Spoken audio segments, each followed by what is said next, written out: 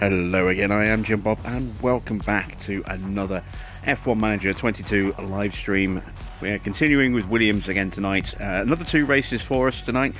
Singapore, heading to Marina Bay first, and then we are heading to Japan for the Suzuka Grand Prix. So let's jump in and say hello to our new driver, Pierre Gasly.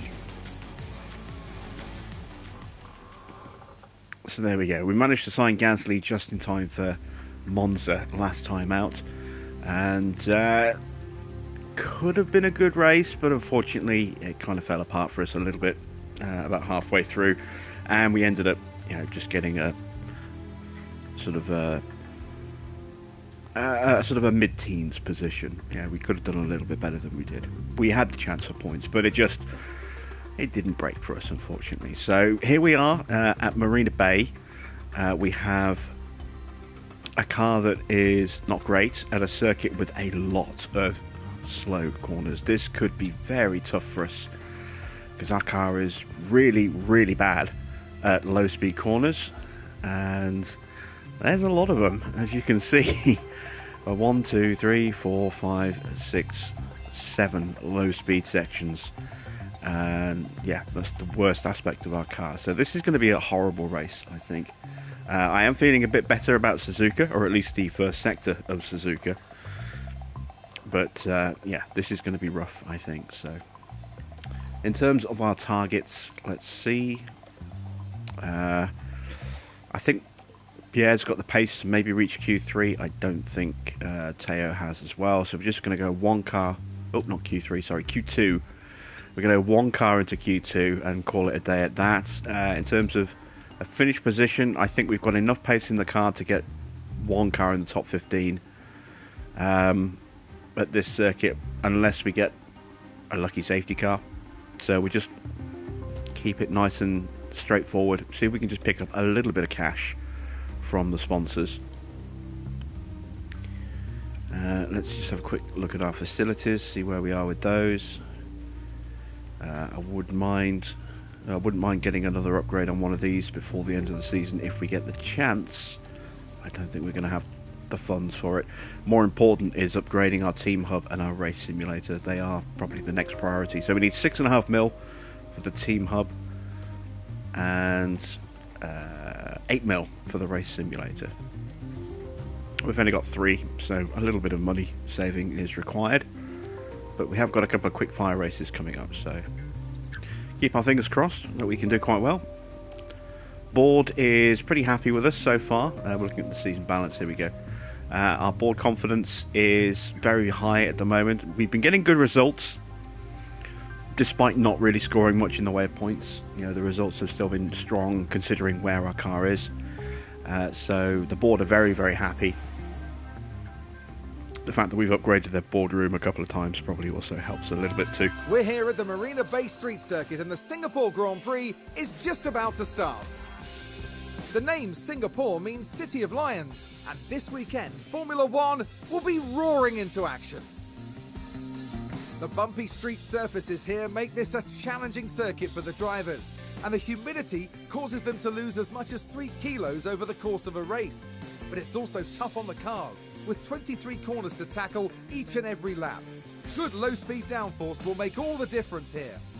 With the season nearly concluded, time is running out for the team. Can anyone make a last-minute breakthrough? Can the leading drivers hold on? Only time will tell. Okay then, let's get to it.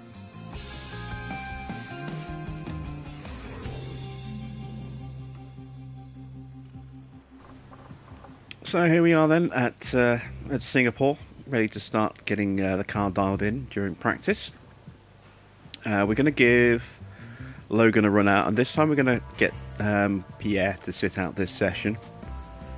I want to try and maximise our point returns on Teo by getting him in all 3 practice sessions. So let's start off with the usual swapping out of components. We're going to go with that engine and that ERS module.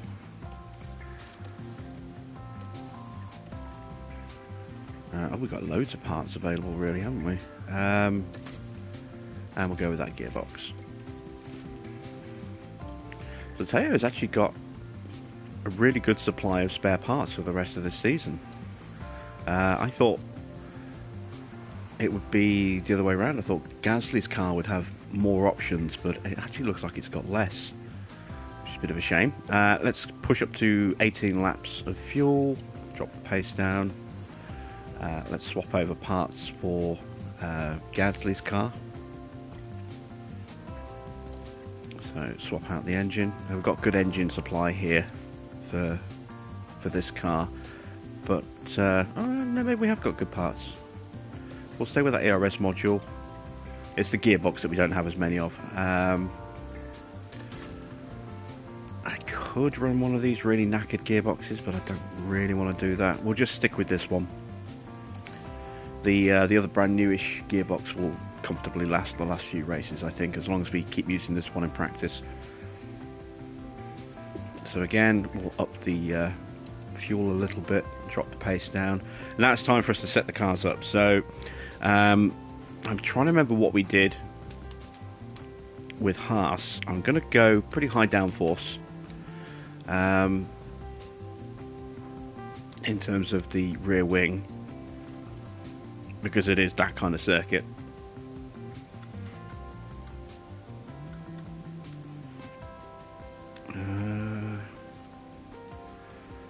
It's not enough front wing. Okay, let's go with an 8 front wing. There we go. So let's try that. And then for Teo's car, I'm going to set it up the same initially, and then we'll look at maybe tweaking it slightly before we send them out. So again, 8.2 minus 2.7. Go full across there. I could probably get away with dropping the front wing down a little bit. Let's pull that in a little bit. Just compensate for that. Alright, let's try that. Slight difference to the two cars. Will hopefully help us nail down the ideal setup. Yeah, we can now. Radio check. How you doing, Farah? Yes, it is that time of night.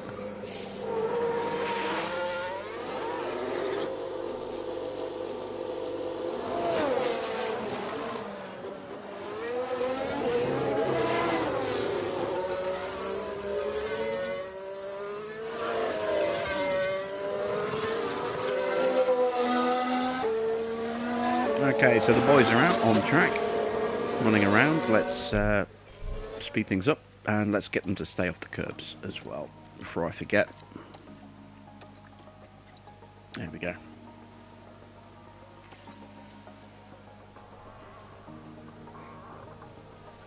So we know that the soft tyres are going to last really well on this circuit, so we don't need to worry about not using the hard tyres. Whereas when we go to Kota, we absolutely need to save the hard tyres, because the circuit is brutal, absolutely brutal on soft tyres. This one's the complete opposite. The wear on this circuit is so low that a single medium to soft run is probably all we're going to need.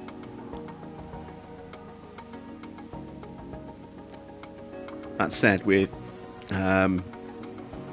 safety cars, there's every chance that we'll be maybe putting an extra stop in anyway. And this is one of those circuits that's almost guaranteed a safety car.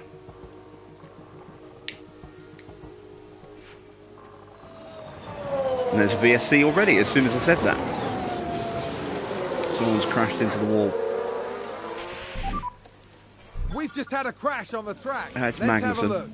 Now just focus on the Haas. He's been a little bit quiet in terms of his clumsiness in recent races. He's made a few mistakes, but And you know, there. he's back on form again.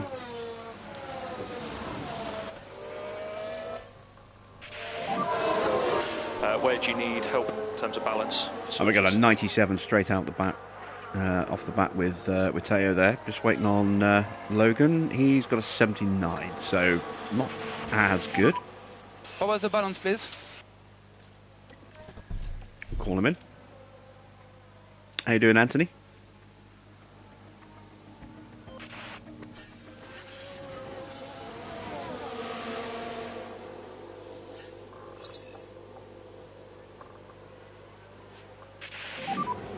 VSC ending.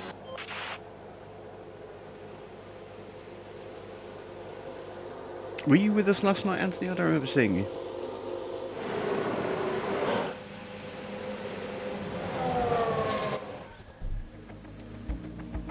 Oh, okay, that front wing's way off. And so's the rear wing as well. Let's pull the rear wing in. And push the front wing up a little bit. Change the roll bar. Is that enough of a change? I don't know.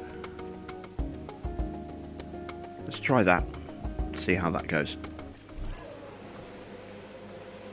You messed up the Spanish GP last night, then missed the stream, asleep on the sofa. Nah, I didn't think I saw you last night.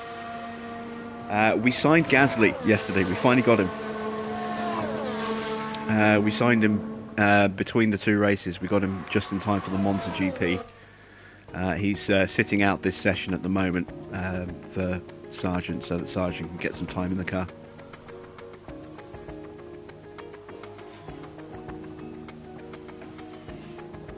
But I'm hopeful he's going to give us that extra little oomph that we need.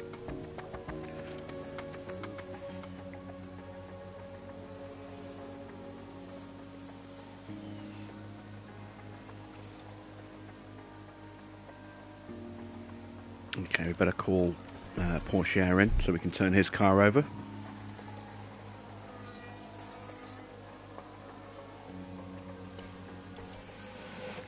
Gasly's a bit older. I wouldn't say that. He's still relatively young by driver's standards.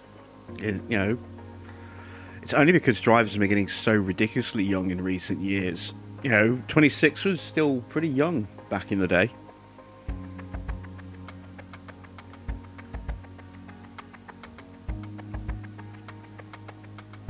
Right, so we need to change the braking and the cornering, so we can do that with tyre camber. Just need to decide which way to go. It goes that way. And hope that that is enough. That does actually break the traction slightly. If I go the other way, yeah, that's the safer way to go, I think. So let's turn Teo's car around. You're sacking Hulkenberg and Vettel and getting Norris and Porsche, hopefully. Sacking Hulkenberg is going to cost up to 4 mil. Sacking Vettel's probably going to cost you about 14 mil, 12 to 14 mil. Unless you're halfway through the season, in which case it'll cost you less. But that's the start of season prices to get rid of them. But they are both in the final year of their contract, so I mean, I can definitely recommend sacking Hulkenberg and replacing him with a young driver, so you can start training a replacement. I wouldn't necessarily recommend getting rid of Vettel in season 1 just because he's so expensive. That money could be used to upgrade your facilities, and then just don't renew his contract at the end of the season and sign a replacement.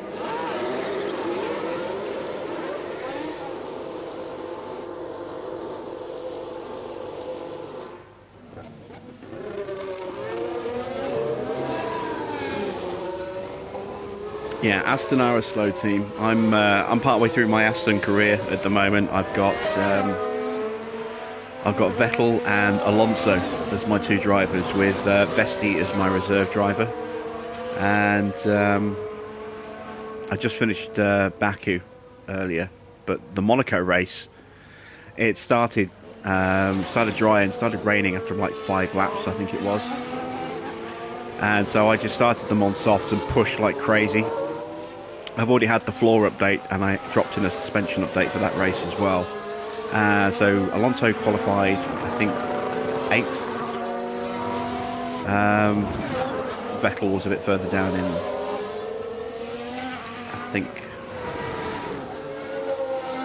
14th. But I managed to get a second place and a 6th place finish, and got the fastest lap as well, because I had enough time to pit Vettel and still get out ahead of Ricciardo on with a couple of laps to go for a set of brand new softs, and just stay in 6th place and just blast out for a fastest lap.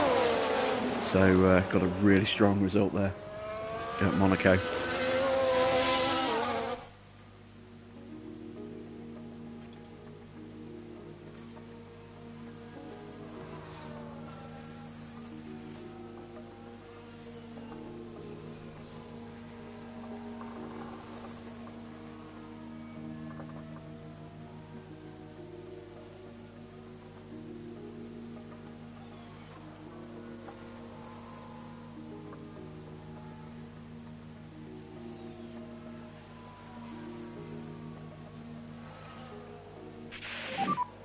How is the balance, please? Okay, so we've improved Logan's car up to 92%. That's good. Still a little way off feedback from Teo. Let's call Logan in. Tweak the car again.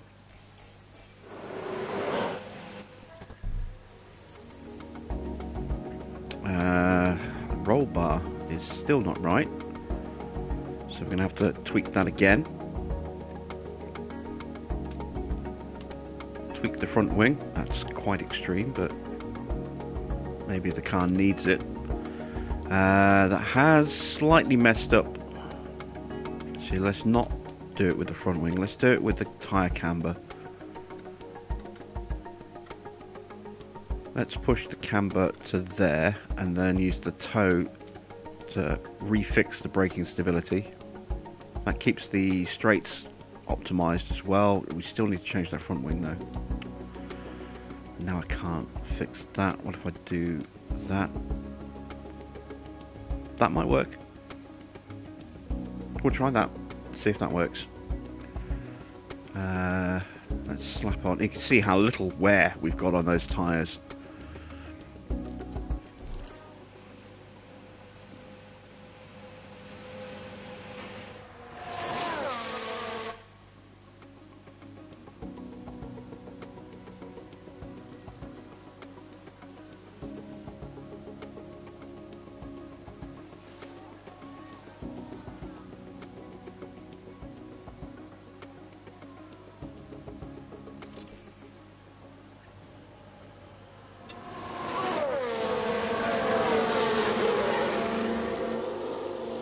Yeah, Vettel isn't the greatest performer in the game, but he's relatively consistent. He's got very good smoothness rating, so he'll look after his tyres well. He's not as fast as Alonso, so Alonso is a good 3 or 4 tenths faster than him, but he's a safe pair of hands, and with a decent car can get good results. And, you know, I'm waiting until the end of the season to replace him because, like I said, the money I could have spent, you know, sacking him and then hiring a replacement driver, I've invested into the team itself.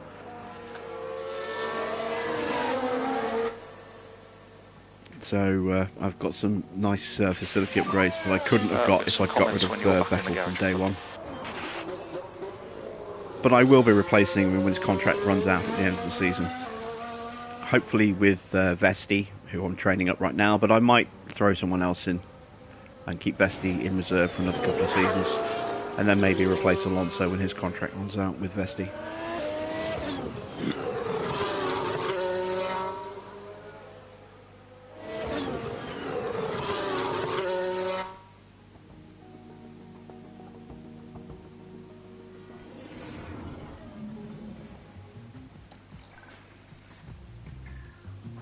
Okay, so at 96%, we actually went backwards slightly. We were at 97. So what did we mess up? Well, we didn't mess anything up, we just went the wrong way. So let's flip it, go that way. I am a little concerned about maybe breaking the traction and the oversteer. So if I tweak it that way, and then can I? Oh, I can't go any further that way. All right, we'll just have to hope that that is okay then. Otherwise, we're going to have to make some serious changes to the way this car is set up. Let's go with a set of hard tyres and run for 35 laps. And Gasly now steps into his car, which potentially could be spot on. We're going to give him 38 laps of fuel. We're going to stick him on some hards and run him for the whole session.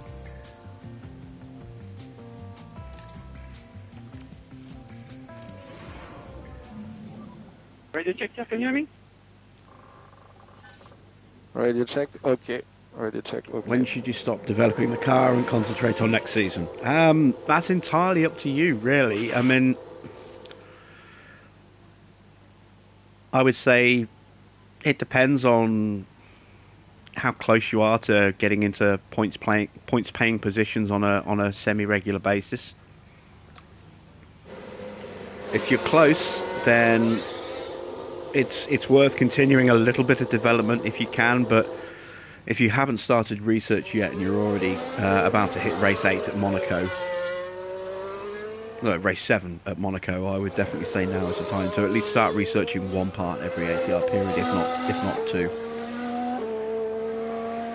Because you're never going to get into a position where you can win a race with that car this season, but you can get a few decent points, and that'll help you this season in terms of moving up the table, getting your objective done, and getting a payout based on where you finish in the constructors, maybe a slightly larger payout for finishing a little bit higher than you would normally. But if you focus too much on this year's car, then next year you're going to drop right back down again. Watch those curbs. Because the AI will have put more development time in. I don't know when they actually start their development. I'm guessing they kind of start almost immediately, but just at a very steady rate of one part research, one part upgrade. I don't know.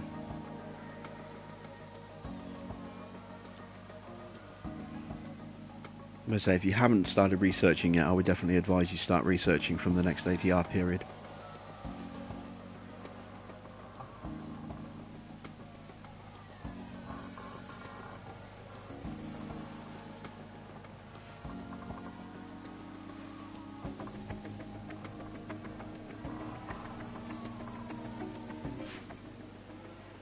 Alright, Gasly's car is in the optimal range. 100%. Beautiful. So we took a car from 80 odd percent all the way up to 100 very quickly. Very pleased with that. Means Gasly can just continue to run for the entire session and just learn the track. Waiting on Porsche now.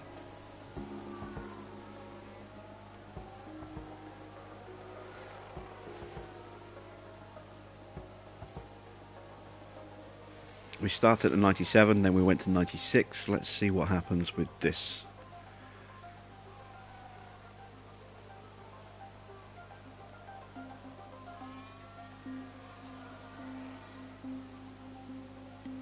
How you doing, Marcel? Good to see you. We've gone down to 95, so we've been gradually getting worse and worse with Teo's car. 95 is still fine. We'll still run him long to the end of the session, and then we can look at tweaking it in the final practice session.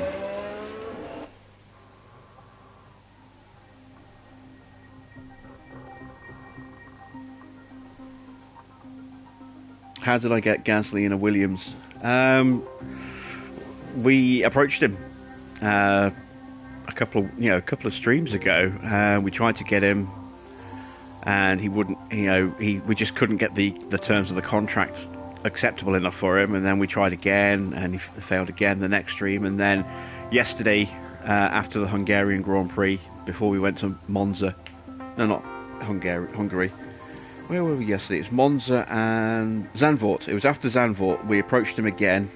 We had a little bit of negotiation room, and we just decided to up the contract offer to 7.5 mil, I think it was, and yeah, we signed him. So we got Gasly for the rest of this season and then the next 4 seasons after that.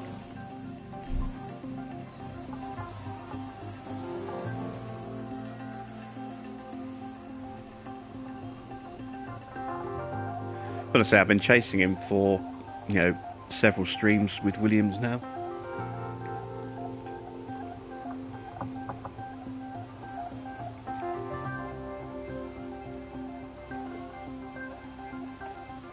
I tried to sign him first time after Silverstone. I wasn't going to sack Albon at his home race, so I was going to give him Silverstone and then boot him after that. And then we've been trying to sign him ever since then, ever since just before Austria. And we finally got the terms of the contract right. You can get Norris. He's going to cost you a minimum of 10 million a season. He's very expensive. But he will negotiate with Aston Martin, I think. So, virtual safety car. Okay.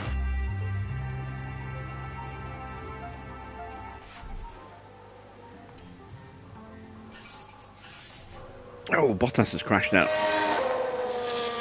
There's been a crash. Sounds like a single car. Let's take a look at the replay. Now we see Valtteri Bottas.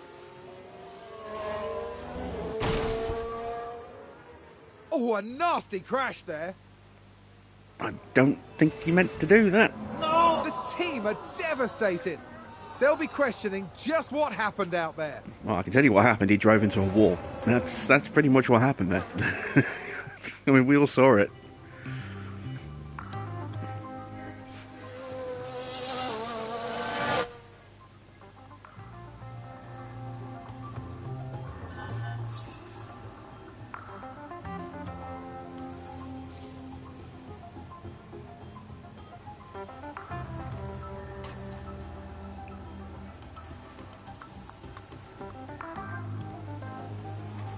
The crashes leave a lot to be desired. Yeah, some of them look really good, but some of them are a bit ridiculous.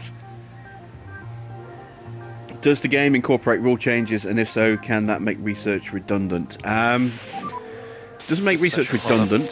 The regulation changes are, in terms of, you know, for the car, are always the first set of changes. There are 3 votes that happen throughout the season, where the teams vote on regulation changes for the following season.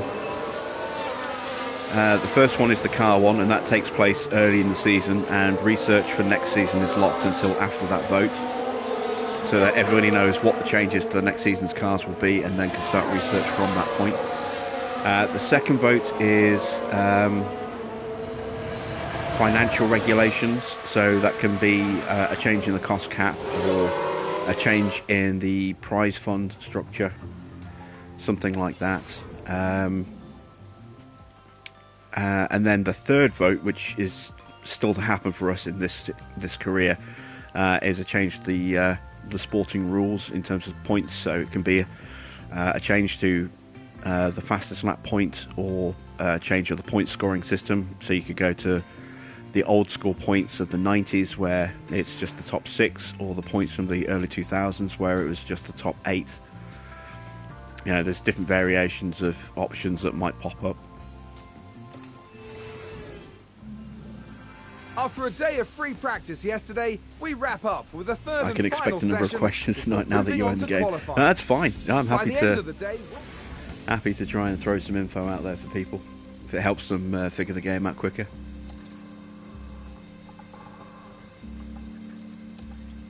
Alright, so where did we go wrong?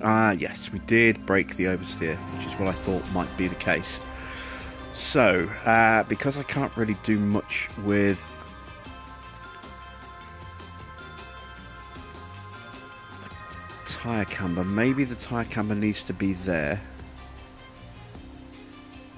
We definitely need to fix the toe that way. That's going to break the traction, I think. I don't know if that's a way that we can repair what we've done to the car.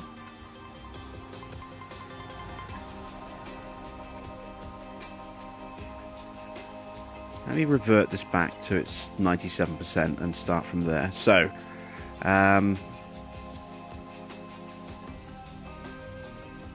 maybe I need to pull the braking stability in a bit.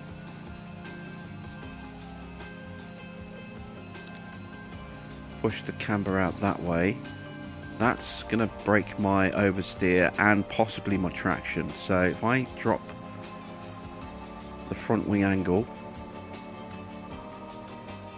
and then do the little corrections that way, pull that in a bit. Okay, let's try that. That still might break the traction, but I think that'll keep the front wing setting the oversteer optimal. Let's go to mediums. We're just going to run 18 laps. And as for Gasly, his car is at 100%, so we're just going to run him long again. We're going to run him for 30 laps on a set of mediums.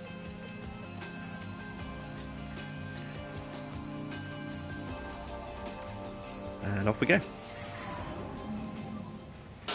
How's the radio on track?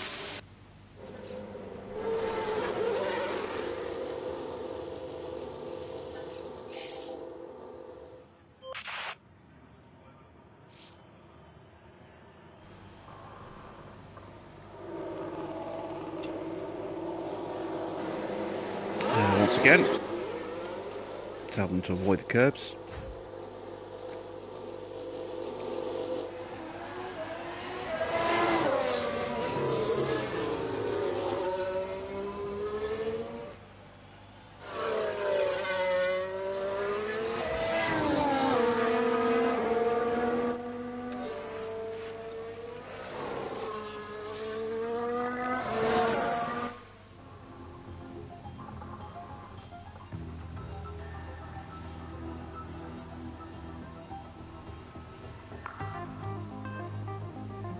DRS is automatic. Yes, DRS is automatic. The driver has to be within 1 second as he goes across the detection line. And then once he passes the activation line, it will automatically open as long as there's no safety car. Real or virtual.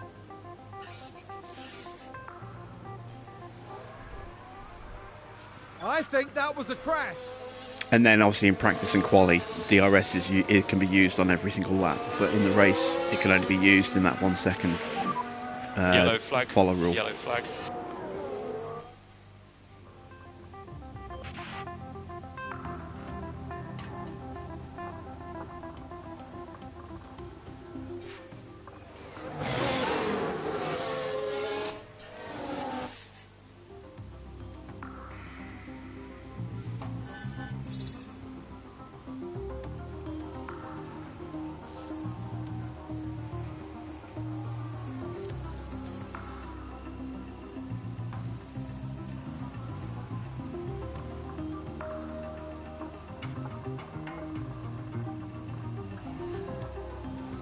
Okay, give me 100%, please. Don't need it, but it would be nice. Don't really want to have to run him out a third, after this. Just putting extra hours on the car. Because we've already got 100% car knowledge and track knowledge, so we're just trying to get the setup nailed. But if I don't nail it here, I'll just roll it back to 97. It's 95. Okay, comments on balance, please. So we'll give up on trying to nail Porsche unless it's obvious exactly what the issue is. It's not obvious. It's going to be one of those really tricky ones to nail down that's I don't really have time to faff about with anymore. So we'll revert back to the 97% and we'll leave him at that. Gasly just needs to get his track knowledge dialed in, which I think is going to happen this session. Oh yeah, comfortably. And as soon as he hits 100, we'll call him in as well.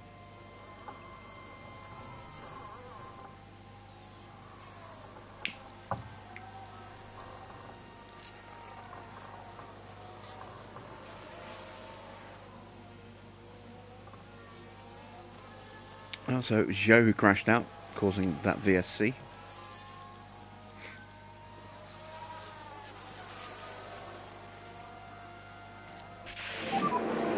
Yuki is off. Okay. No, Yuki's had a crash. It's another VSC. Yuki is he out? Yes, Yuki's out as well. Crashed at the bridge. We've had a crash. We can take a look now. Now look at this. It was the Alpha Tauri driver involved. There's the crash. And that was a bitter blow for the team.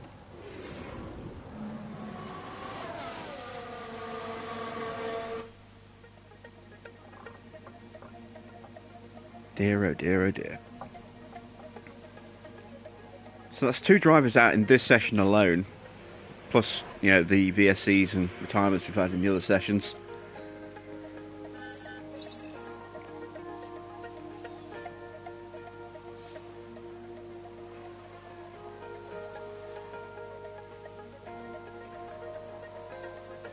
That is very encouraging in terms of getting a safety car in the race.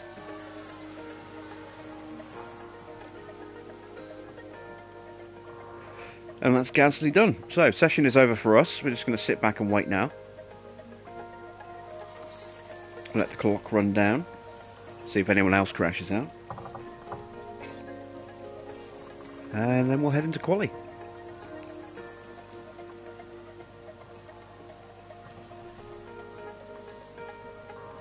I went ahead and pre-ordered Football Manager 23. The console edition last night after the stream, so I will be looking at popping that on the channel, I think. Maybe not straight away. Might want to try and get used to it first. I haven't played a Football Manager game since before the split, since before Football Manager itself as a brand was a thing, back when it used to be just Championship Manager, and then the two guys that founded Championship Manager broke away and started Football Manager, and Championship Manager, I don't even know if Championship Manager still exists anymore. I know it did for a while and they were in competition with each other, but I don't even know if Championship Manager still exists as a brand now.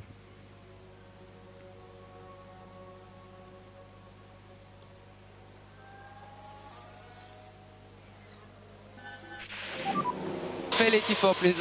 Fail 84.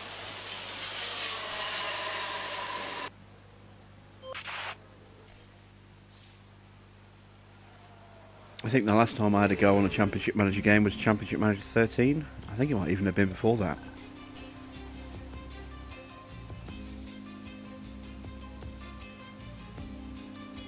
Okay, so we've got full bonus for both our drivers. Always a good thing. Let's stick in some good parts. Going to go with the weaker of the two engines because this is not a power track. We are going to go with a good ERS unit though, and a decent gearbox as well. Right, on to Pierre's car. We'll go with that engine there. Save the better engine for the fast tracks. So Brazil, Mexico, Suzuka. ARS module is fine, and we'll change the gearbox as well because the other one is getting a little bit close to that 40% threshold. Alright, into quali.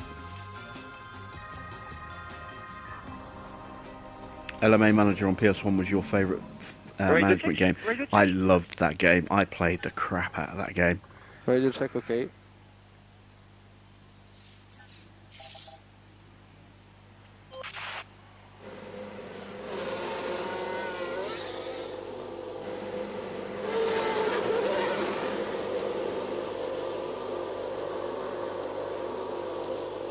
I loved the stadium builder in that game. That was just so much fun. The stadiums that you could recreate. You could create the San Siro, the Bernabeu, Wembley, the old Wembley with the Twin Towers.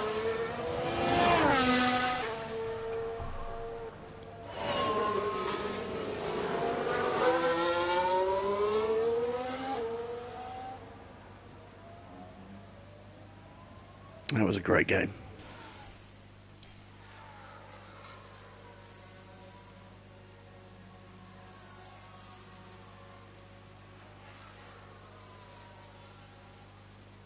Alright, I think Gasly might have got held up slightly.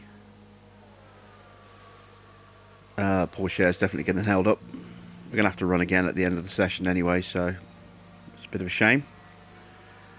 But Gasly considerably quicker than Porsche, as was expected. Never played Tracksuit Manager. I played a lot of football games over the years. I used to play Sensible Soccer and Sensible World of Soccer back in the day.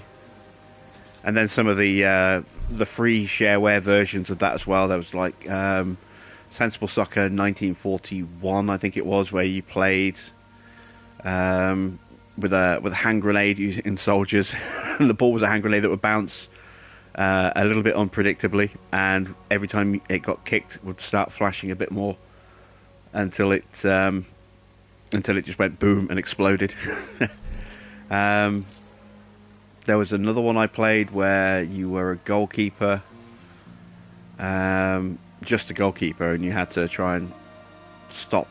You could use, it was kind of a mix of Sensible Soccer and Defender, for those of you that remember Defender, where you had to stop the rocket attacks or the laser attacks on the town below by firing up explosive clouds into the sky. It was kind of that. You would throw exploding footballs out at players that were running down the pitch. Sounds like a spin. And you had to stop them from crossing the touchline. And that was quite a lot of fun. But in terms of PlayStation gaming, I remember was it Pure Football or was it We Are Football? It was Sony's venture into the football game where you could actually press, I think, L1 to dive, or was it R1 to dive? But you could actually physically dive, and if you got it right, you could con the referee, and he would book one of the opposition players. If you got it wrong, he'd book you and do it again. You'd get sent off. I think it was Pure Football.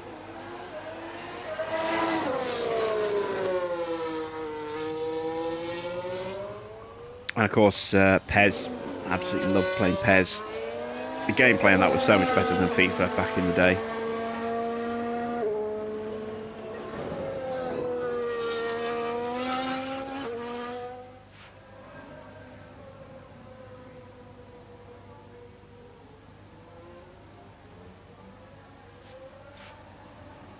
Oh, we've had a crash. We've just had a crash on the track. It's Yuki Let's again. see what happened there. Now let's look at this. The focus on Sonoda. I do remember a really And that's an off. Blocky football game I had on my Commodore, I think. I can't remember if it was on the Commodore or... It was really blocky. I can't remember what it was called. But you had like 4 or maybe 5 players on your team.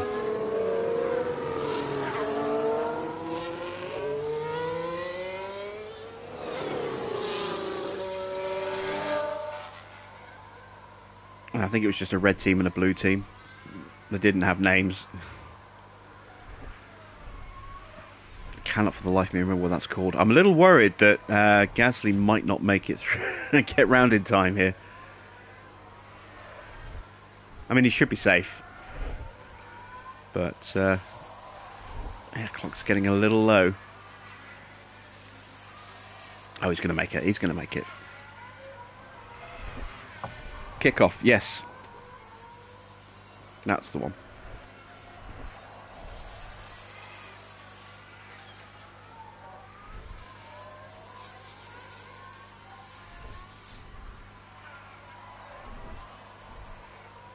Alright, so both drivers improving in Sector 1.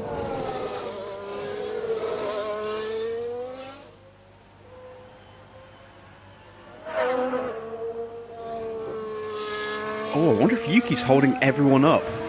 Everyone who's behind Yuki might not be improving here.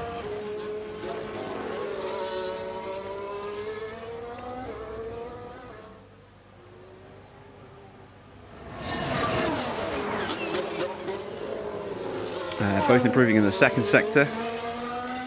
Gasly's definitely through. In 12th, no less. Potentially going to get even further up the grid. What about Teo? Can Teo sneak through?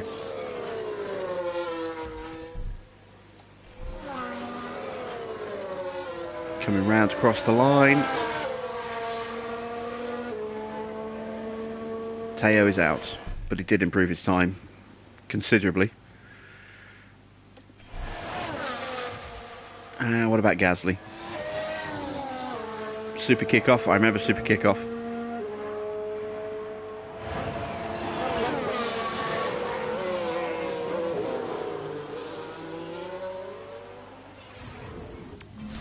My earliest memory of FIFA was FIFA 94, I think. Back when you had that kind of weird diagonal pitch.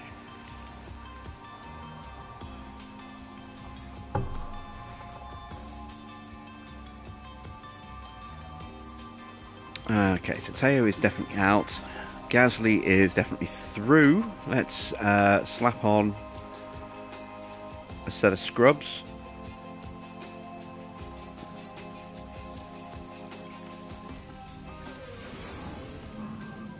Radio check, can you hear me? Radio check. Okay. What platform was Tracksuit Manager?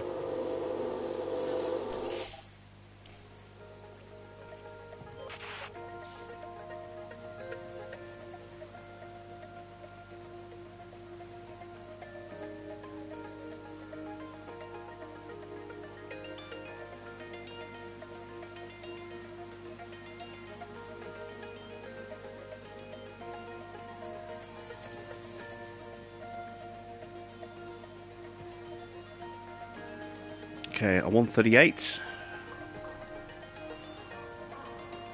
Currently faster than a Ferrari. That's not going to stay like that.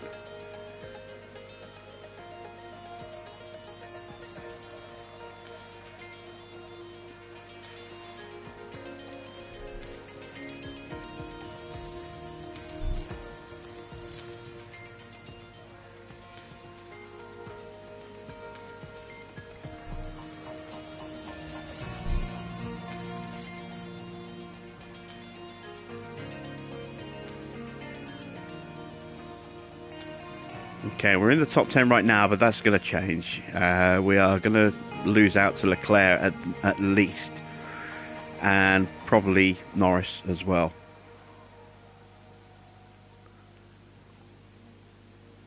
Maybe even one or both of the Haas cars. But we'll give it a go. We'll see where we can end up.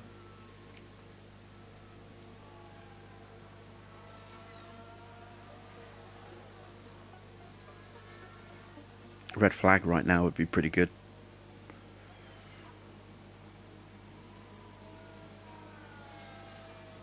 Okay, first sector improvements. We are running brand new tyres here. Second sector improvement.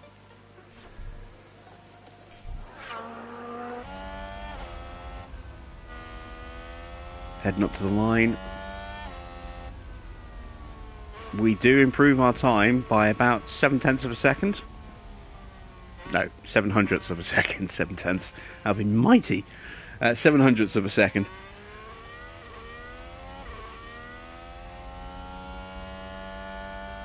Yeah, I don't remember Tracksuit Manager. I'd have to look it up. I might know what a game is, but just from the name, it doesn't ring a bell. But I had a Spectrum, and then I had a Commodore. I knew someone in the family who had an Amstrad. Anyone remember the Dizzy games on the Commodore 64? I had the Dizzy games on the Spectrum. I had Treasure Island Dizzy. I was really good at Treasure Island Dizzy. But there was another one as well. I can't remember which one I had. I had another Dizzy game, but Treasure Island Dizzy was my favourite. Yeah, Dizzy was an egg. Speaking of eggs, I do remember Chucky Egg on the Commodore. I remember that mainly because it would play the Birdie song. Race day has arrived and the time has come for these drivers to fight it out wheel to wheel. Qualifying went well for Williams, as attested by their strong position on the grid. Now it's all about finding that edge for the race itself. Haas met their potential in qualifying, and they'll be expected to make a good start from the grid. Let's see if they can make it work for them. And the sky is looking grey and cloudy today. An effective tyre strategy could prove very valuable as the race plays out. Well, we've got some fascinating strategies that are sure to be applied today. But for now, all eyes shift to the starting line of the Singapore Grand Prix.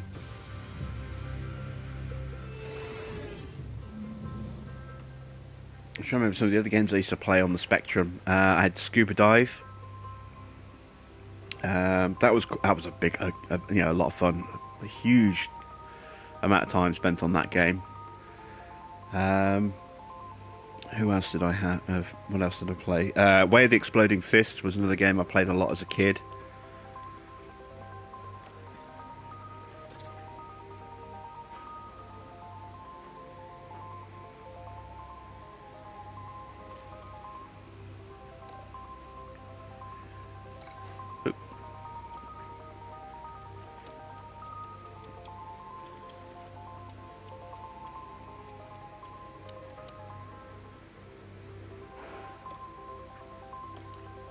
Okay, that's about the sweet spot. Let's make sure we actually choose the strategy this time.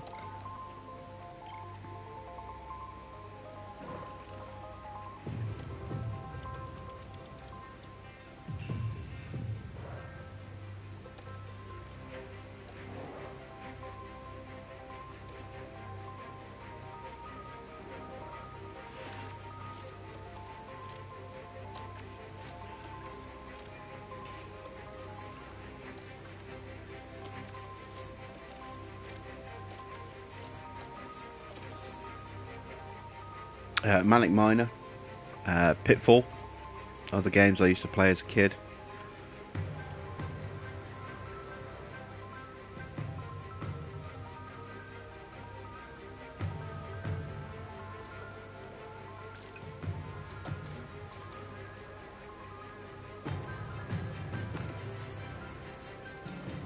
We're going to go aggressive off the start here. Actually, I'm not going to put extra fuel in because A, we're going to get lapped quite quickly, and B, I'm expecting a safety car, so we can claw some of that fuel back.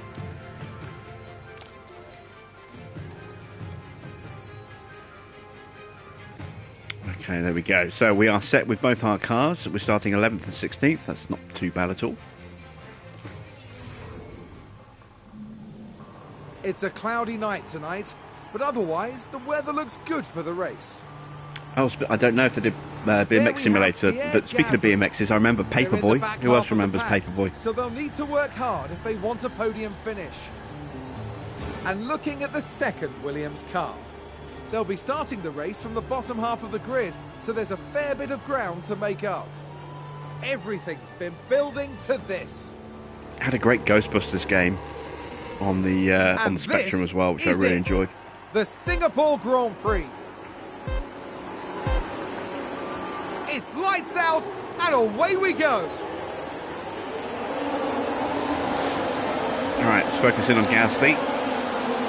See if we can get a really strong start here. Everyone's going to be on softs, I think. Oh, everyone except Magnussen and Norris. Interesting. Awesome, keep it up. Teo's gained a place. Very good job, Pierre. Mind you, he did lose a place at the start, so he's just retaken a position he lost, I think, by the look of it. Gasly's up to 9th. He's gained 2 positions so far. Make that 1. Make that 2. Come on, make the move stick. Ah, Ocon's going to slot in front. I'm just all over the place.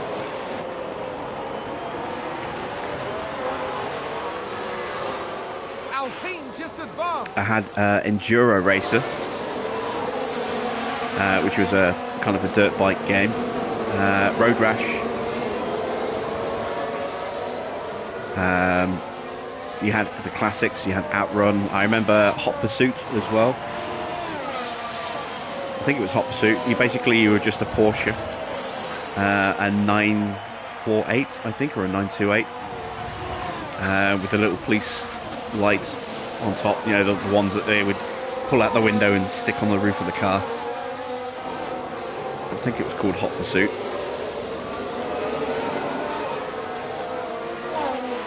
Or High Pursuit or something like that.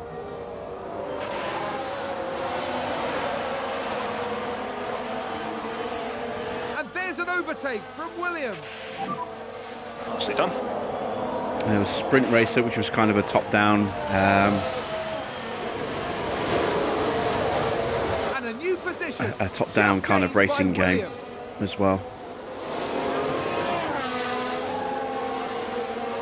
And my uncle on his Commodore had a game, like a driving game, top-down, but you could create your own tracks. You know, it took a long time to actually design and set the track up, but you could actually build your own tracks. You know, that was like a track editor in a game back in the 80s. It was just, you know, insane. Good job. Took an eternity to load the game, but it was, you know, it was brilliant with what you could do. Can't for the life of me remember what it was called.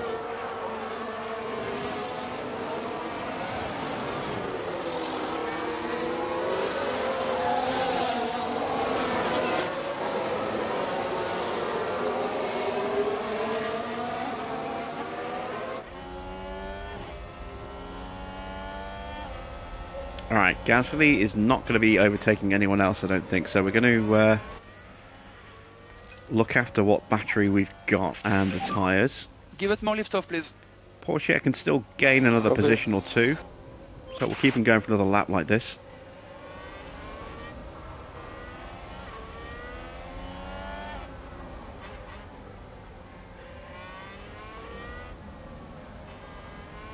Expectations for this race? Not high.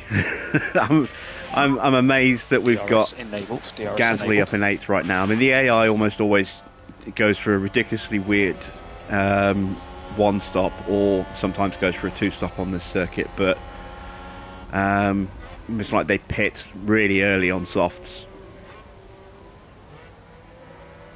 Or if they're on mediums, they go ridiculously long on softs and then have a short stint on mediums at the end. Whereas we tend to go a little bit more 50-50.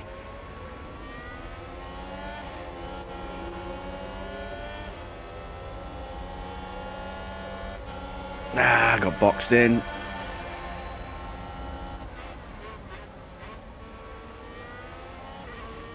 Norris is on mediums, we need to get past him pretty quick if we can.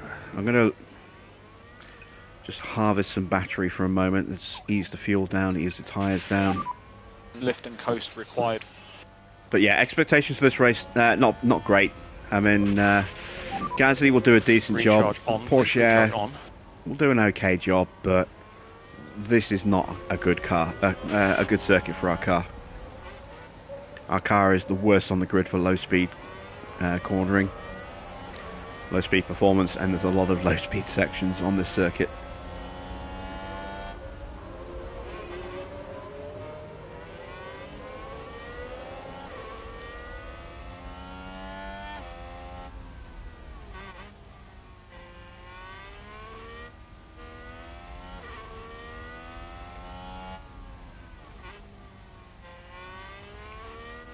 Gasly has dropped off the back of Bottas. That's to be expected.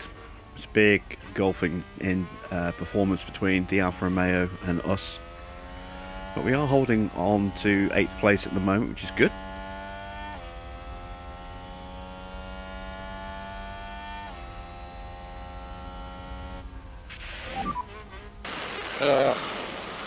Spoke too soon. No, we got it back. Okay, keep it clean. Focus on the pace. And we got the DRS as well. Nice. Okay, good job, thank you.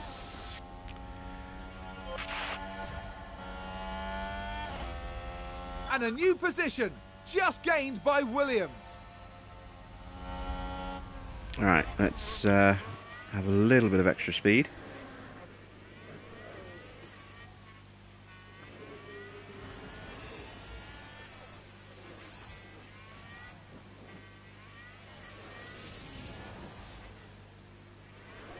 We're just outside of DRS range at the moment. I really don't have to burn the battery to get back in, but I think I'm going to have to. Otherwise we're going to get jumped by Magnussen and Albon.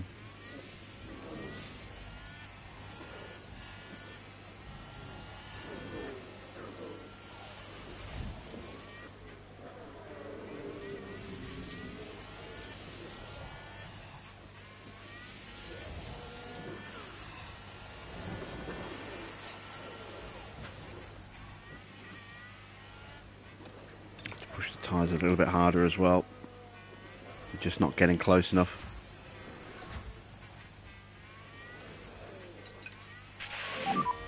No more DRS.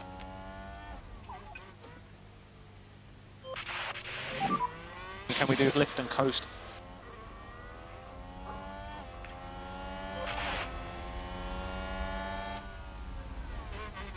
Alright, can we stay in without any battery?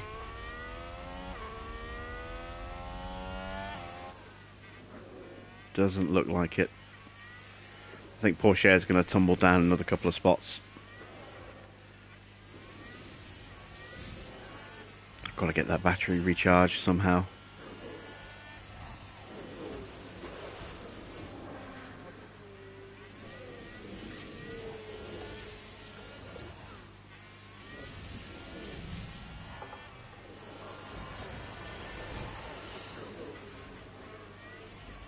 And there's an overtake from Williams.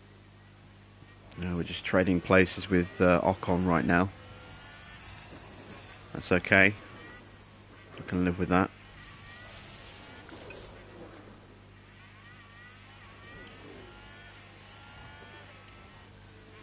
Ah, damn it. Alright, well, we'll just sit behind here and charge up. We should be able to stay with Haas with Magnussen. an overtake there. He is on the mediums.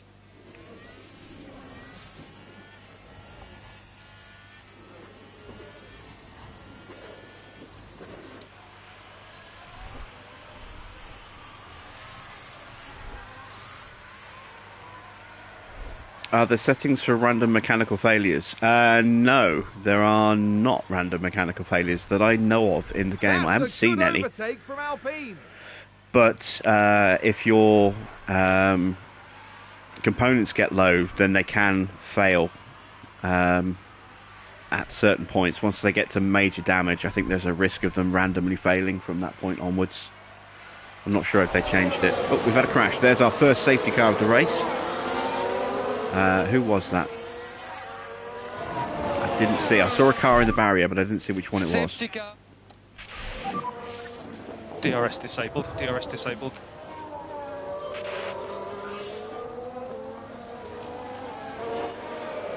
There's been a crash. Oh, it was Mick Schumacher. Let's take a closer look. Now just focus on the Haas. Big lockup, straight into the Definite wall. collision there. That's very unfortunate.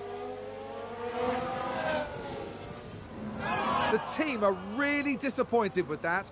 Let's hope it doesn't set them back too badly. Once your tyres hit zero, you get an automatic puncture as well. So if more than one tyre fails, I think it's race over. But if one tyre fails, then you can still limp back to the pits. Oh, we've had a spin. Leclerc's had a Let's spin have a under look. the safety car. Watch this. There's Leclerc. From the lead. Under no There it pressure. is. And he just That's where they spun. spin out.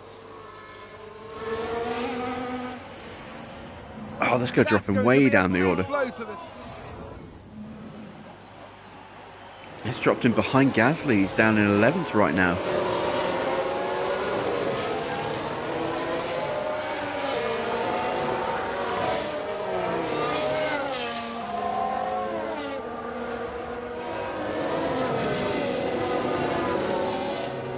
I know people have mentioned that they'd like to see random mechanical failures in the game. I don't know if that's something that they're working on right now for a future patch, but it has been brought up.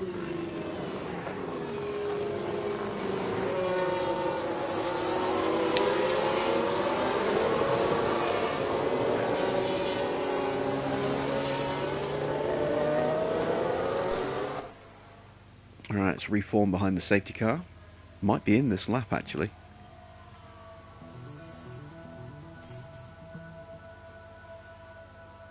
Nope, we're going another lap.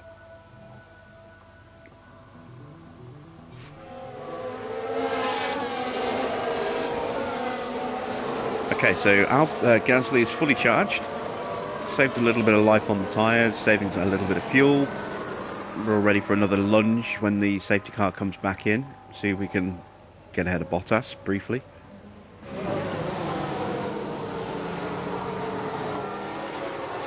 Porsche is ready for a little charge up ahead of Magnussen and Norris as well. We're not getting past Leclerc, or if we do, we're not staying ahead of him. That car's way too fast.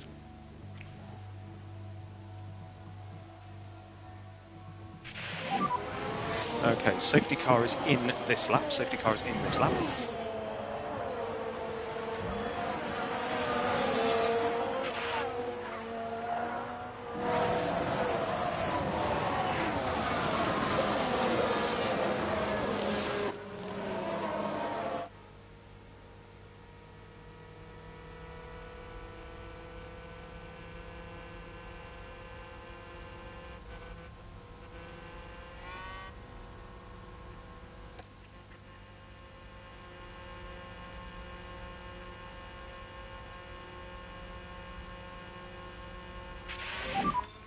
Racing from the control line.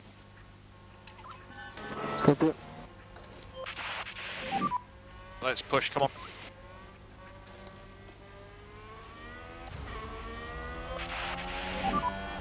Let's lift off, please.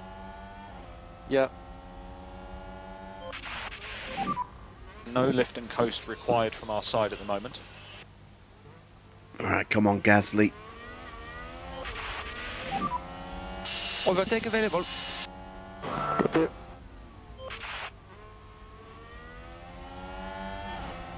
Go on, you can get Ocon. Under braking. Go for it, son. Go for it, go for it, go for it. Nearly. Okay, good job, we're in a good space there. Teo's moved up. He's up to 13th. Need to get past Norris. And a new position, just gained by Williams.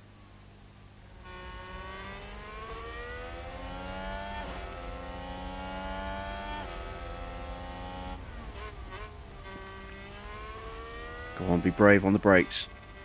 Good man. Right, so let's protect where we are now. And there's an overtake from Williams. I'll give Gasly another lap.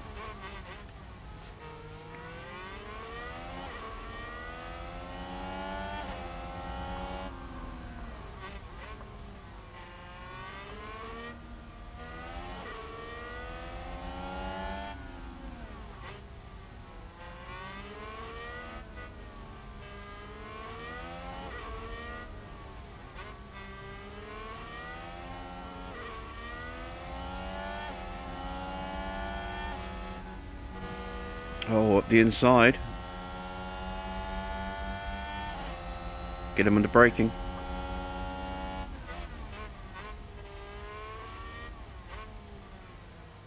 Alright, good traction. There we go. Good job. Job done.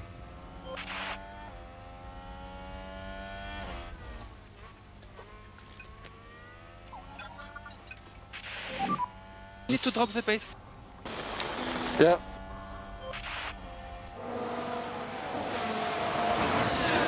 So we're looking reasonably good right now.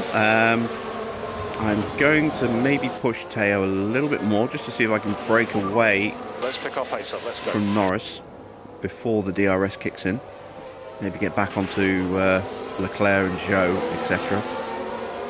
Which is the queue ahead of us that we are kind of leading.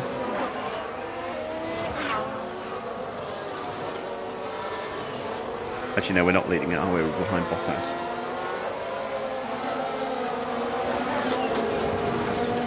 Just got to be careful not to burn all the battery getting there.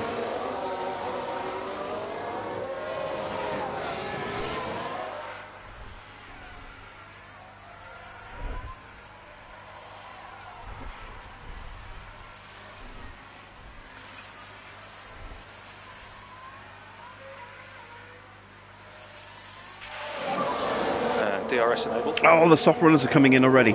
Oh, that's going to really shake things up. Oh, it's just Alonso. Okay, I was expecting more of them to come in when I saw Alonso pitting.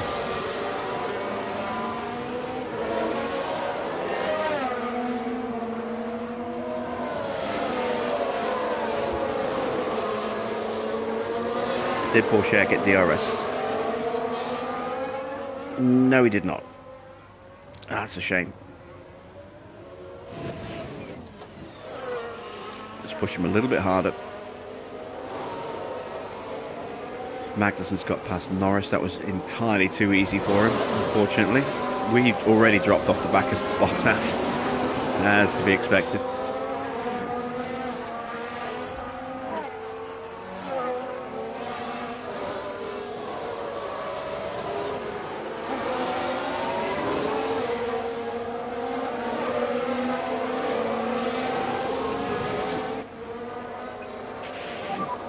Lift and coast required.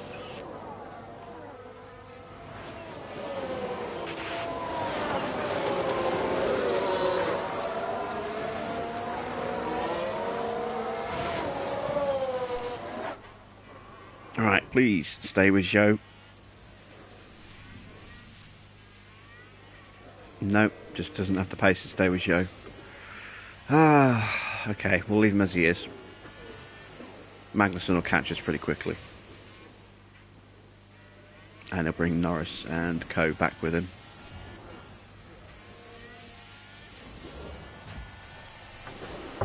We're not going to jeopardise the long-term run for the race just for getting back into DRS for one more lap. It's just not worth it.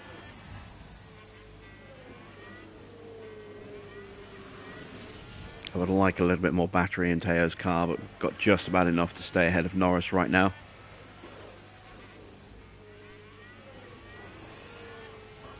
Magnussen, on the other hand, is going to be harder to stop.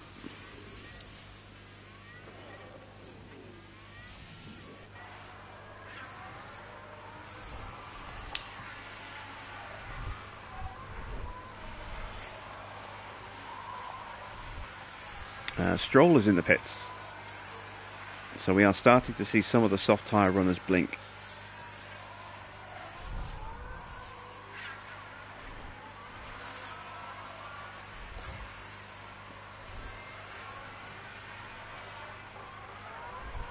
Gasly's doing a decent job here.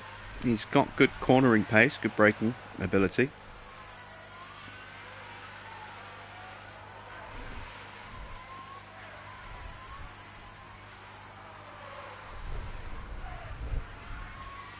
He's definitely able to extract more out of the car than Porsche can, which we knew would be the case, but Porsche and Albon were so finely matched, and there go two more cars into the pits. Okay, so if Leclerc breezes past us here, which he's going to, if we can stay with him, even just for a couple of laps, it might bring us closer to Bottas.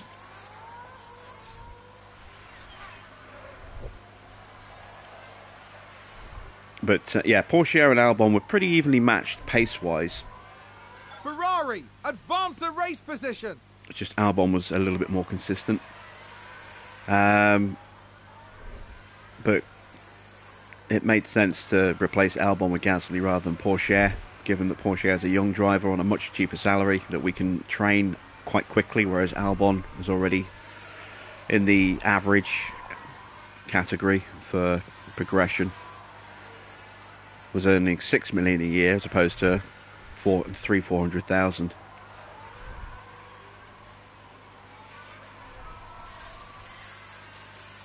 How you doing, Matthew? How am I in 7th? I'm in 6th. We started quite well. We started in 11th with Gasly, and then we had some good overtaking at the start, followed by a quick safety car when Schumacher crashed, and then got aggressive on the restart. And some cars are pitted as well. Porsche is fighting with Magnussen. Oh, we're 6th and 7th now, thanks to those pit stops. And we are hanging on to the back of Leclerc, which is what I was hoping Gasly would be able to do.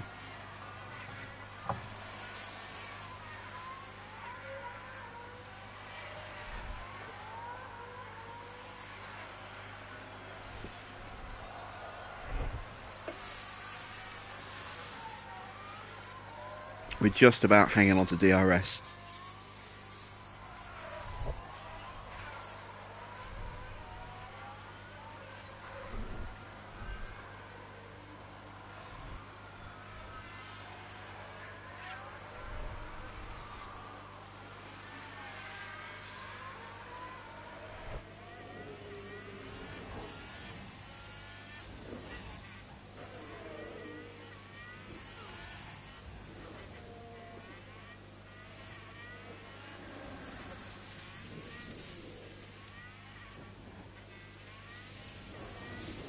No, we just lost DRS, I think.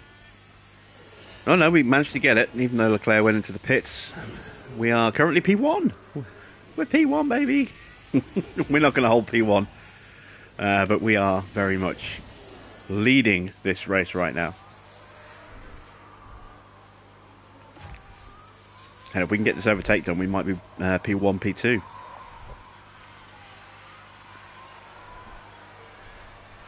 Why are the Alpines so low? They've already pitted, I think.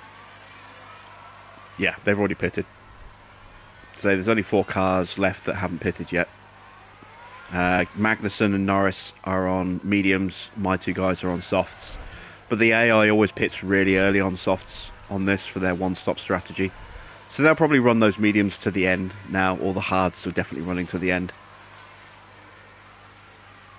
We're running to about lap 30 on our softs, and then pitting onto mediums for the rest of the race. And we may well switch back onto softs again if we get a safety car in the end stages of the race.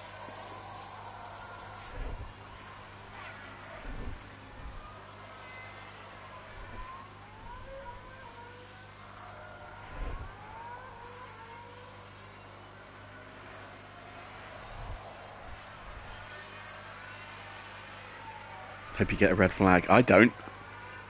Red flag isn't going to end the race, it'll just restart it. And then the whole field will be closed up again. I'm quite happy to just keep pookling along like this. And get a VSC at some point so we can pit quickly against where we would normally pit and not lose a lot of track position.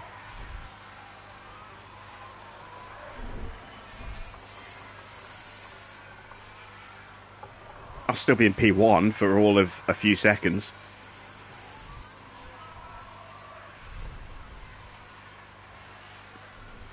I'd have a small number of laps where I'd be leading, and then the Ferrari of Sainz would just, and Verstappen would just power past the cars in front and just take the lead again. And then they'd be gone, and we'd still have to make a pit stop. Potentially. A VSC would be better than a safety car right now. Again, safety car is going to bunch the field back up. A VSC will neutralise the field.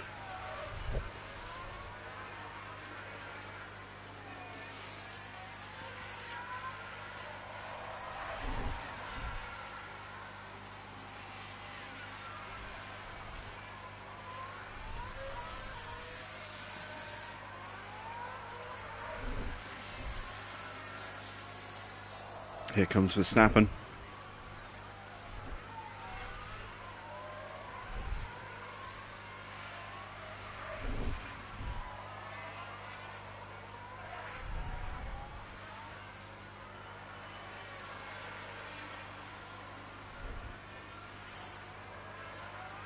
Just need to stretch these softs as long as we can without being too uncompetitive in the process. And then we'll have good medium tyres for the second half of the race against the AIs.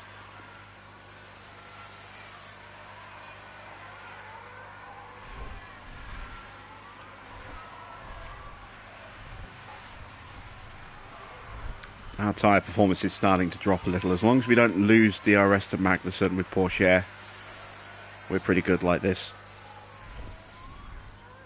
Got Norris acting as a bit of a buffer against Verstappen as well.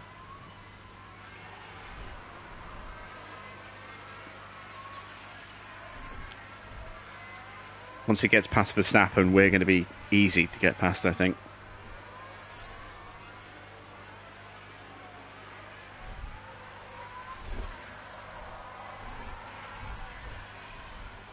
Let's see, where would Gasly come out if he pitted early? Probably behind Bottas, ahead of Zhou. How you doing there, Mr. Water? Good to see you.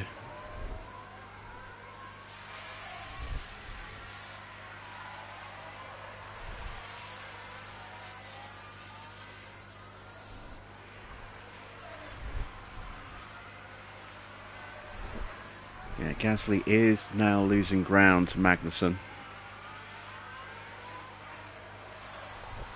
Magnussen's going to run long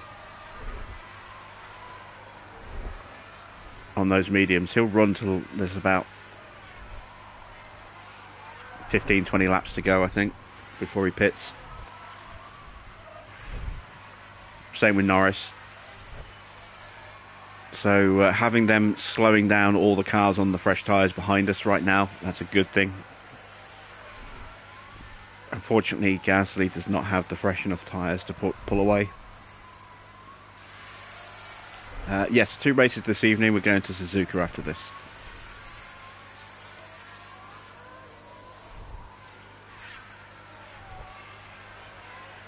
And then tomorrow night we're going to Kota and then Mexico.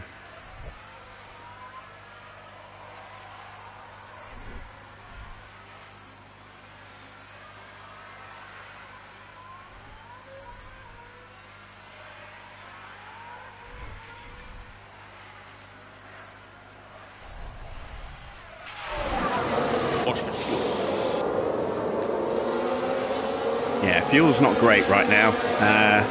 We'll deal with it later. We are pulling some fuel back, but we are struggling a little at the moment. We pushed pretty hard at the start.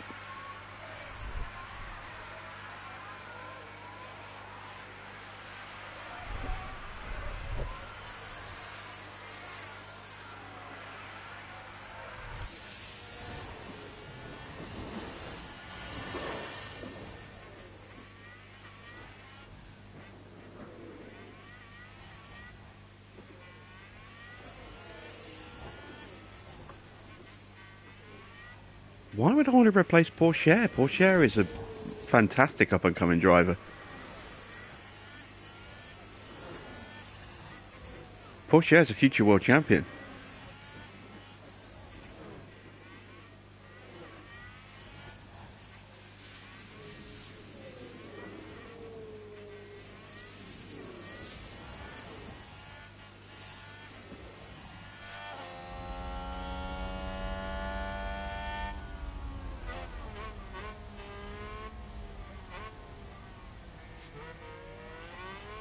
Pourchaire smoothness is 84, I think, if memory serves me right.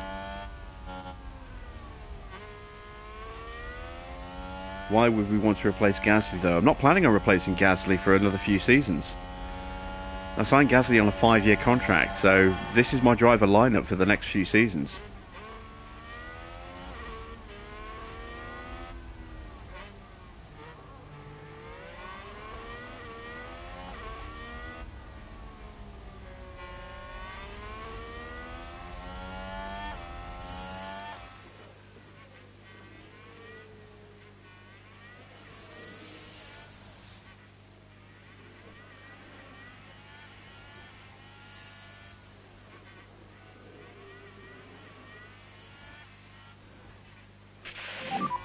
Keep an eye on the fuel, please.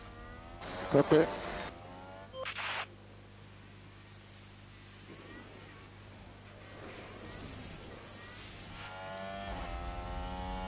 Alright, Gasly's into his pit window. Where are we going to come out when we pit?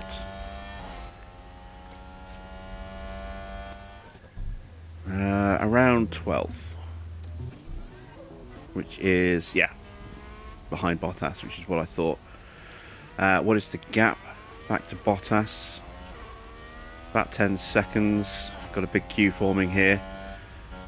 Gap to Zhou is falling. I might bring Bottas in early. Not Bottas, sorry, Gasly in early.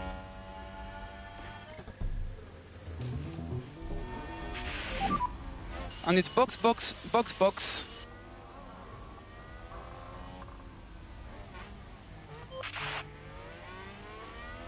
What's wrong with French racing drivers? Nothing wrong with French racing drivers. There have been some fantastic French racing drivers.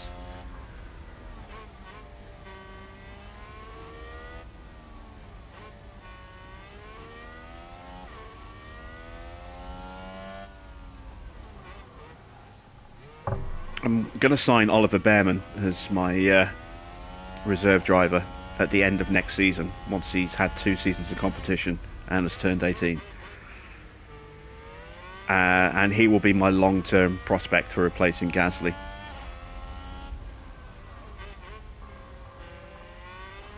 When Gasly's contract runs out.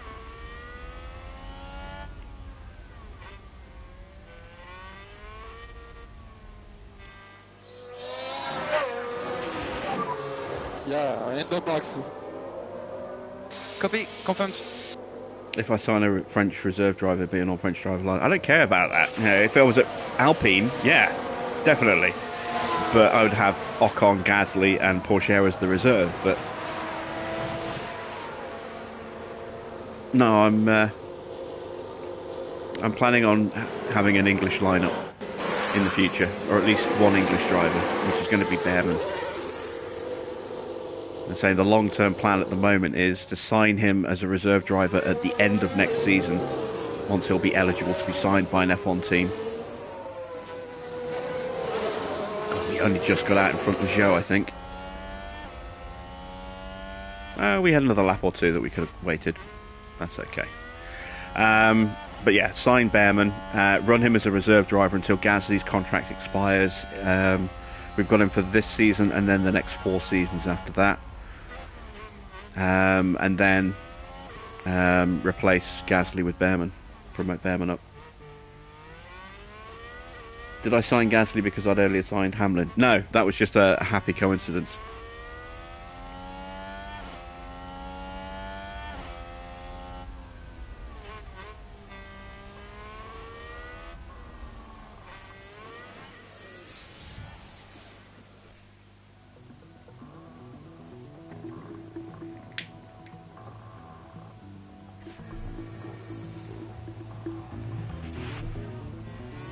Okay, I'm going to ignore the pit window. I'm going to try and keep in this queue here. Verstappen has got past Norris now.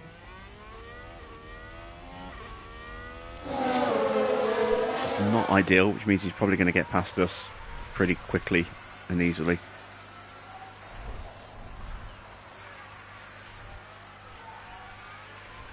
But we are creating the perfect traffic jam, which is going to allow Gasly to close things back up. I hope.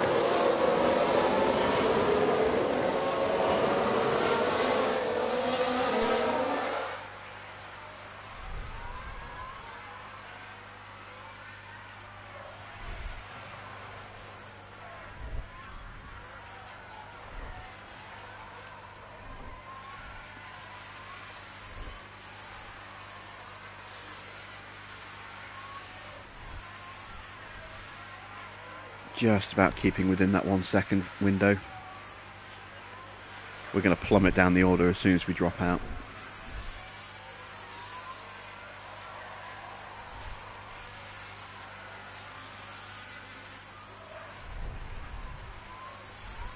Ah, there goes Verstappen. He's going to get Magnussen pretty quickly and easily, I think. Red Bull moved up.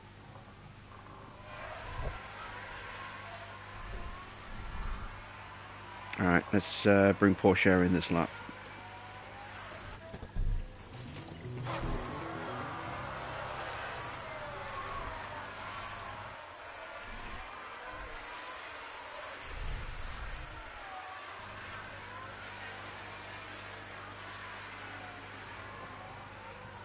So there we go. Porsche into the pits.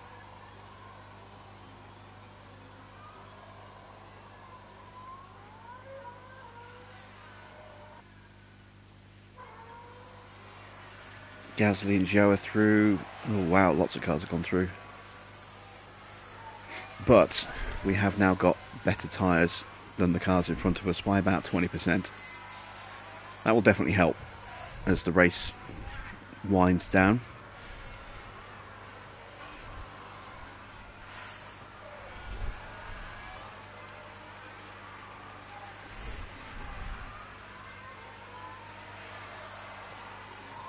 I need Magnussen and Norris to hold up as many cars as they possibly can to allow Gasly to work his way back onto that queue. I don't want to push him because I want to save that tyre advantage that we've got for the end of the race.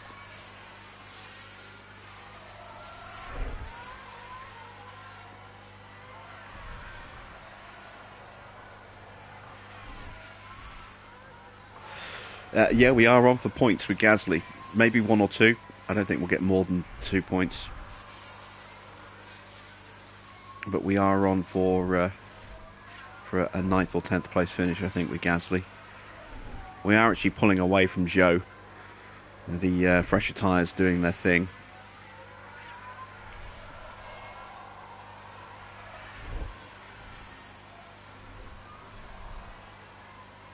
Just taking this opportunity to try and recharge Porsche's battery a little bit.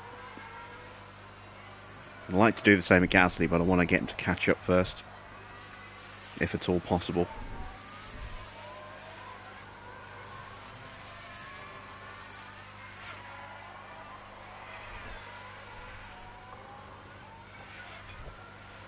Was not expecting to be in contention for a points finish going into this race, but we're going to try and capitalise on where we found ourselves.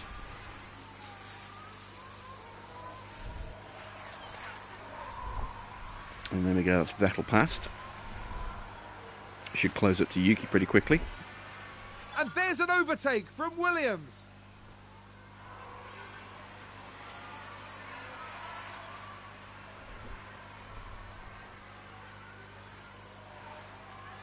No, don't you get back.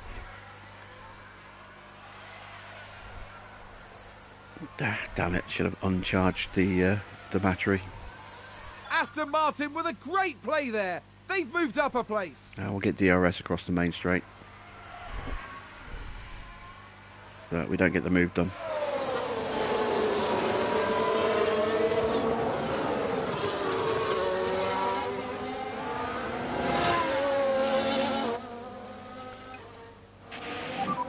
You can go recharge off if you want.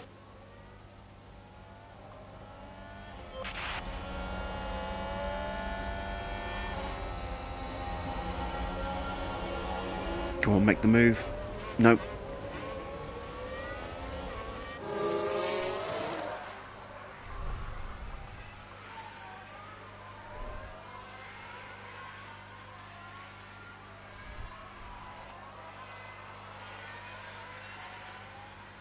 Maybe here. Nope, he's got us covered again. We are losing ground here.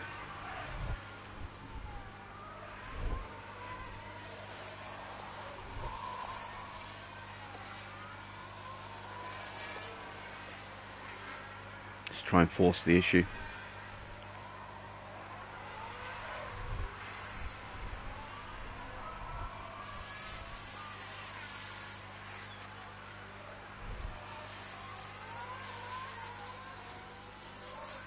And once again, not getting through.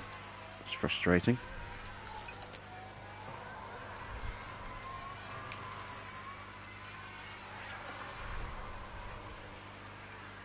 Let's try coming off the bridge.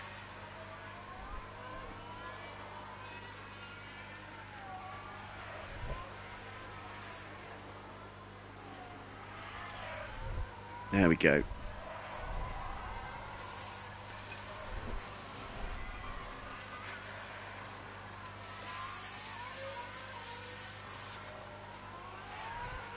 Ah, damn it, he got DRS, not us.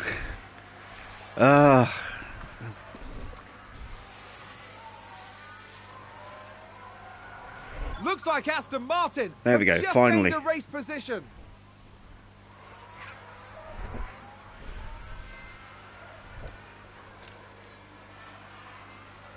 And a new position just gained by Williams.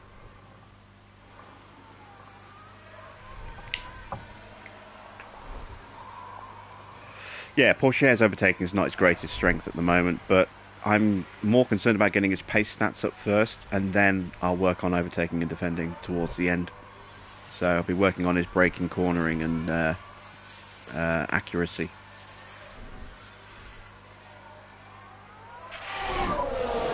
DRS disabled, DRS disabled.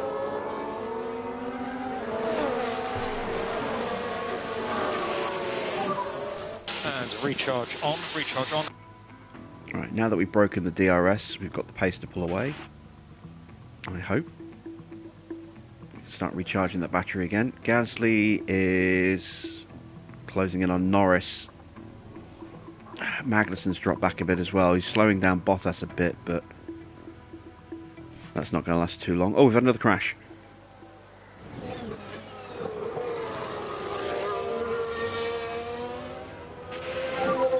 Yellow flag, yellow. Here's the Nice, replay. Lance. Let's have a look here. This was the Aston Martin.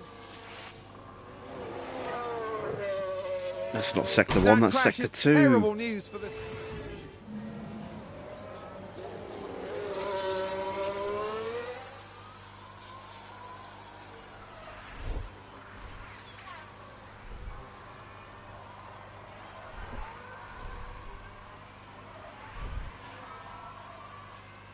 Alright, so Norris and Magnussen to catch. They've both got a pit as well. They're going to drop down the order quite a bit before they pit. Yeah, once they pit, but they'll be on softs. Very, very fresh softs in the last 15-20 laps of the race, so they'll start pushing forward again.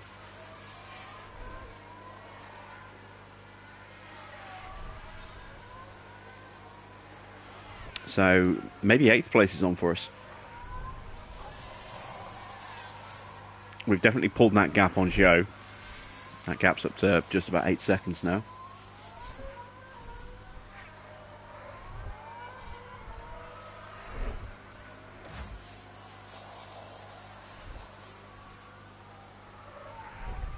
Alright, Pourchaire can go into neutral and start reeling in Yuki.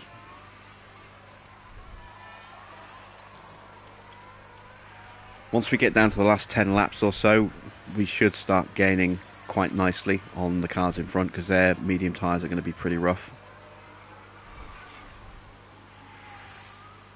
Hard tyre runners will be a little bit harder to chase down, but there's a good chance that we can get Pourchaire above Tsunoda and Albon, which is what I'm aiming for. And like I said, Gasly I think has got a good chance of holding on for, well, 8th place now. That gap to Norris is down to just 3 seconds. We are lapping about the same pace, just slightly faster than Magnussen because he's still on the back of Bottas. But we are closing very quickly on Norris, 2 seconds a lap. So let's ride with Gasly.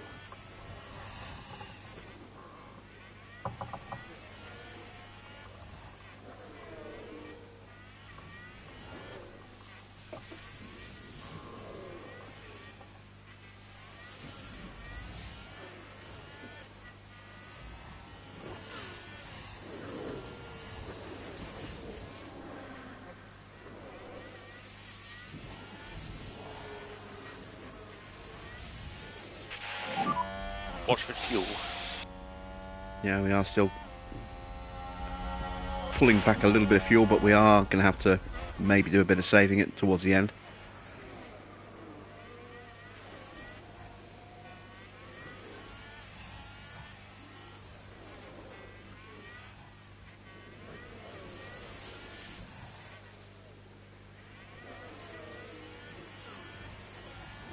Straight past Norris as if he wasn't even there.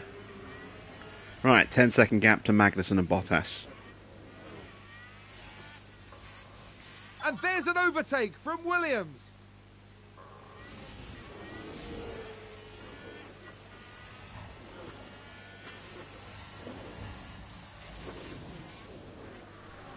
Magnussen's finally dropped off the back of Bottas, so he'll be easy to reel in now. Yeah, and he's going to be pitting soon anyway. Next few laps for him and Norris.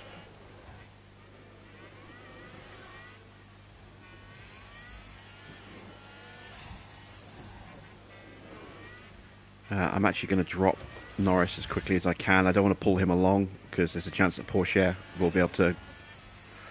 He'll come out behind Pourchaire. There we go.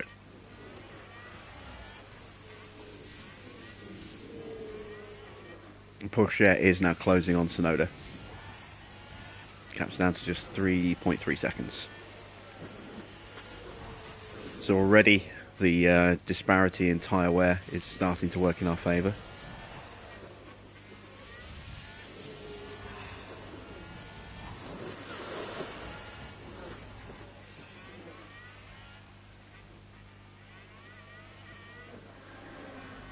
Now that I've pitted, a safety car is definitely what I'm looking for. Pit onto a fresh set of softs, maybe drop a place or two, but push really hard against worn mediums and worn hard tyres with brand new softs. That'll be lovely.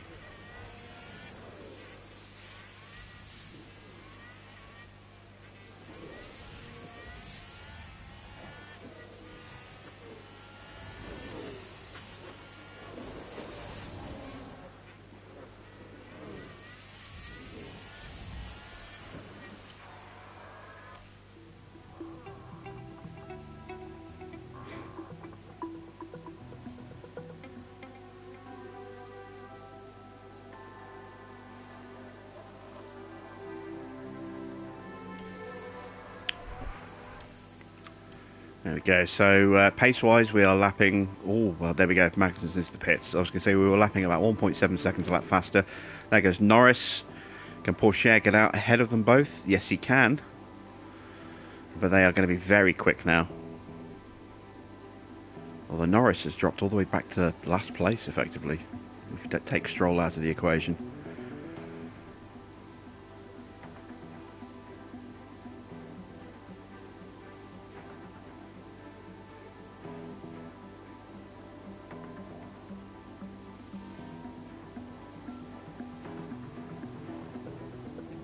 We are a little bit slower than Bottas at the moment. Why is that? Has he suddenly found some speed? Or was that just because he was DRSing past Stroll on that last lap? Probably the DRS.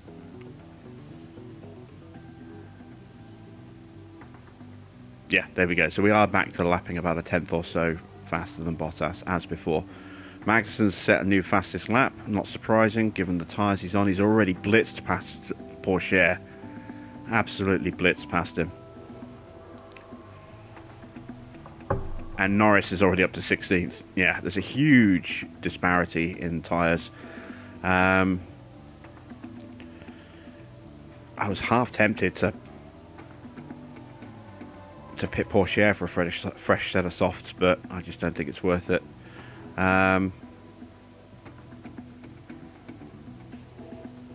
What is the gap? If I were to... Let me just pause for a second. If I were to pit now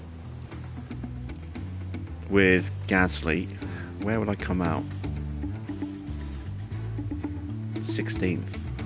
Oh, I don't have brand new softs, but I've got nearly new softs. If I were to do that, 16th would drop me out behind Pourchaire, ahead of Norris, behind Magnussen. I'm not going to throw away track position with Gasly.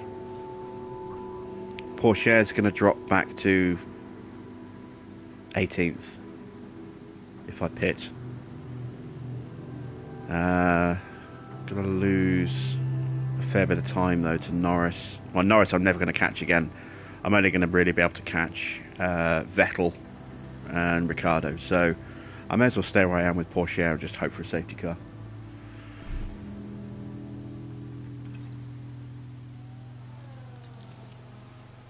Starting to see that tyre advantage come good as they're getting to the bit where their tyres are going to get a bit spongy. Having Porsche pushing, Magnussen trying to push his way through will help us catch the cars in front as well, which we have done now. Who knows, we might even be able to follow through if we're lucky.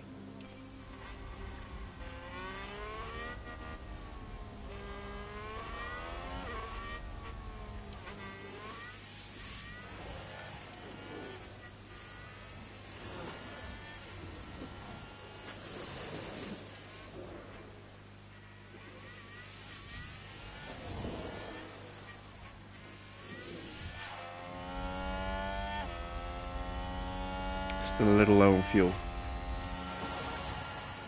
Not likely to get lapped either, so that is something I'm definitely going to have to consider.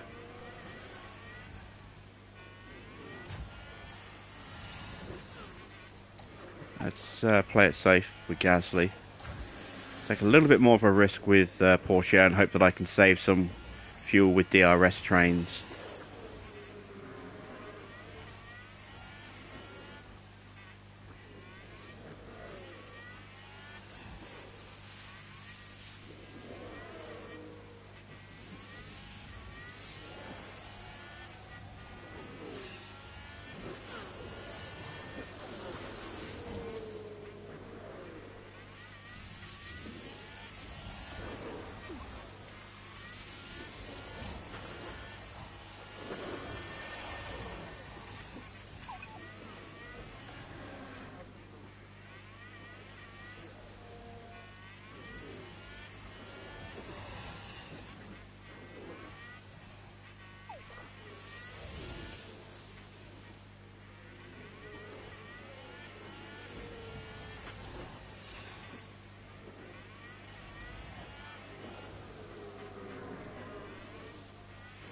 So far so good.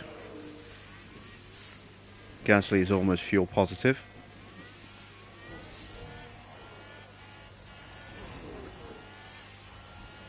Magnussen is really struggling to get through here, which is another reason why I was a bit iffy about pitting, because it is tricky to overtake here.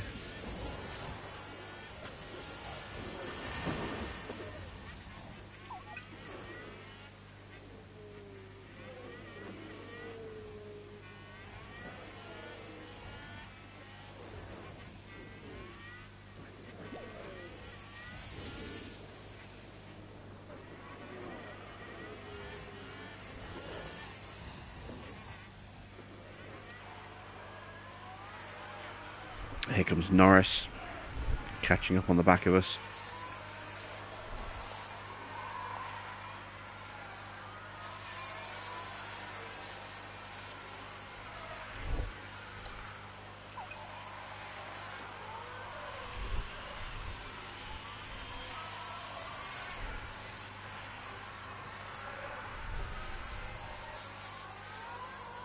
And still Magnussen has not got through.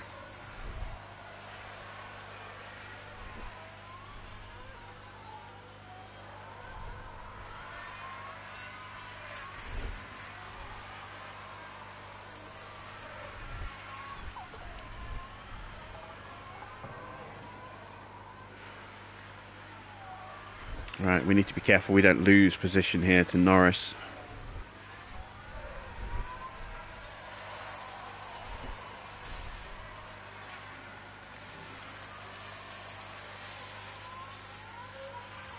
Our tyres are in good shape.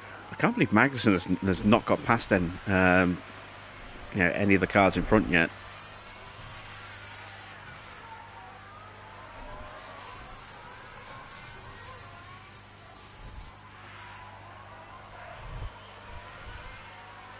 This is a big old queue. We could potentially get ahead of a couple of cars here. I don't think we're going to get points with Porsche.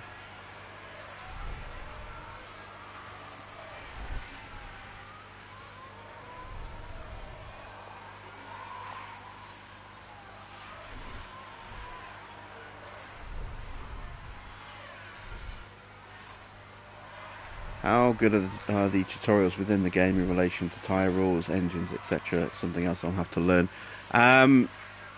Not too bad. If you go for the hands-on guided approach for your first playthrough, Pretty much every time you click something you've not clicked before, it'll give you it'll pause and give you a little bit of information about it and what it does.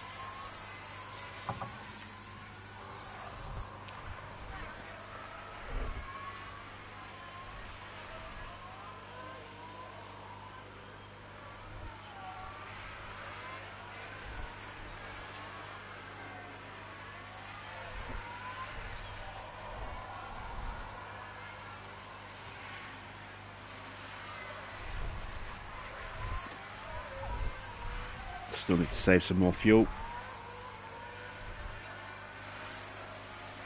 With Magnussen failing to get through, it's going to make it really hard for us to gain any positions, because Magnussen's going to have better traction out of all the corners with those soft tyres.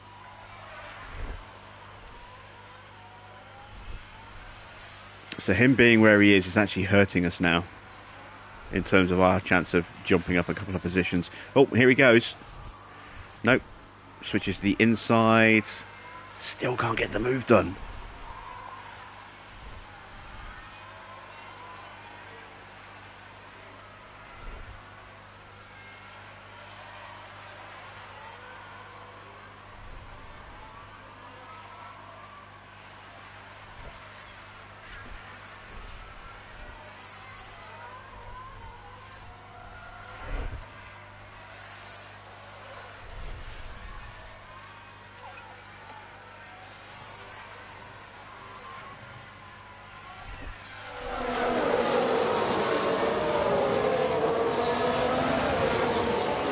Right, let's see if we can start putting our tyres to work.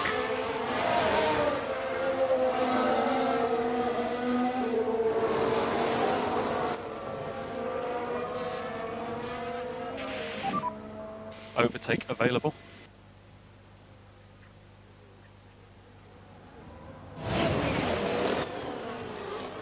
This is not an area where we can try and really force an overtake, but we do need to stay close. We need to wait now till the second DRS zone coming over the bridge.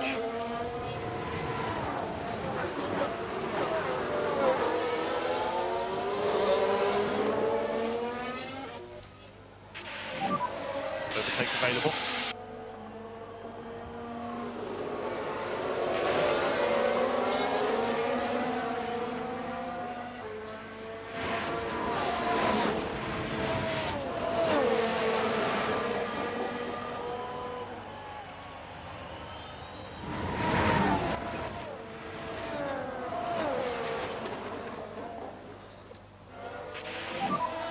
Okay, it's recharge on.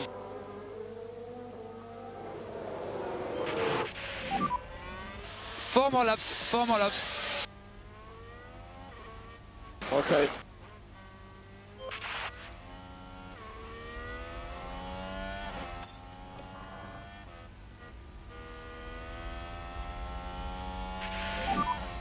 Alright, buddy, push, push.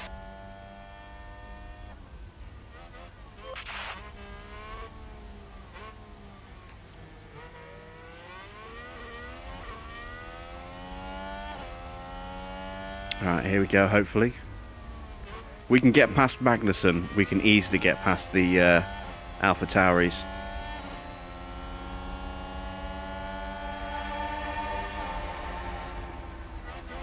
It's just getting past Magnussen's going to be the tricky bit.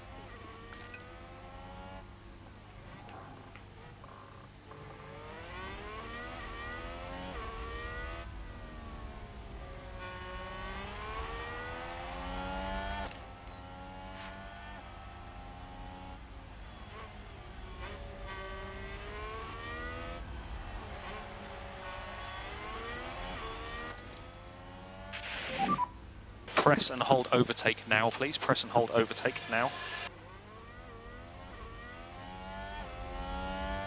Come on, get the run, get the run, get the run. Inside, no.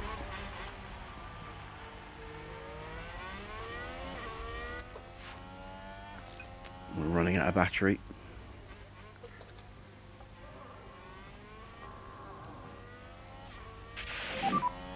Okay, recharge on.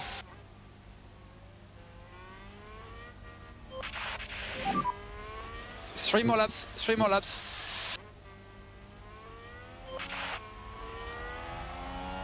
Oh, is he going to get the move done finally? Nope.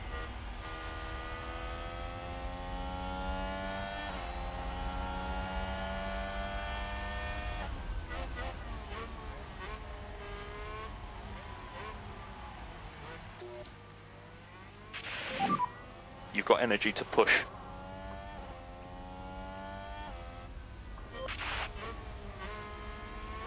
Need a good launch. Okay, so he's getting the move done. Can we follow him through? No, not quite. Can we go around the inside this time? Up the inside. Push, push, push, push, push.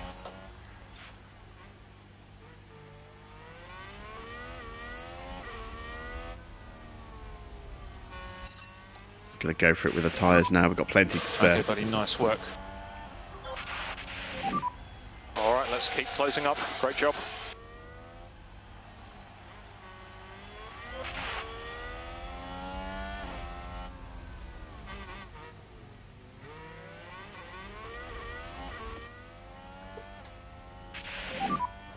All right, mate, recharge on.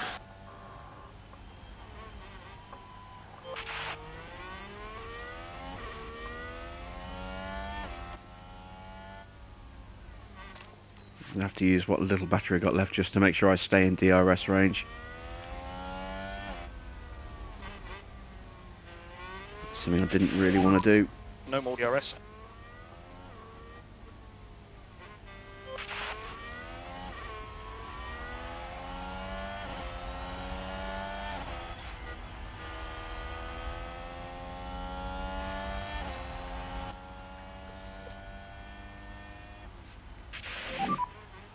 Okay, recharge on.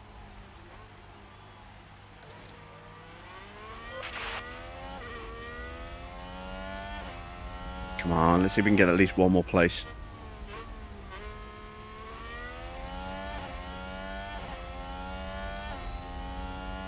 Got a good run. Can we do anything with it? Nope. Okay, recharge on, recharge on. Max wins the Grand Prix. We're going to come home in 8th with Gasly.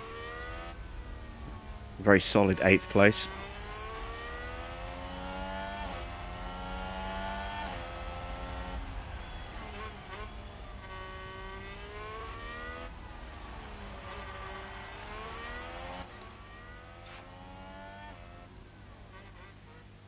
Last real opportunity to get an overtake done. And we're too far back.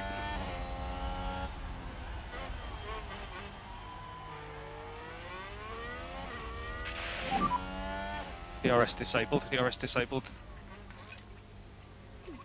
Let's just make sure we do actually cross the line. Lift and coast required.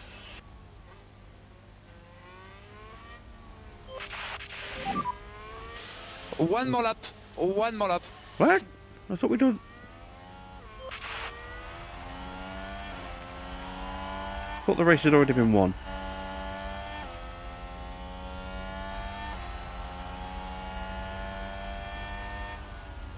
Okay, it must have been just starting the final lap message. I thought that was... Go recharge on, please, recharge on. Okay. If I'd realised that, I would have saved a little bit of battery. There goes Magnussen through. That is unfortunately going to give ERS or DRS to the car in front, and we're going to get taken by Norris.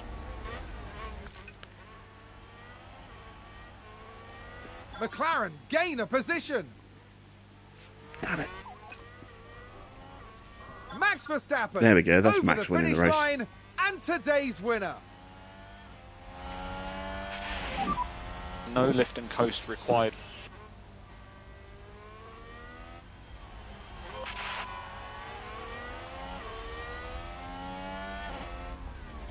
Alright, here we go. Can we retake a position?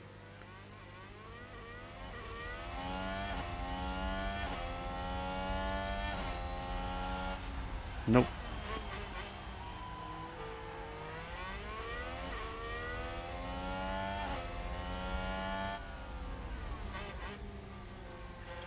So that's it. End of the race for us. Gasly gets 8th place. That's excellent. You know, another 4 points for Williams. Magnussen comes across the line in 12th. Schumacher didn't finish at all, so we have gained 4 points back on Haas. If we can do that again a couple more times this season, we can really take the fight to them for 8th place in the Constructors. Let's see how we do at Suzuka.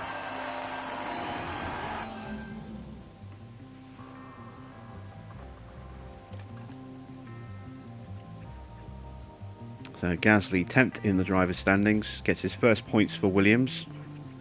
That closes us to within 6 of Haas in the Constructors' Championship.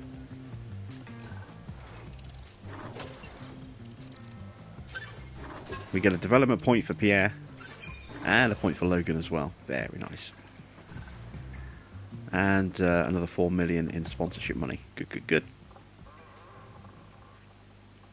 So let's allocate those points out. We're still working on the reactions of Teo. That's where we're putting all of his points now. We want to get that nice and high. And then we'll start working on these stats here. And then these will be the last ones that we work on, I think, is overtaking and defending. With Gasly, I'm going to keep boosting his cornering up to 90. Then I'm going to work on his reactions. And then I'll probably work on his smoothness a little bit. Logan, we're still working on his smoothness. Want to get him up to 60 in smoothness.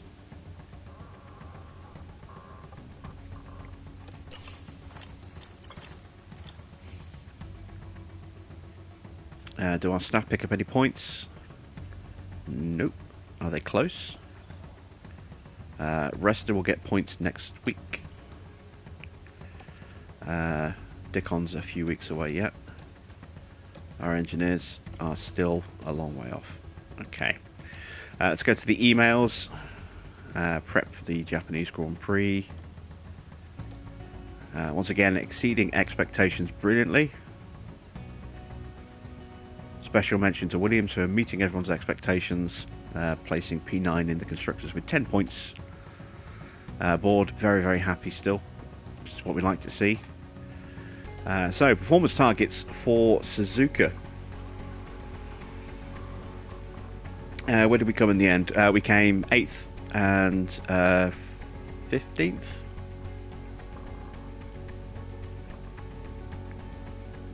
Gasly picking up another 4 points for the team. I don't think we're going to reach Q3 with Gasly, but we are definitely going to get him into Q2. I don't know if Porsche's got the pace for it, so we'll just stick with one car in Q2 as our guarantee. For finish position, I'm going to say 2 in the top 15. And our streaks are ticking along.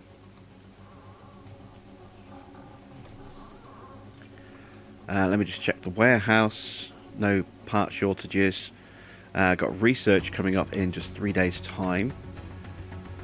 So we'll be able to start another project after this race.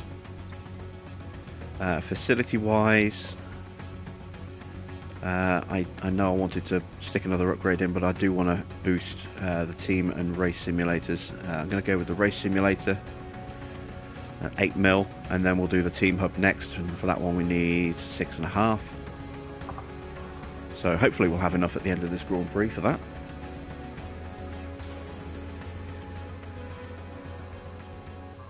And off we go to Suzuka. Konnichiwa from the Suzuka circuit in Japan. This unique track is a favourite home for motorsports, and it welcomes us back this weekend. Get ready for exhilaration and speed with the Japanese Grand Prix. Drivers will battle it out this weekend on the snaking turns of Suzuka, the only figure-of-8 track in Formula One. High-speed downforce will be the name of the game here, if teams want to secure a place on that podium. This is it. We're down to the last few races of the season, and it's time for that final push. Who will be crowned champion at the end of it all? We'll find out soon enough. Let's get this underway.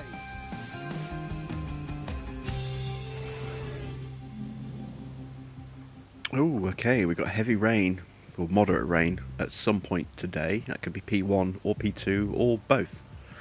But dry P3 in quali and then a dry race.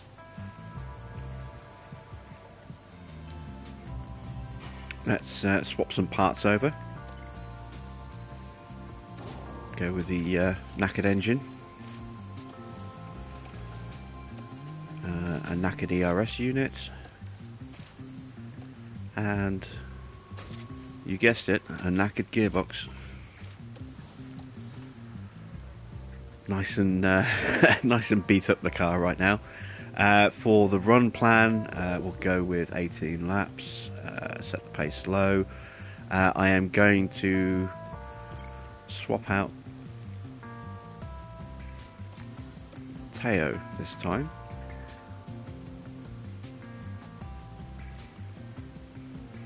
Same again, we'll swap out the parts on this car here. So again, a worn engine. We'll stick with that ERS module, that's okay. And we'll go with that gearbox. 18 laps. And set the pace option. Right, so set the cars up. So we want a little bit of downforce on the front and back, not too much, so we're going to stick with 7 and 12.5. We might have to up that a little bit, we'll see how we do. I'm going to go with a 4.6 roll bar just to pull it away from the edge of that box a little bit. For my camber, I'm going to go full that way and then full that way with the toe. And let's see where we end up with that.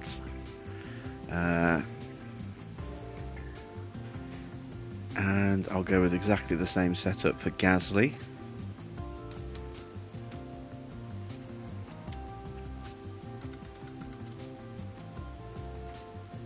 And hopefully it'll be nice and easy to nail down what we need for these guys nice and early on.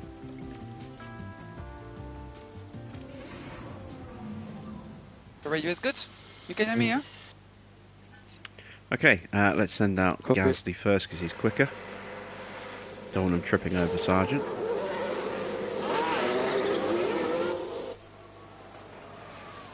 And there we go. Let's get them looking after the car.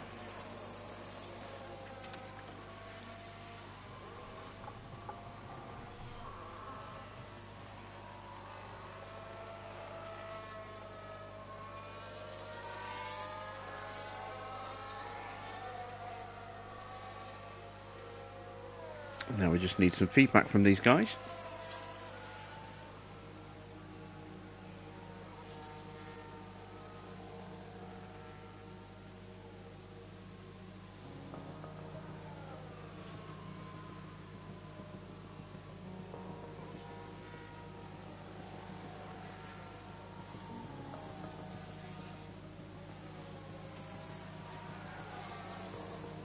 I think someone's run wide.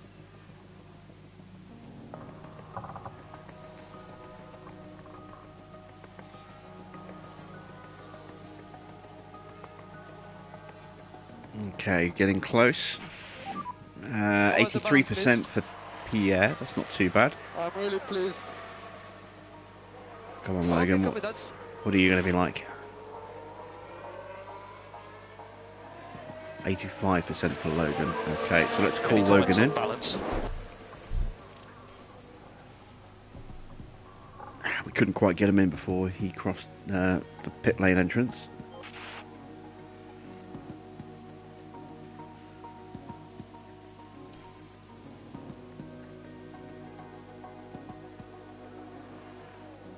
Oh, he's already in the pits. I'm just sitting here waiting for him to drive in. He's already there. Okay, so the rear wing is not good. So we're going to have to increase that to 13. Roll bar isn't too far off. Camber's good. With the cornering. That might be it. Small changes where we need them. No change for the cornering. Good size change. Enough of a change for the straights. Yeah, that could be it. We'll just push that in one and just recorrect the tyre camber. There we go.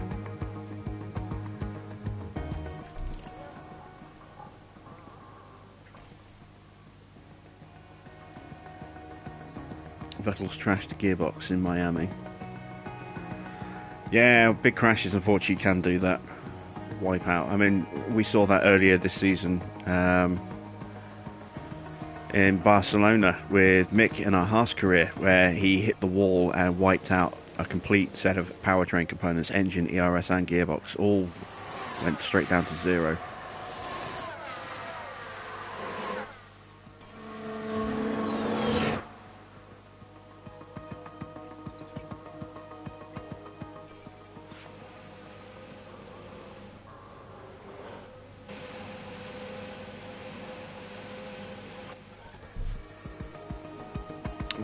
Okay, so again, we're going to need to change the rear wing. I'm going to go to a 13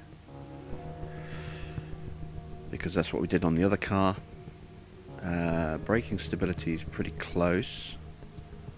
Can't correct that with those. Can correct it with a bit more front wing though. And I can pull that back a touch. I do need a change on the roll bar.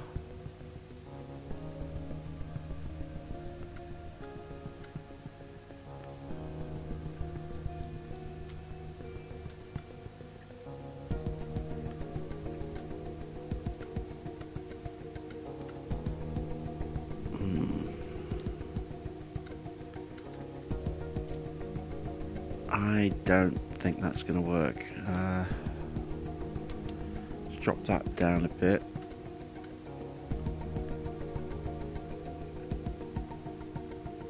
That might work. I think the grate is a little bit too great.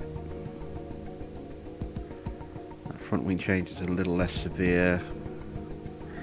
That's touch and go. We'll see how that shakes out.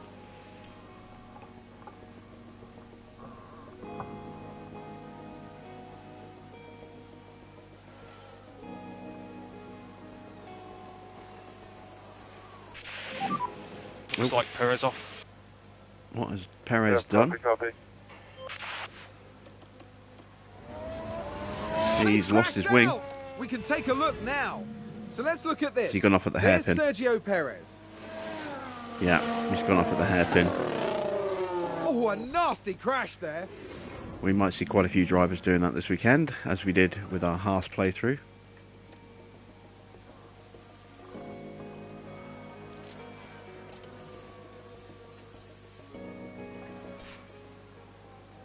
Another crash. Same place. There's been a crash. Sounds like a single car. Let's see what happened Yep, there. Norris crashed Now, in just exactly take a the same look at spot. the McLaren. Same end And result. there we-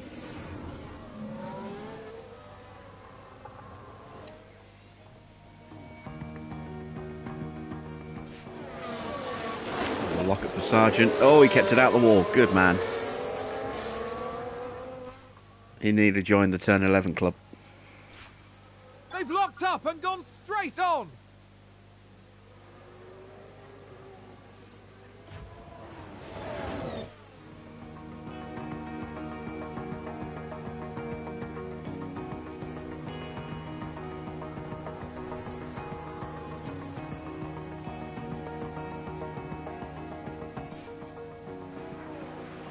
Another crash.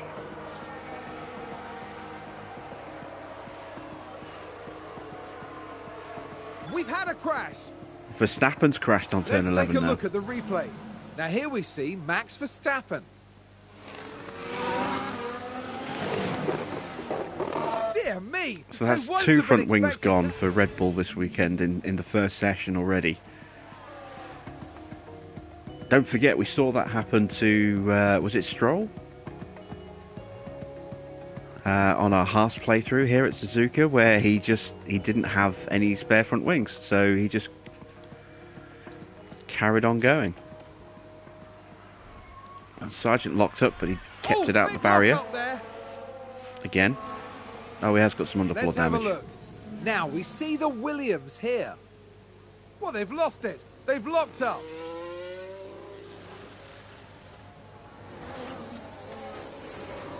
And the team had such high hopes.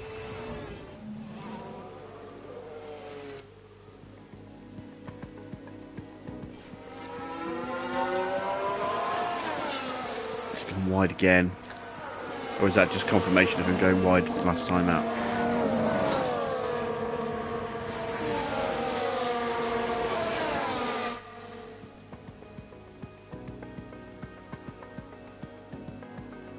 Bit of a rough session for Logan. He's doing okay though. Oh, did someone run wide there? Setup's up to 93%. That's good. Let's call him in. We've just had a car run wide. 2 cars out. Oh, big crash. 2 cars are out. Here's the replay. Right, watch this. There's Schumacher. They're way off the racing line there. That isn't good. It's not the crash though. Let's the take crash. a closer look. Now watch this. Here's Alonso's car. Oh God, are we going to get caught up in this? No, we're not. It's We're a the only crash. car that escaped that. Alright, we need to change the roll bar. Which way do I go? I'm going to go with a 5.5, I think.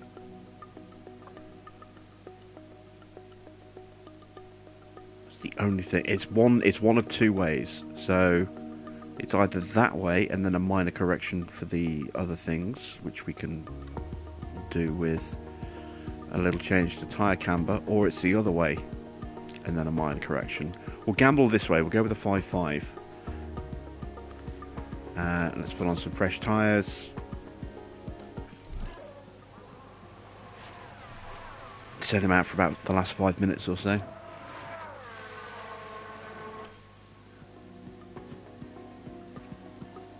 Oh, we never checked the weather, did we? So it must be raining in Q2, in FP2.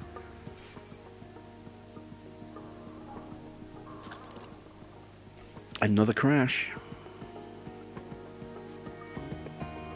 I think that was a crash. We can take a look now. It's another member of the Turn 11 All club. eyes on Kevin Magnussen here. They've lost control, and there's the crash. If they can keep doing that in the race, we are in for some points again. Is this another crash? I think one of the Alphas has just gone into that corner as well. We've just had a crash Yeah, on the track. Joe has just crashed there Let's as see well. what happened there. Now My let's God, watch this. everyone's crashing The on Alfa turn Romeo 11. involved in this one. A definite collision there. That's very... I swear someone's stuck a giant industrial magnet in the barrier there. How is the balance, please? Feedback from Gasly. Nice job. 94%. Okay, Copy. that's pretty good.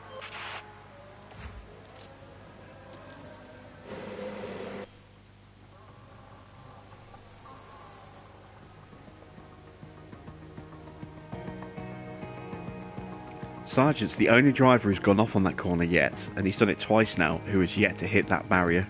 Everyone else who's gone off at that corner has hit the barrier. Fail 84, please. Fail 84. And Sargent's the least experienced driver on track in this session.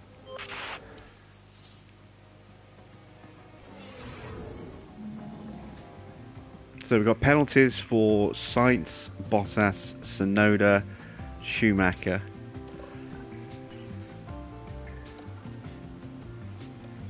And now we've got a wet session. Welcome back to the car, Teo.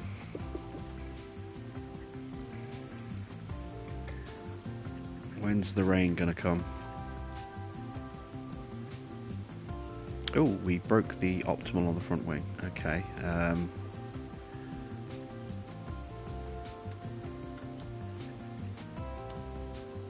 go there. And leave it at that. See what that does. Let's go to 18 laps.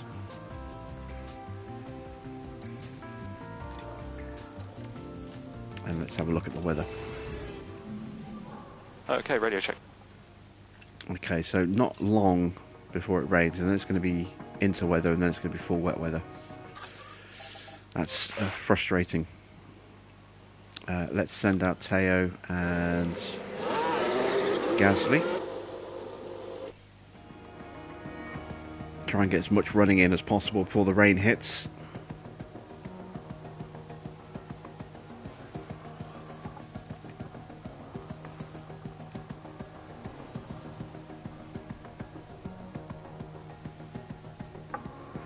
Problem with this rain is it does mean it's going to constantly disrupt Pourchaire's running in this first session, which means he's not going to get the greatest track knowledge experience out of this session.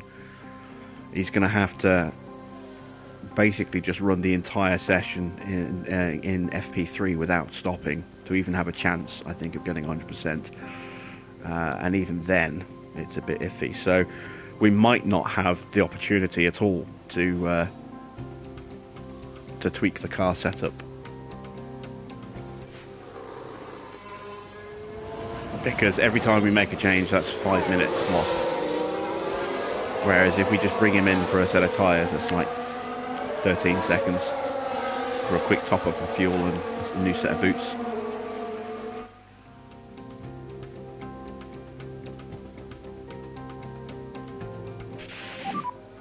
How do you feel about doing another lap on this set? Luckily, we've nailed his setup, so he can just run and run and run, which is important. We needed that. Oh, that's one of the McLarens on turn 11 now. Which one is that? Is it Hamilton or is that Russell? Sounds like there's been a crash. It's Russell.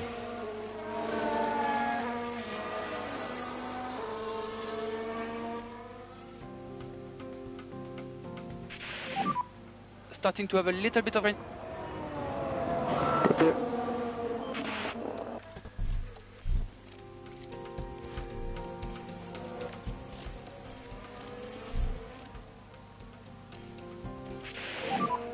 Yeah, in the box. Okay, copy that.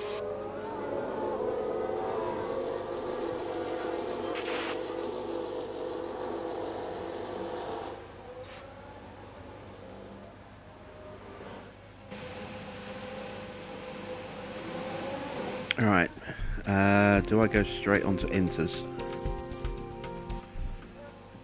Or do I, straight onto wets, or do I go with inters? I'm going to go straight for full wets.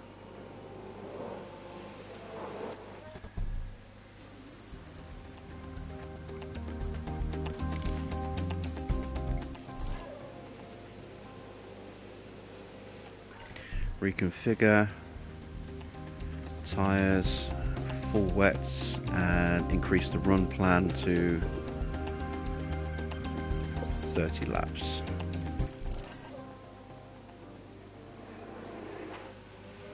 Going to be on the wrong tyres for a little while, but that rain's going to kick in. And like I said, we just need to get Pourchaire running as much track time as possible if we want to get him up to 100%. Let's increase the running for Gasly as well.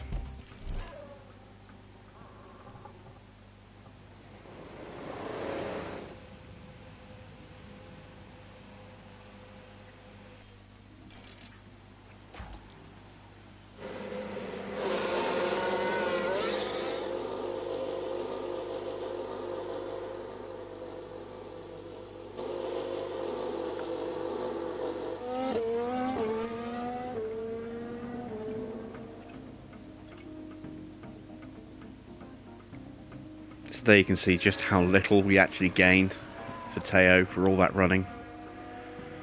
We ran him for 20 minutes and we gained 12% track knowledge.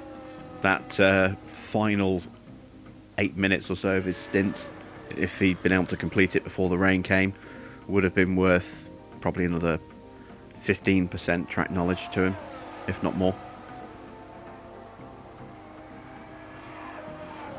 Well, maybe not that much, but at least another 10% on top, at least.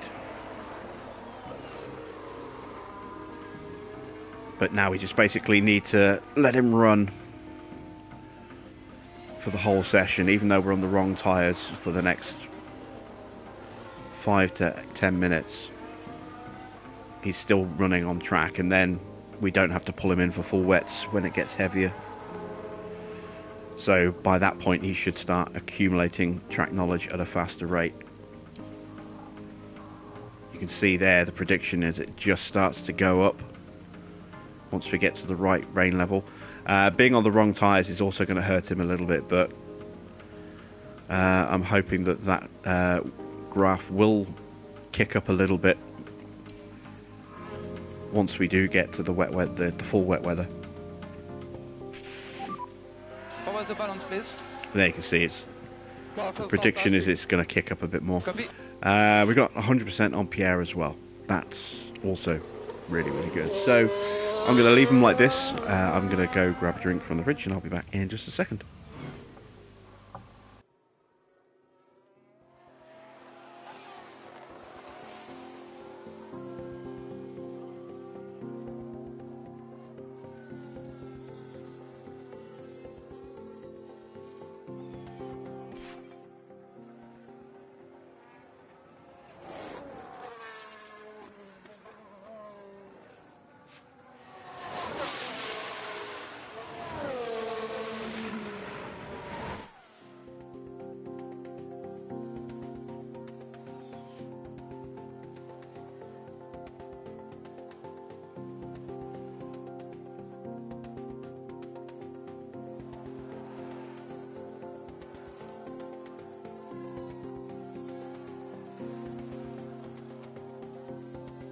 Someone's run wide.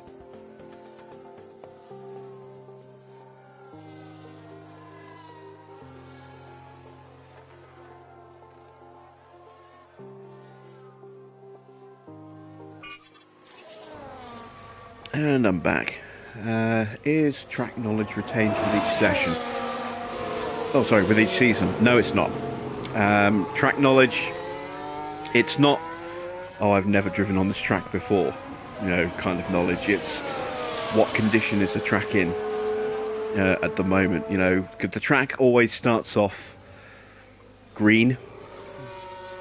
In real life, it always starts off pretty green. You know, there's not a lot of rubber on it. Some circuits, it's really green. It depends on how often the circuit is used in general for racing, what racing is done on that particular circuit, and whether or not it's a street circuit as well. You know, it's not just a question of how much rubber's been put down, Marina, but also stop. what type of rubber has been put down. Okay. And the more often a circuit is used outside of Formula 1, then the more rubber is kind of laid into the track. So there's already a bit of surface on it, which is what can help improve the tyre wear. Circuits that don't tend to see a lot of use can have a real problem ripping up tyres a little bit. But again, that's also linked to what what type of surface it is. You know, what particular sort of asphalt mix they've used for the circuit itself. But every time a driver goes to a circuit, it's a learning experience to find out exactly where where it's changed from the last time they were racing there in terms of the grip, any new bumps that might have formed, getting used to the track evolution as more and more rubber gets laid down over the period of the weekend, and just perfecting the lines. Plus, every time you go there, you're in a different car. Even if it hasn't changed significantly, there's still some changes. So you have to get used to how your new car is going to figure on the circuit. And so that's reflected by a zero track knowledge every time you go back to the circuit. It's not, I have no knowledge of this circuit whatsoever. It's, I know how to drive this circuit, but I need to know what are the optimal conditions for this circuit. You know, what's the best line to take? Where are the bumps? You know, is there anything I need to be wary of? Am I locking up on certain corners? That kind of knowledge.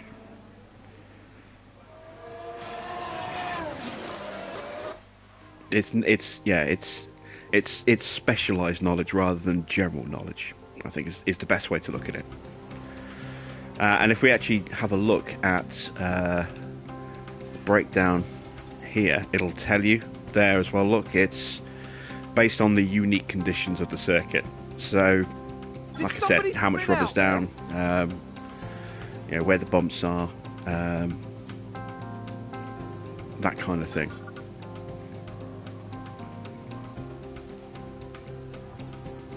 In real life, whenever a track's been resurfaced as well, you will get a lot of mistakes I think we've had a car run the first wide. time it gets used, because there's that oily sealing material that's on the surface of the track that kind of seeps back up and can make the track quite slippy. Plus, again, it's a completely green track, you know, the first time it's used when it's been resurfaced, because no one's run on it before. So, yeah, you'll always find that drivers will struggle and make a lot of mistakes the first time they go to a circuit that's just been resurfaced.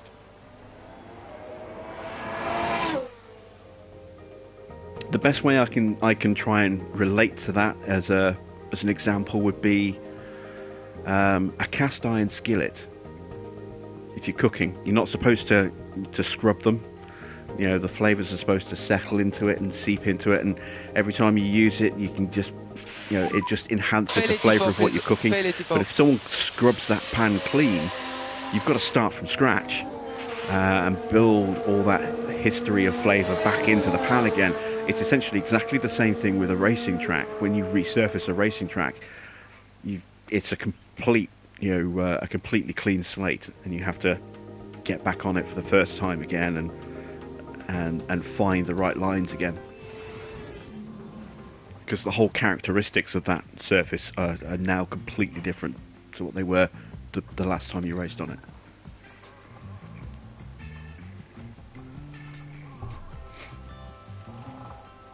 Alright, so that kind of awkward running we did with Teo did get him some really good knowledge. We got him up to 50%. That's better than I was expecting for this session. We'll be kicking off today. So that makes this session a lot easier. I'm going to run for 30 laps. And then I'm going to switch onto a set of mediums and finish the session off on some mediums. Just so that we're not burning through all of our softs, because we're going to need those for quali. Pierre is at what confidence? Track knowledge. He's at 92. So I'm just going to do a very short run, 10 laps on a set of hards. Oops. And then a few laps on mediums, just so that those are the two sets of tyres that get taken at the end of the session. Otherwise, we're going to lose. If we just run on one set of on just the hards, we will lose another set of softs, and we can't afford that, especially with Pierre, because he's the one who's going to have the best chance of getting into Q2. So he's going to need all three sets.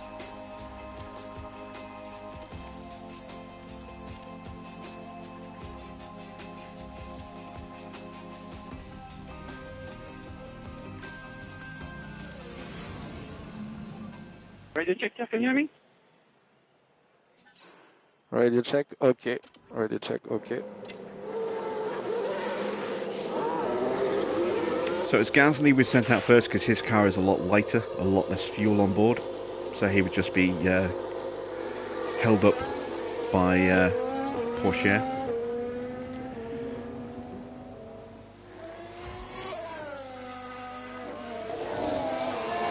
Once again, we're going to tell him to avoid the curbs, just to protect the powertrain components.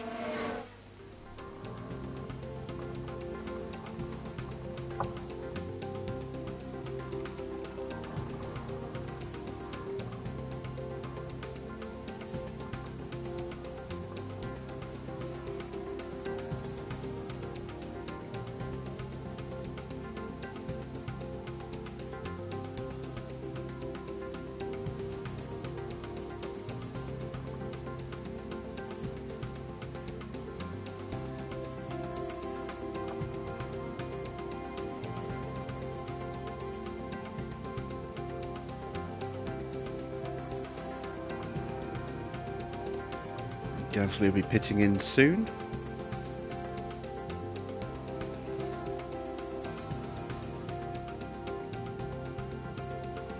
Here he comes.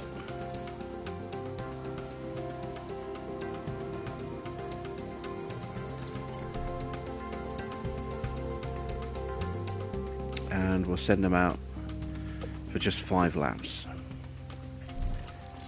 That sounds like someone's gone wide there. And there we go. 100% track knowledge. 100% car part knowledge, because we've not put anything new on the car for a little while now. And 100% setup confidence. So he is absolutely perfectly maxed out for this weekend. Teo is going to be almost done by the end of this session. As you can see, his line's going to fall just short. We should hopefully be able to get that up to 100 once we swap his tyres. If we'd kept him out all the time, he would definitely have made it. But like I said, I want to make sure that we're using the mediums as well. I think someone's run wide.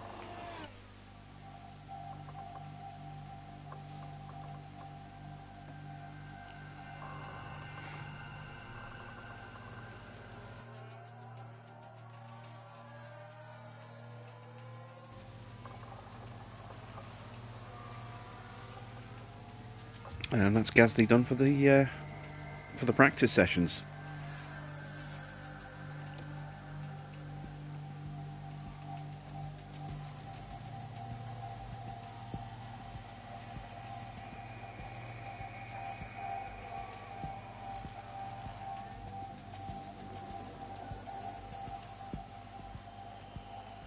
Let's give Porsche just a few more laps on these hards. And then we'll pit him for the mediums.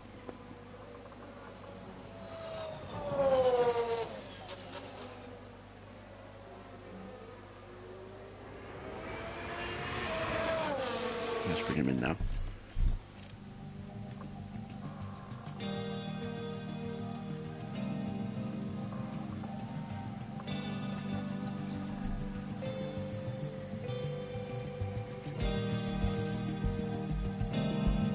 Okay, we need a lot less fuel now, so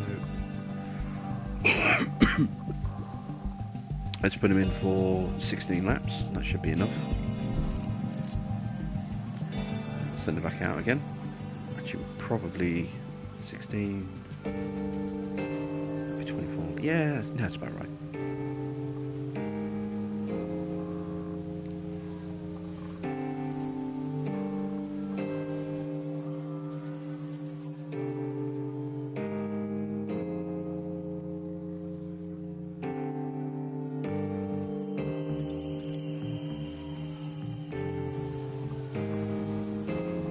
His track knowledge is just going to fall short by the look of it.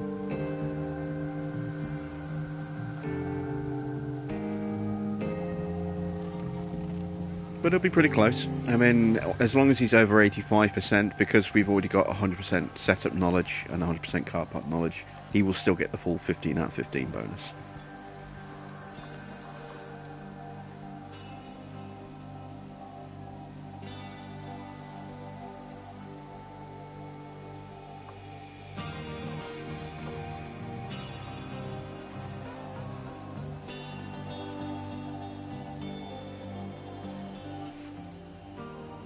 Oh, someone's crashed. It's Sector 1, apparently. Has someone gone off at turn 11 again? Yellow flag. Yes, they have. This time it's Ricciardo. This thing is catching everybody out. Daniel Ricciardo involved here. That crash is terrible news for the team. So many broken wings. The team are devastated. They'll be...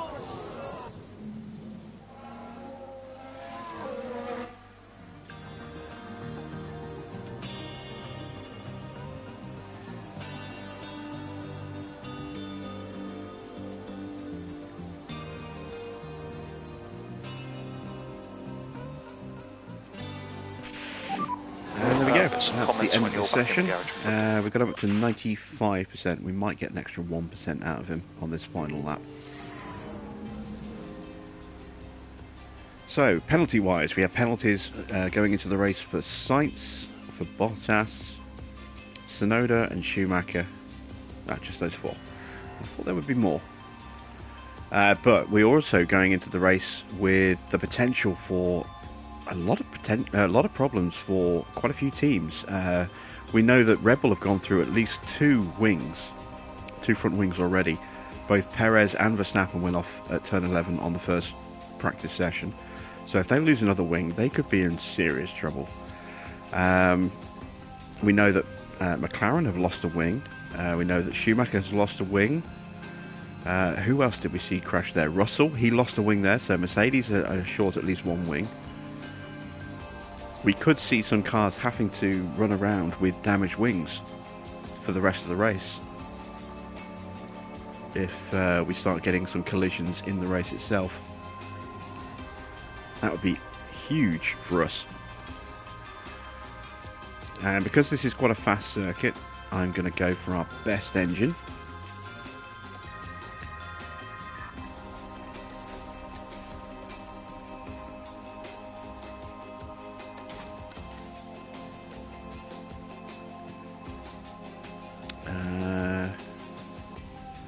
Same with Gasly.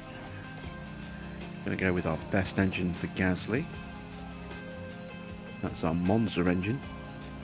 The ERS will change that, even though it's probably safe at 55 to run it, but rather not take the risk. This is right on the limit. It drops 1% and it's into minor wear, which is a slowdown of acceleration, or a reduction of acceleration. So we will definitely be swapping out that ERS unit there. And we are good to go.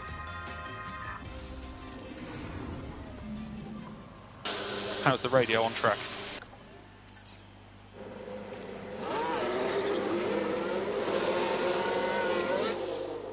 So send both of our guys out nice and early.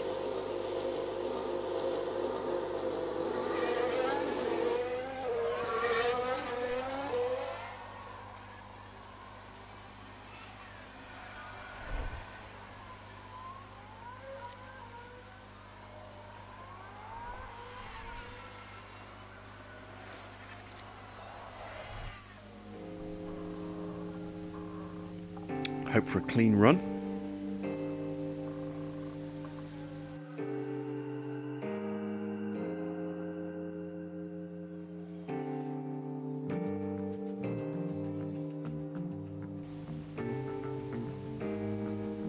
We might get held up by the McLarens here. Depends where we catch them.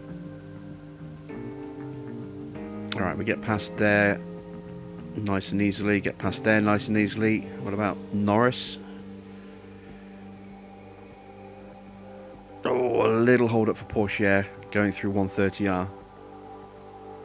Yeah, Porsche definitely lost a bit of time there. He lost about 1.5 seconds, I think, compared to Gasly. So we're definitely going to have to run Porsche again. I'm not sure about Gasly. Hopefully he'll be okay.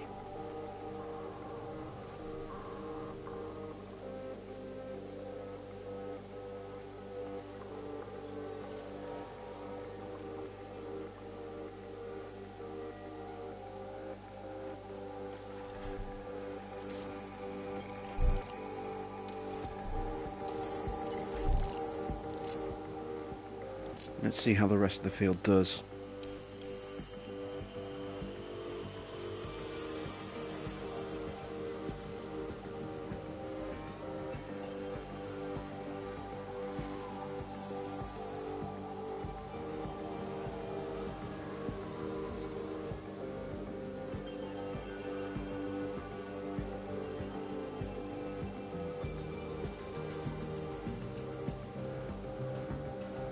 Alright, I think, looking at those timings, I think Gasly might be safe.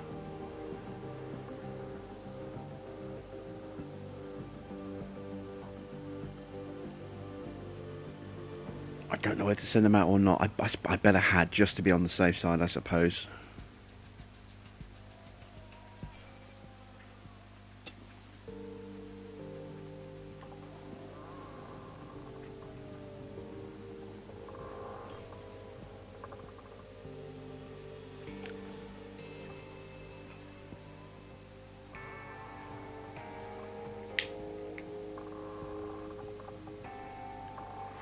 Alright, come on, boys. It'd be great if you can both get through into the next session. Porsche is the one I don't know if he will make it through. Gasly will make it through. It's just a question of how far up the order he can go.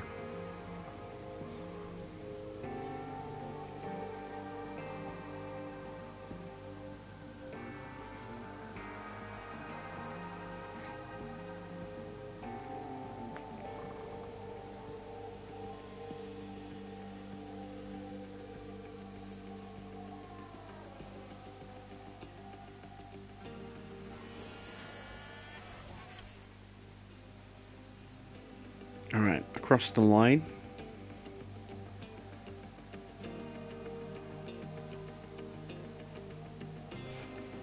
Oh, we've had a crash. Who's crashed?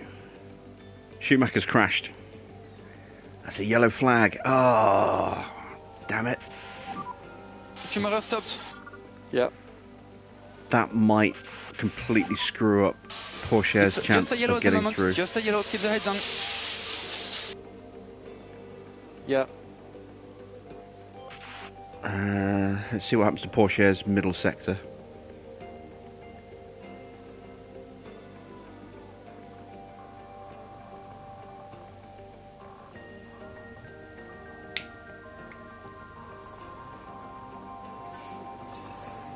Yellow's gone by the time Gasly gets round.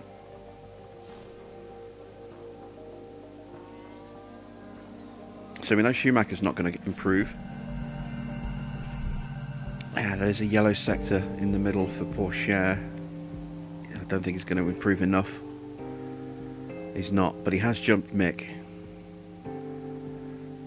I don't think he would have been able to jump Tsunoda, but I think he would have jumped Albon.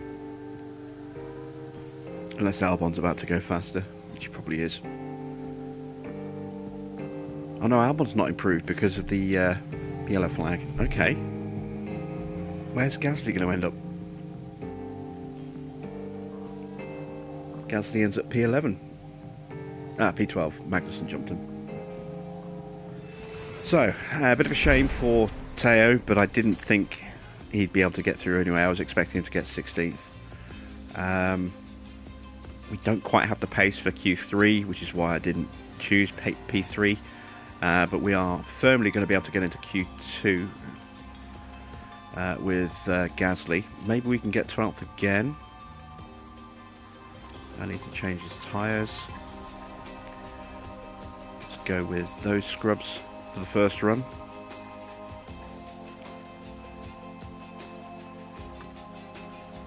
Take off the flying lap, or the cool down lap, sorry. Radio check. Radio check. And let's go out straight away. Radio check, okay.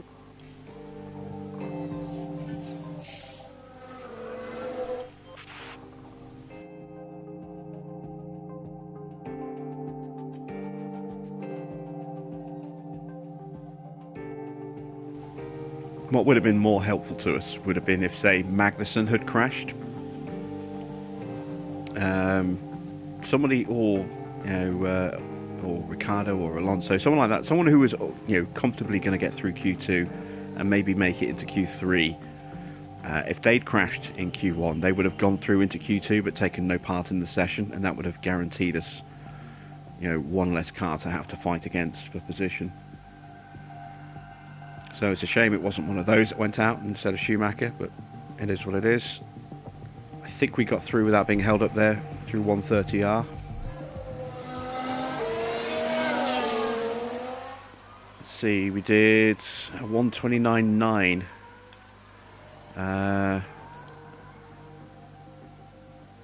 Don't know how comparable that is. We haven't got the quali data yet, which is annoying. We should have it.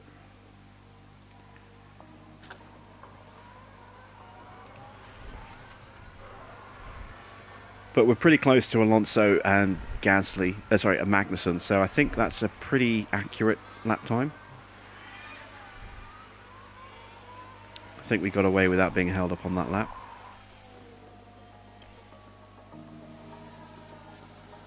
Let's bolt on a set of brand new tyres.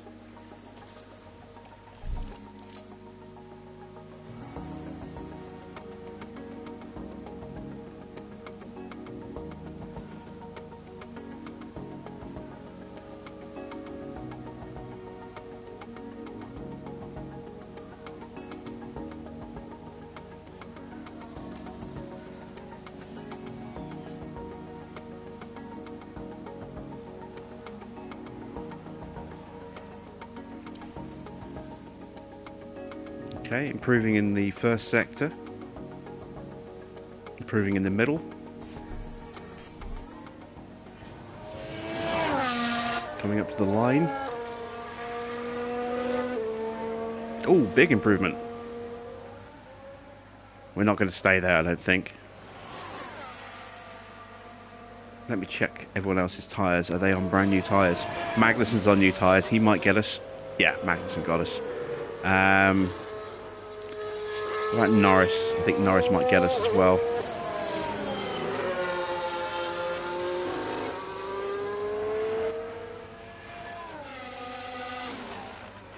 Norris does not get us. We're 11th. Nice. So we're out, which is what I expected, but we are best of the rest.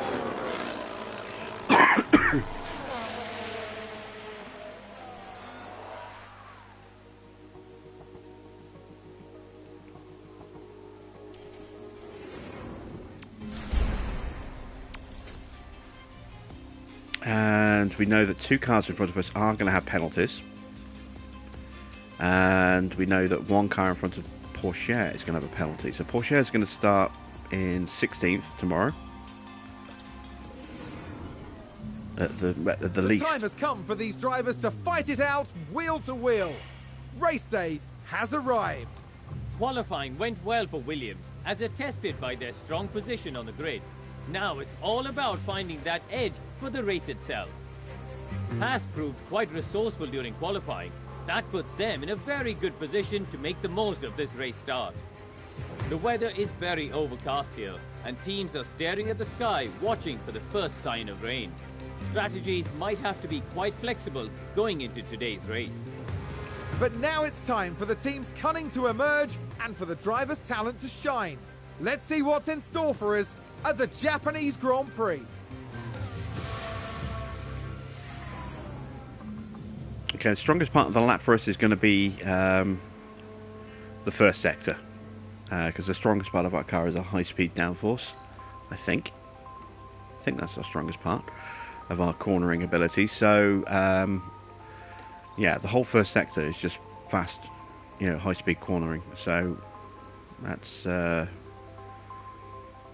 where I'm hoping we're going to be good. Again, can we trust these? Well, they're all pretty similar.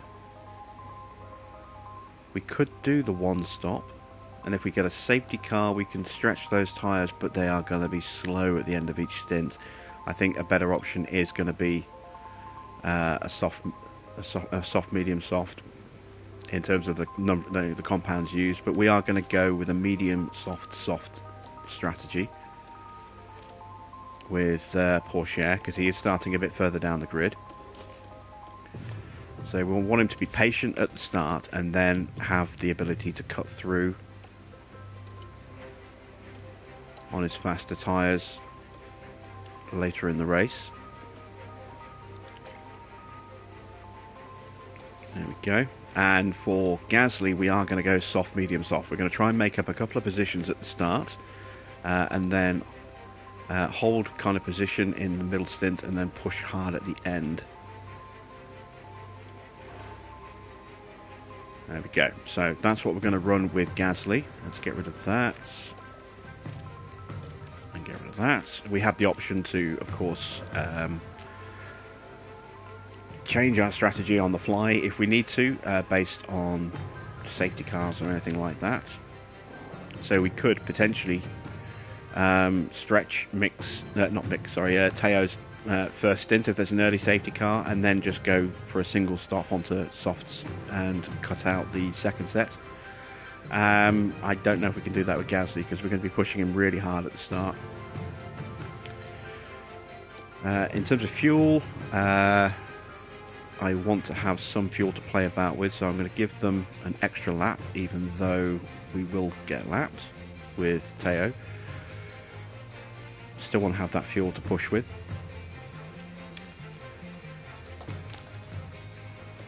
And we definitely need the extra lap of fuel with Pierre, who's starting 9th because of those penalties. That's excellent.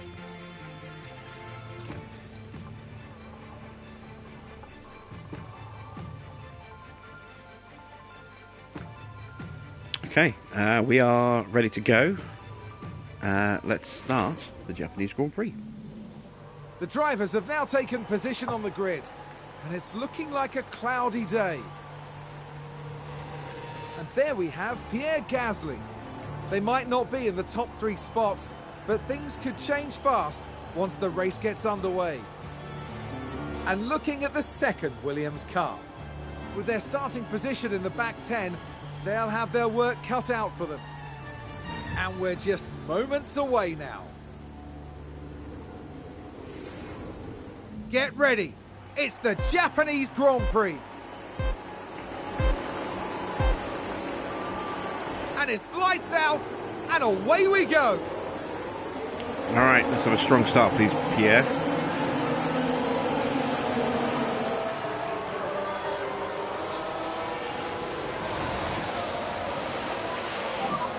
Doing a great job. We're going to have to watch out for sights coming up through the field. And a new position just gained by Williams.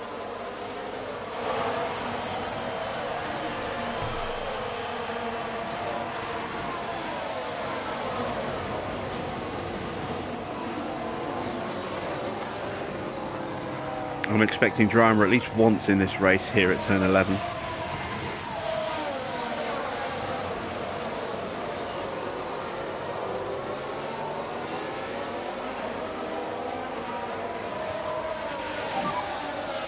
Awesome, keep it up.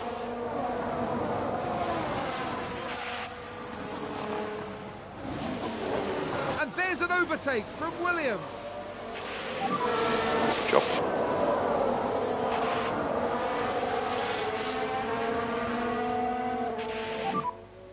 All to play for still. We actually jumped a Ferrari. and Norris as well. Great start from Porsche. Okay, good job.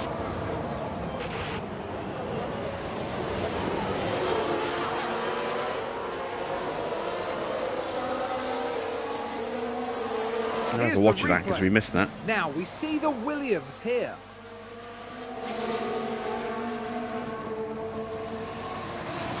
Yeah, nicely at the inside. Gets the move done into 130R. Goodness me. There they go. Good stuff. Shame we missed him getting past sights. Right, Gasly's going to make the move on Magnussen here.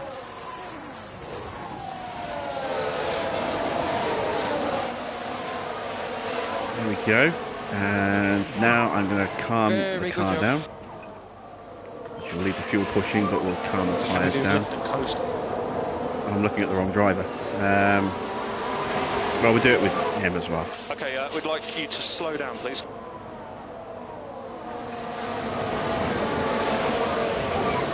Need to drop the pace. Copy.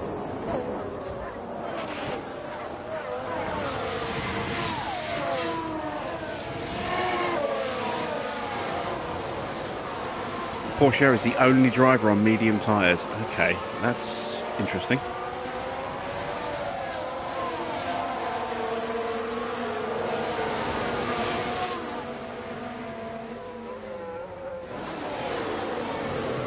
So Porsche is going to have a strong middle stint then.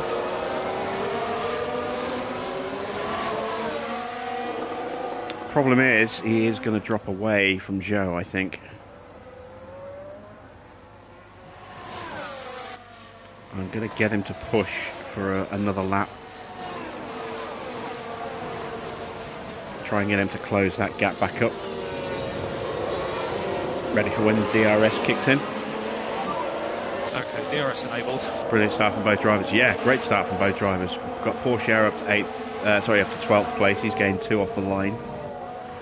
And Gasly's gained 1 place. Tucked in behind the Alpines right now.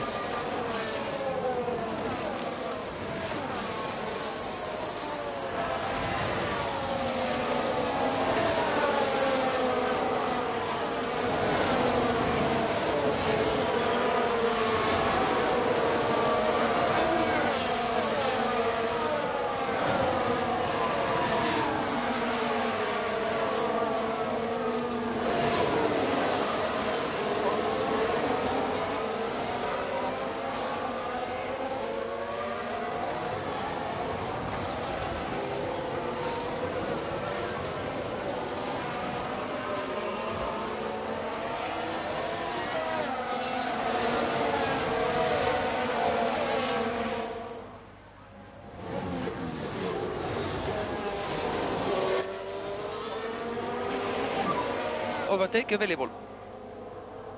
Okay.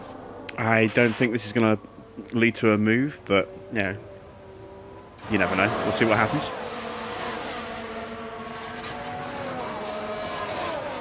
Porsche is actually looking at making a move on Joe here. I'm going to empty my battery to do it, though, which I don't want to do. So I'm going to just calm him down. Recharge, please.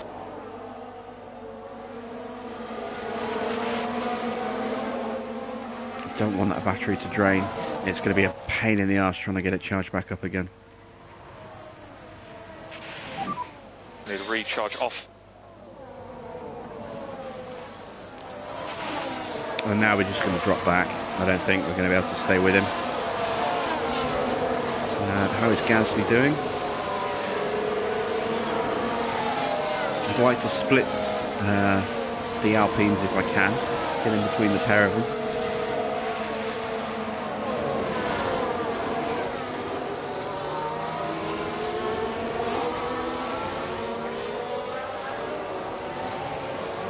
Up the inside.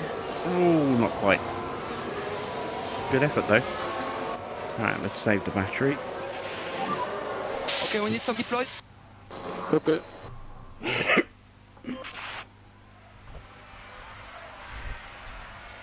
Porsche has now dropped out of range. He's about to get overtaken by Sainz. Sainz is through, but we will get DRS on Sainz. We might even get the position back. Yes, we did. Go on, Teo. You keep holding up that Ferrari. And there's an overtake from Williams.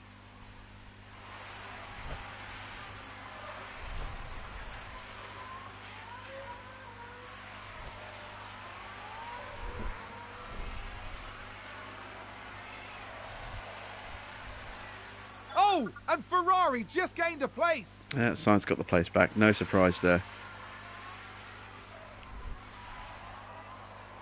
I don't think we'll be able to stick with him this time.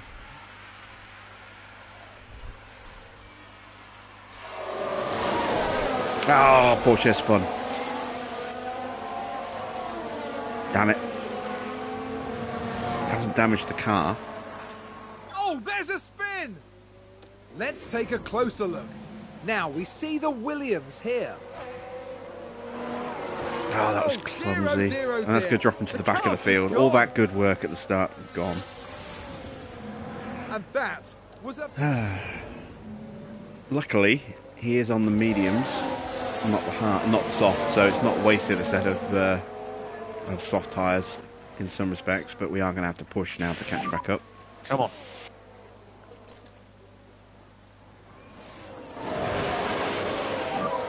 Recharge on.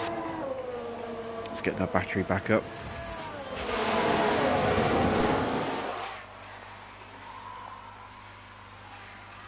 It's getting a little congested behind us, and I am worried that someone's just going to lock up and slam into multiple cars, and we might get caught up in that. Crofty's overreactions are ridiculous, I agree.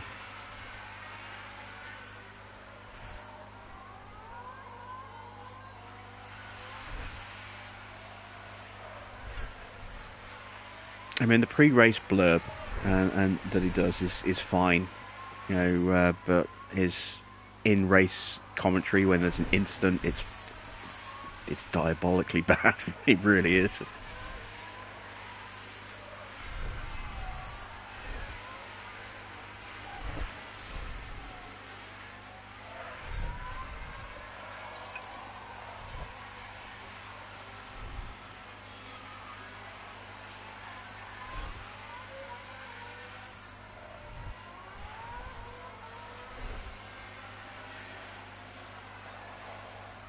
Well, that visual glitch is affecting Alonso's car, whereas DRS is just open permanently.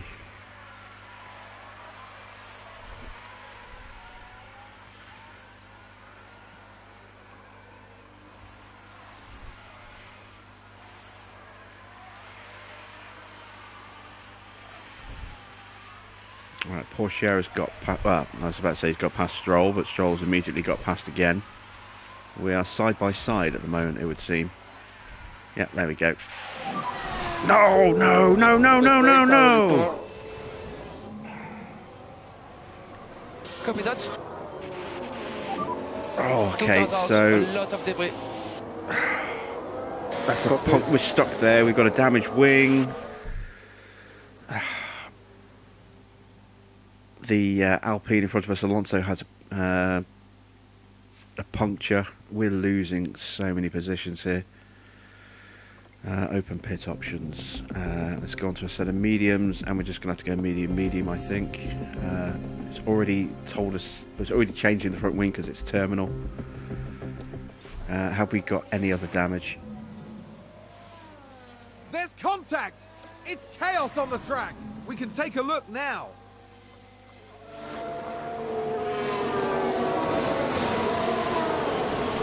And that was us that caused that. Have we got a puncture as well? Let's have a look. No, we haven't got a puncture. The tyres are actually Well in done, nice job. decent condition. And it's just the front wing that's damaged. No chassis, no And a underfloor, new no position, suspension, just etc. gained by Williams.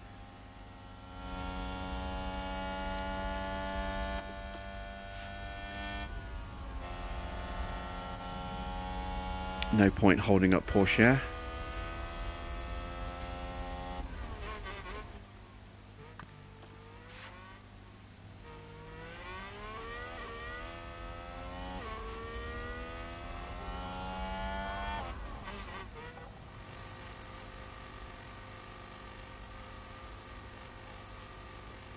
So yeah, any hopes of points in this race have gone out the window.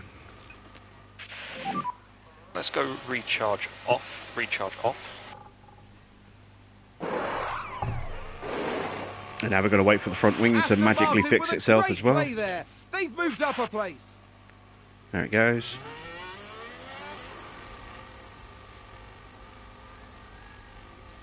It's ironic. We got a penalty for hitting Ocon. For hitting Alonso. Alonso got a penalty for hitting into Ocon. Okay, Fernando has boxed. Fernando has boxed.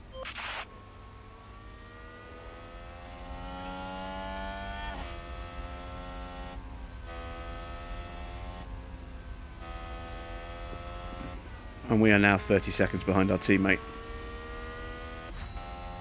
who himself is a long way back because he had a spin. So this is going to be a very long, painful race for Williams from now on.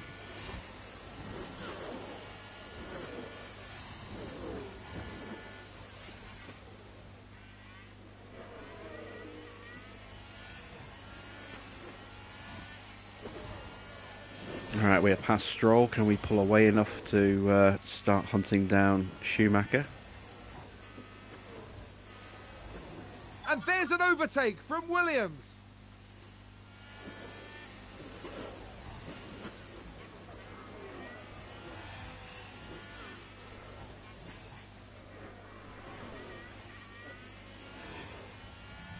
That was ugly, and they were doing so well.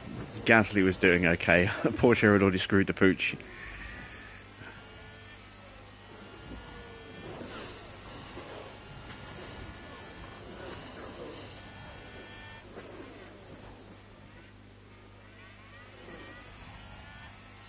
Okay, so the gap is 3.5, 3.6 seconds. Let's see how we're doing after this lap.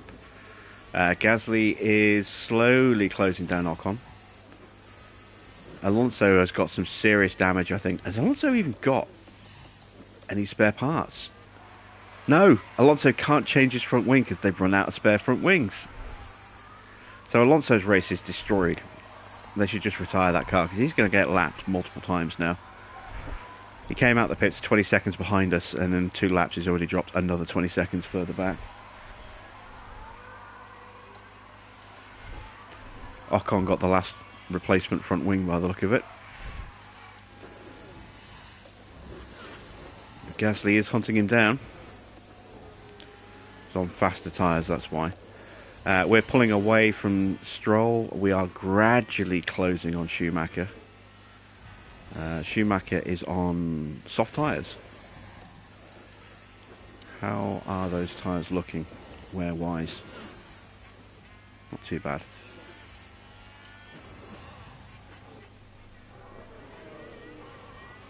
So, all we can do now is just kind of sit in this view and keep an eye on Gasly closing in on Ocon. That's going to happen before Porsche gets to Schumacher.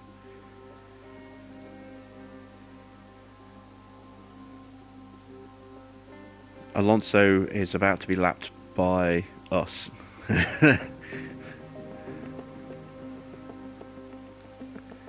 When we're not that far behind him, he's so slow.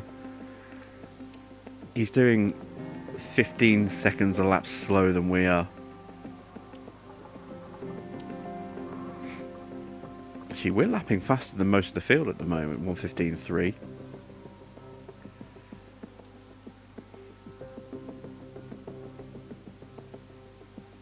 I think the soft tyres are starting to go off as well, because we've suddenly gained a huge chunk of time on Schumacher.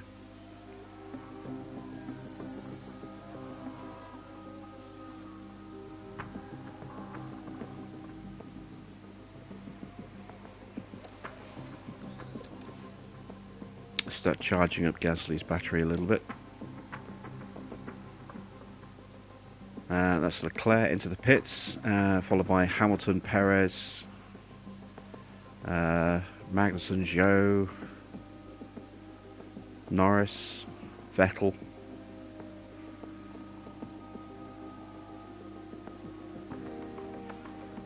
Porsche's within a second of Mick now. We're within a second of Ocon.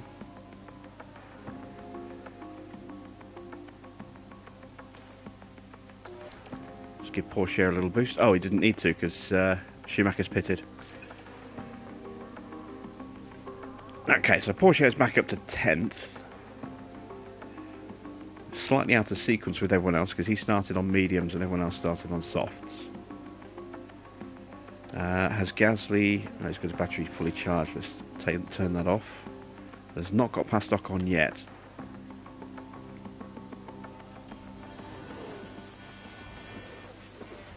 Let's make that move happen.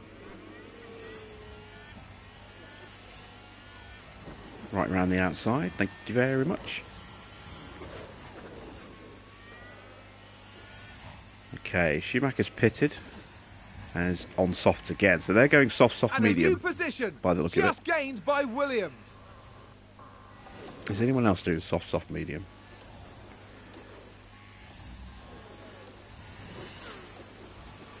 Some of them are. Some are going soft, medium, soft. Sainz is going soft, medium, soft.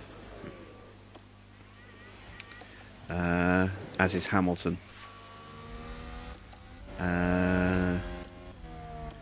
Was it Perez or Verstappen who pitted?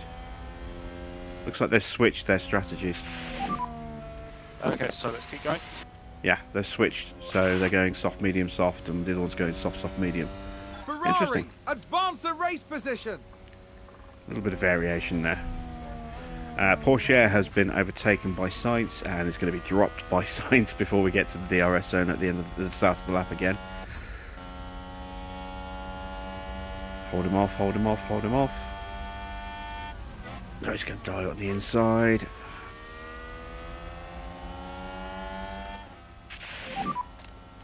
Okay, keep it clean. Focus on the pace. Let's try and complete the move. Only can use the deploy. Okay.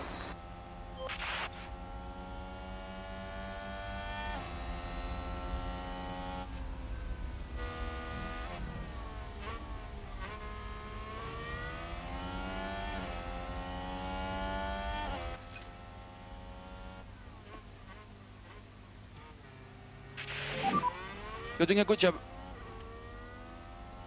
Okay, there we go. And there's an overtake from Williams. Teo 9th at the moment, thanks to pit stops. Holding back the cars behind. Good stuff.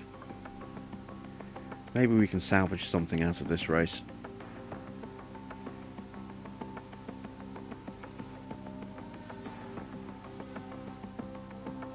And Gasly's a long way back. Oh, Mick had a little wobble there. I think there's been a lock-up. Let's see what happened there. Right, watch this. There's Schumacher. Well, they've locked up. He kept it out the wall, though.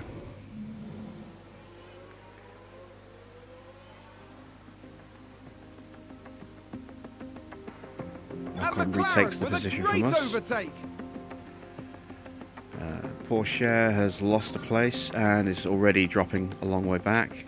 Magnussen's going to get us on the start-finish straight. Oh, did someone run wide there?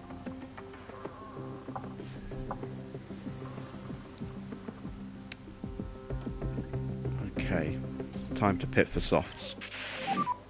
And box.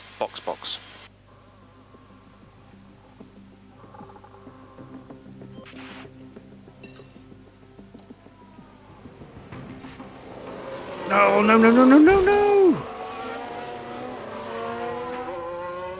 That might be a retirement. Let's have a look.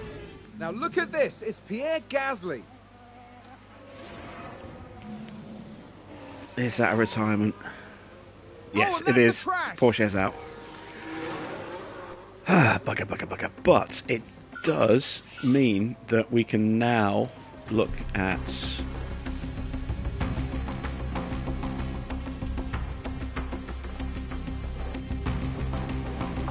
getting Gasly back into contention and back into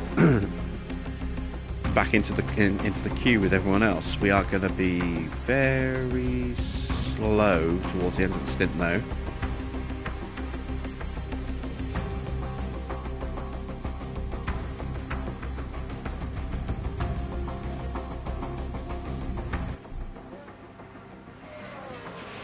Let me just pause for a Okay, mate. second.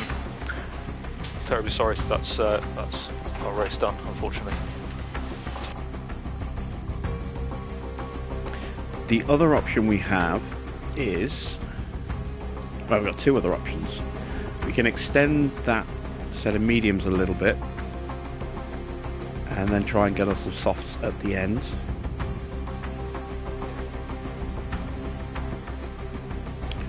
Or we can go for a set of mediums and come in around about there.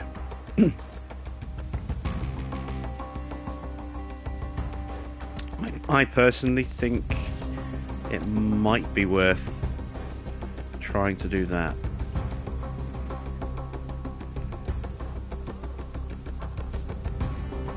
Safety cars could run for a couple of laps. We can really save some tyre wear. We can close back in. We're not going to lose any track position because we're not going to be pitting, and then we would still have a set of softs to try and attack with at the end of the race.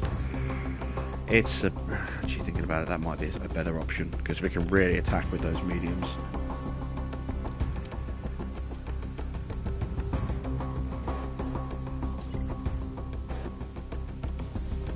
So, do we pit now, or do we stay out? I mean, where is... The safety car's going to get picked up this lap. What's everyone else's tyres looking like? Sonoda might take advantage of this safety car.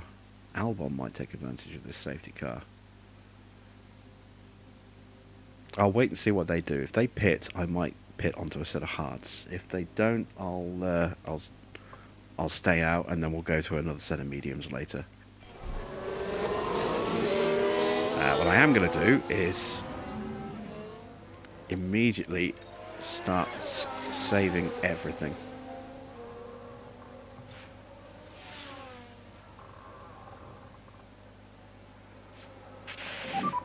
Need to drop the pace. Okay. So Albon has pitted, as I thought he might do, and Sonoda has pitted as well. Okay.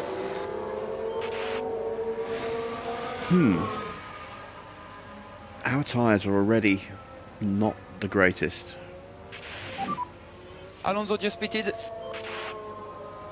Alonso's pitted for new tyres, but that's kind of pointless.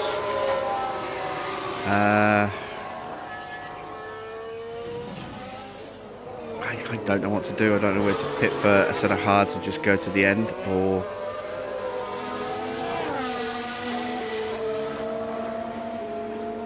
Albon and Tsunoda both gone on to mediums. They could theoretically, I think, possibly make those mediums last. They might have to pit late for a new set of softs.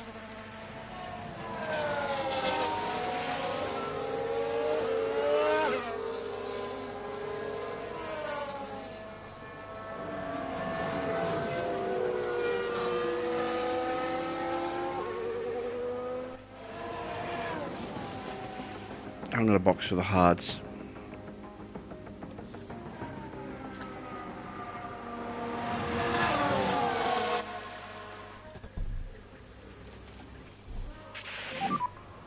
Box, box.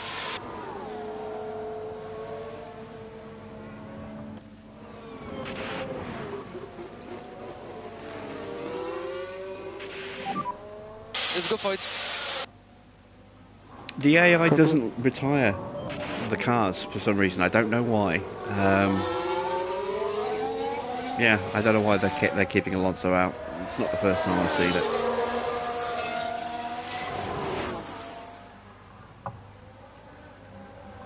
It's not even the first time I've seen it on this track.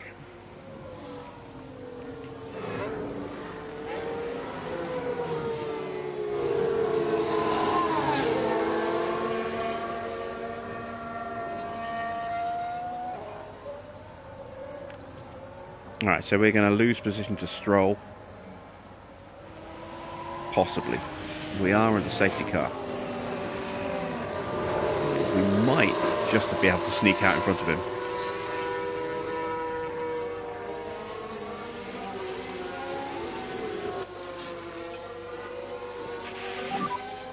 Charge off. Okay. Yeah, in the box. Okay, copy that. Yeah, Stroll's going to get us. Well, that's okay.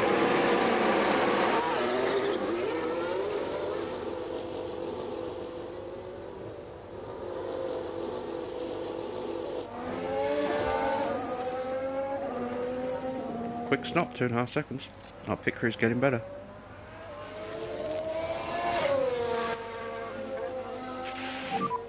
Need to drop the pace. Yeah. So we'll try and stretch these softs, not these softs, sorry, these hards to the end of the race. Safety car in this lap. Safety car in this lap. Copy. Push hard. Push hard.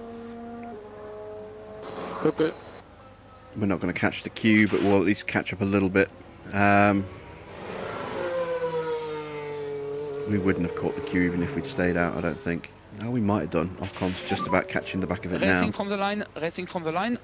We're not massively Copy. far behind, but yeah, we probably should have stayed out. I thought the safety car would stay out for another lap. Oh, hello. We are actually catching it pretty quickly.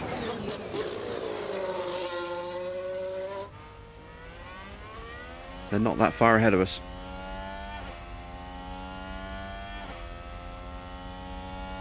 There they are. Well, there's Stroll, just going into the corner now. We're just off the back of it, that's not too bad. Yeah, we'll try and make these hards last. If we are struggling for pace, we can always jump in towards the end for a set of softs and really attack, but yeah, points. Unless we get another safety car once the guys in front make their final pit stop and we've managed to gain a few positions, I can't see. I can't see us sneaking a point here.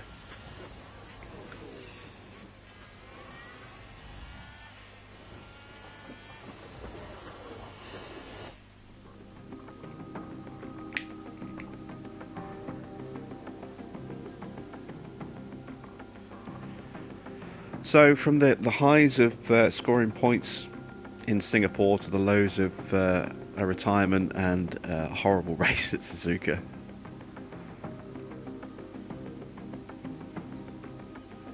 In the process, we destroyed Ocon's chances of points DRS enabled. and DRS enabled. pretty much destroyed Alonso's car. We are lapping faster than the guys in front. We're lapping faster than everybody up to... up to Joe. We're gaining on everyone up to Joe. That's encouraging. Not by much, but we are gaining.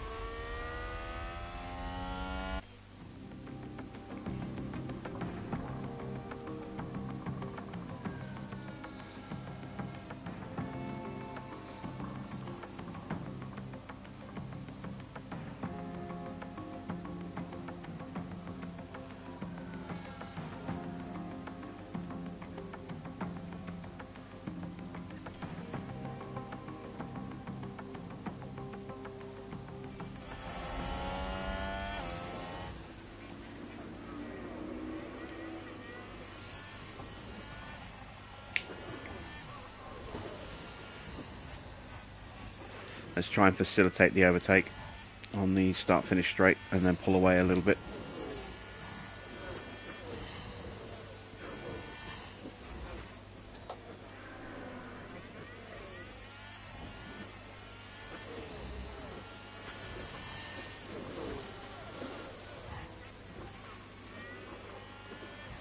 Want to drop Stroll as quickly as we can here. And a new position, just gained by Williams.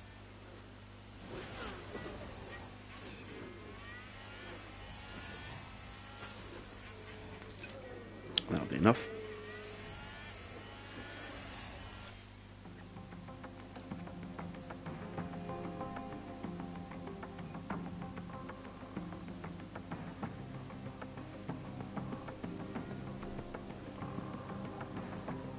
We're already starting to see that train fragment a little bit. Mick has dropped off the back of Tsunoda. If they're going to be in easier to manage chunks like this, means we've got a chance of actually moving up through the ranks a little bit. If they were all in one long queue, it would make it very difficult to make a pass.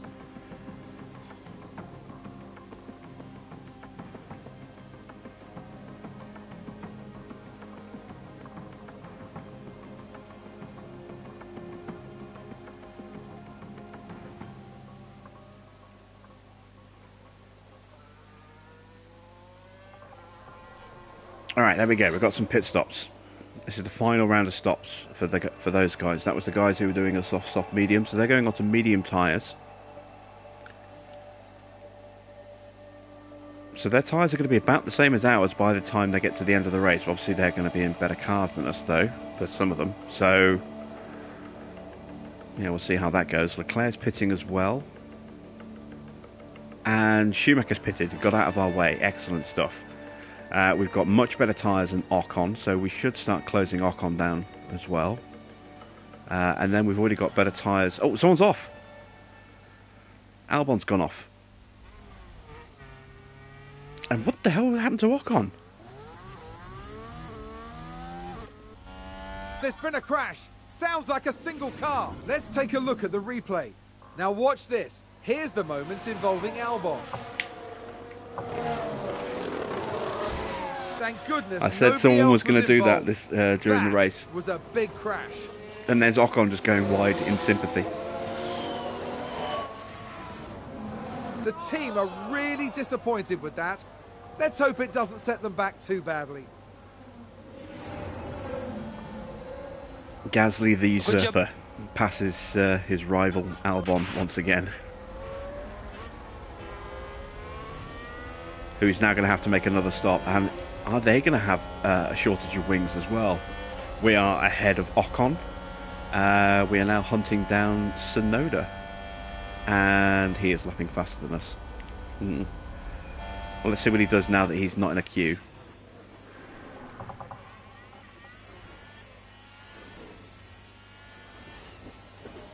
Yeah, he's lapping faster than us. We could still salvage a point or so out of this race yet. We've got some fast guys coming up behind us. Leclerc in particular. And Perez. But if we can hold everyone else back... If we get another safety car now,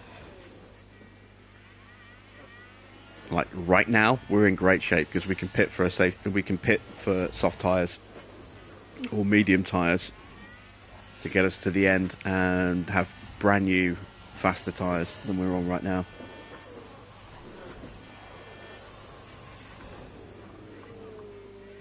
So 134s for the cars in front, 133.9 for us. We are starting to close them down a little bit. 132.9, a whole second faster for Leclerc behind us. That's not at all surprising. There he is.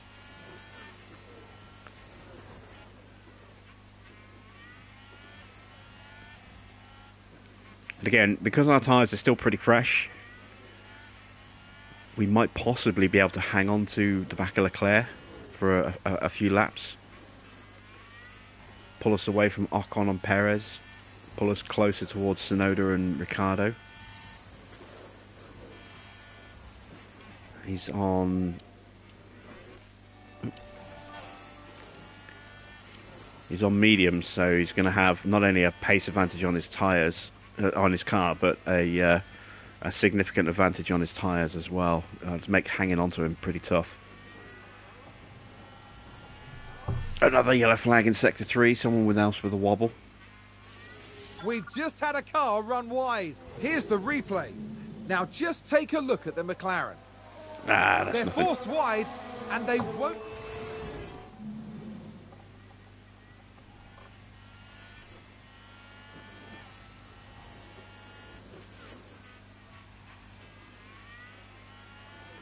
As we go through Spoon. There's Verstappen, Sainz, Hamilton and Ricciardo all pitting in front of us. Which means Russell and Tsunoda are definitely going to pit again as well. And no change to position for us.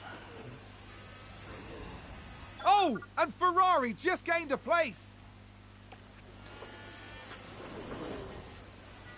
Desperately want to try and hang on to these guys now.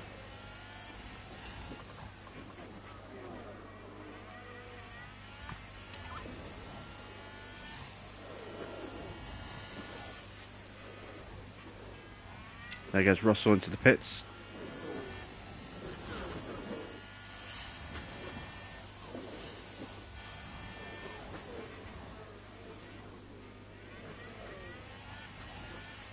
We got DRS. She's just as well because I'm out of battery.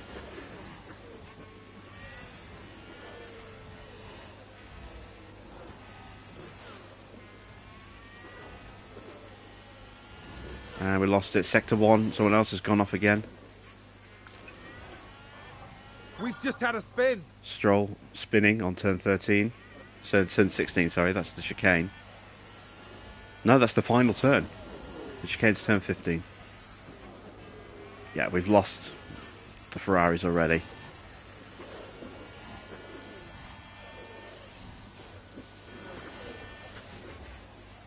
But we're sitting P7.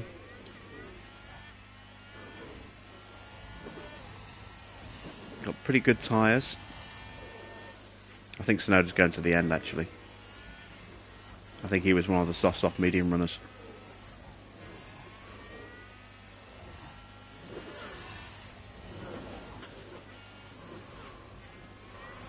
Everyone's going to get held up behind Tsunoda. If we can keep closing on Tsunoda, who is doing 134s, we're doing 133s. Yeah, if we can hang on to the back of Tsunoda, or if Tsunoda can hold everyone else up, we can get back into this.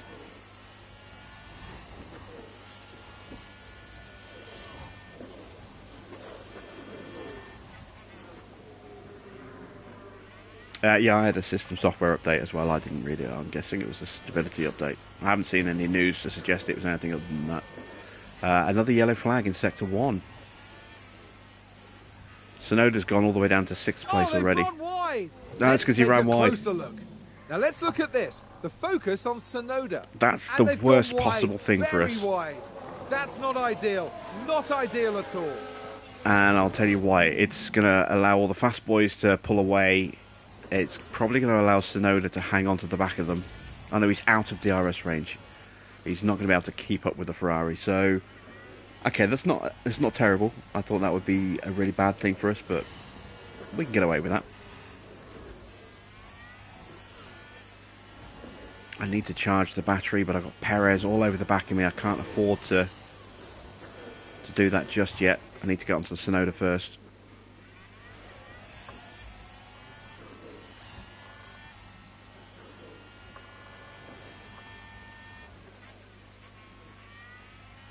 I can't believe we're looking at salvaging points from this race. I really can't.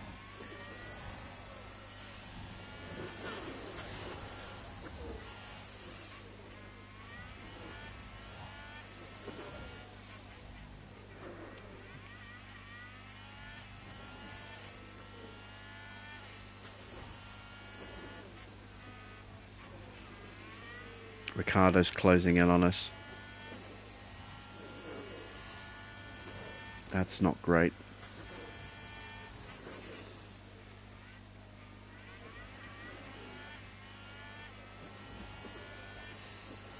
Doing a great job of holding back Perez at the moment, though.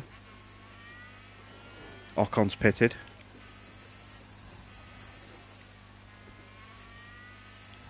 One less car to worry about.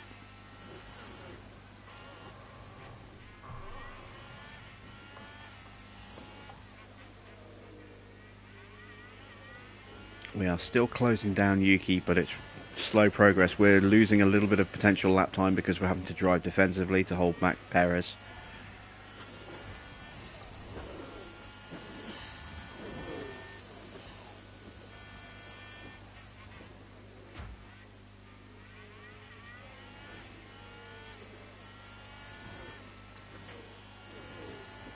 Our tyres are now in better shape than Yuki. In another couple of laps, that'll really hopefully start to pay some dividends for us. I am worried about Ricciardo closing us down.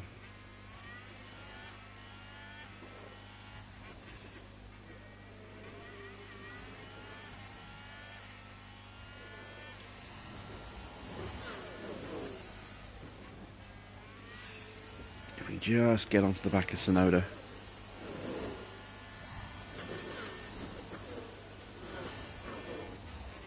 So close.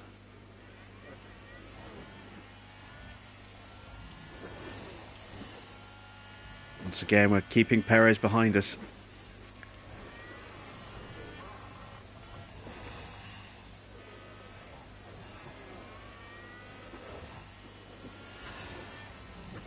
I cannot spend any battery to get us into that 1 second range because we've got practically nothing left. I'm trying to get us to a position where we can actually start to recharge it a little bit. I'm almost out of bonus fuel. I don't want to push the tyres too hard because I want to have that tyre advantage over Sonoda for the last few laps of the race. Alright, please give us the DRS. Oh, we just missed it by the tiniest fraction. Alright, this lap. Surely this lap.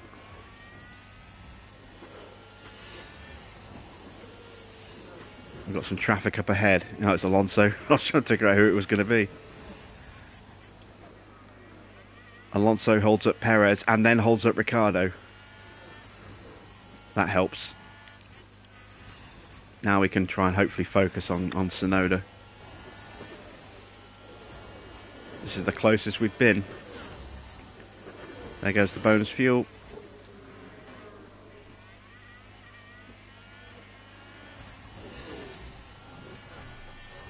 DRS is open even though the flap was closed.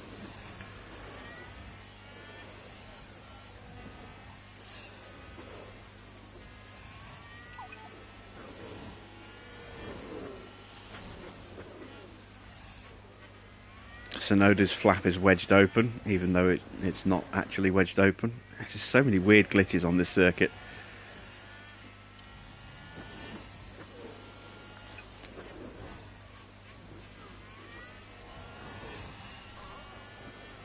Right, can we keep Perez behind us through 130R? Yes, we can. And through Casio. Alright, we've got the DRS again. Try and save a little bit of battery through the Senna S's. Through Dunlop. Into the Degners. And now we go neutral again on the run to Spoon. Someone's gone off in sector 1. Someone's just probably gone wide on turn 1. Keep an eye on the fuel, please. Oh, Schumacher around 1 on turn 5. That's fine. That doesn't affect our race at all. We've got a 4-car battle for 7th here. So this is to determine who finishes 7th, 8th, 9th and 10th. No, 6th to 9th, sorry, not 7th to 10th.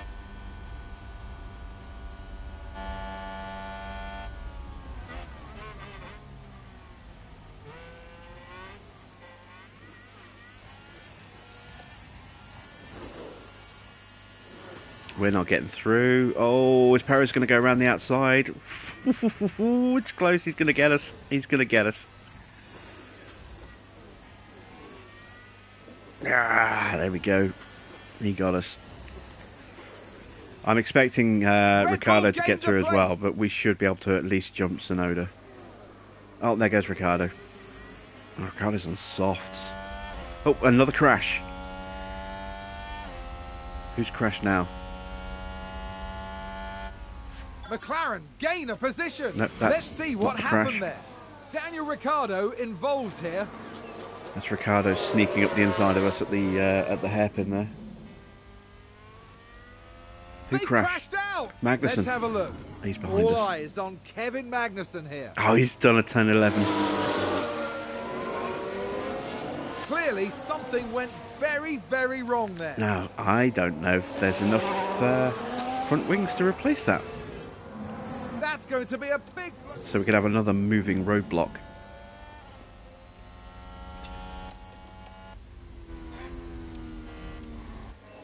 Now he's missing half the front wing. Is he going to continue to miss half the front wing?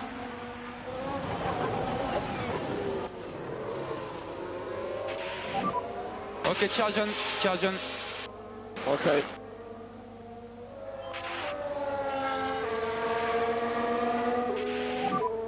Four more. Alright, there goes Perez. He's got through, so that could be bad for us if Tsunoda can keep pace with Perez.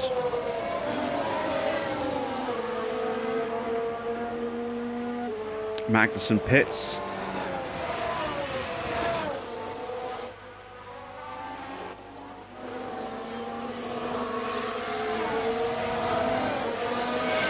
Tsunoda can't keep pace with Perez. Perez is gone already.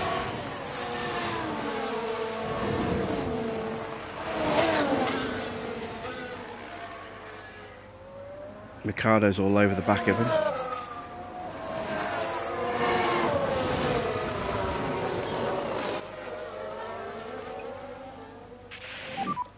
Charge off. Yeah, copy. Oh, Magnussen did was able to change his wing. Okay. Someone spun. Was that Alonso spinning? Sounds like we've had a No, spin. Bottas. Let's take a look at the replay. Now we see Valtteri Bottas. Bottas, one of the cars that's hunting us down a little bit, so that's another car out of contention. Oh, we are now in danger of falling out of range. We've got to go full attack. Okay, we need some deploy. Can't Okay. attack with fuel. We have margin to push a bit more. Yeah. We need a little bit more lift off if you can, please. We need a little bit more. Copy. 3 more laps, 3 more laps. Copy. Alright, Tsunoda's tyres are looking a little rough. We can get Tsunoda, we can get another 8th place finish. I can't believe we're going to get 8th place. I really can't. After the way this race has gone.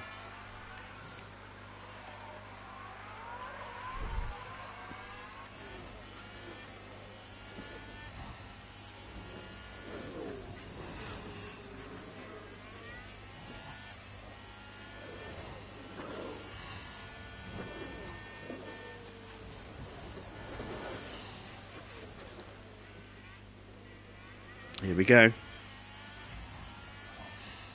And we got the move done. Can we get back onto Ricciardo?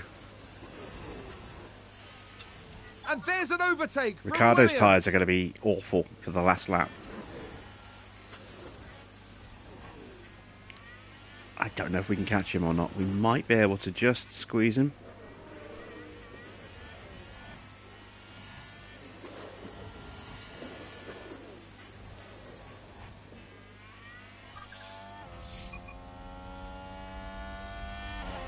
I've got to go full attack with the tyres. I'm even going to push the fuel briefly.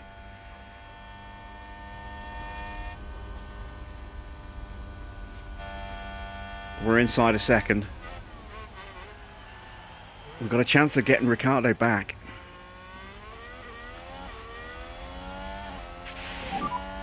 And keep an eye on your battery. Ah, we ran out of battery. But here is the DRS. Is it One more enough? lap. Is it enough for a lunge?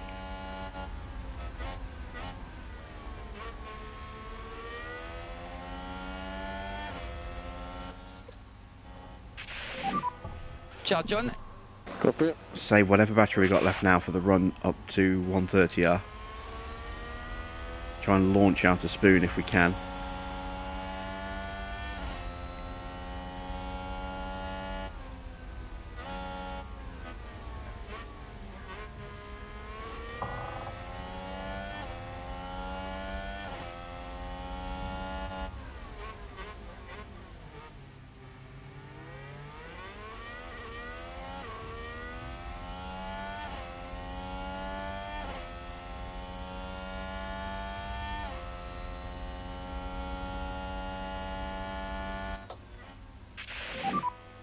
And you can use the deploy. Yeah. This is it. This is our final opportunity.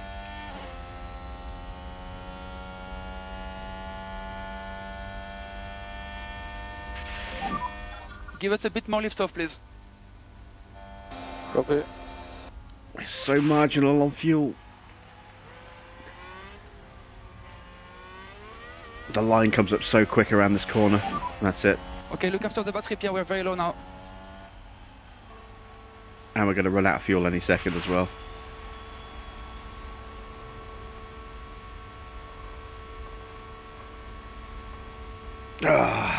What a fight back though to 8th place, considering how this race was going at one point. We were looking fantastic, then we were looking awful, and then we were looking okay, and then Porsche retired. And we managed to fight our way back through and still get points. That is the difference, you're right. That is the difference of Gasly against Albon. Albon would not have been able to do that.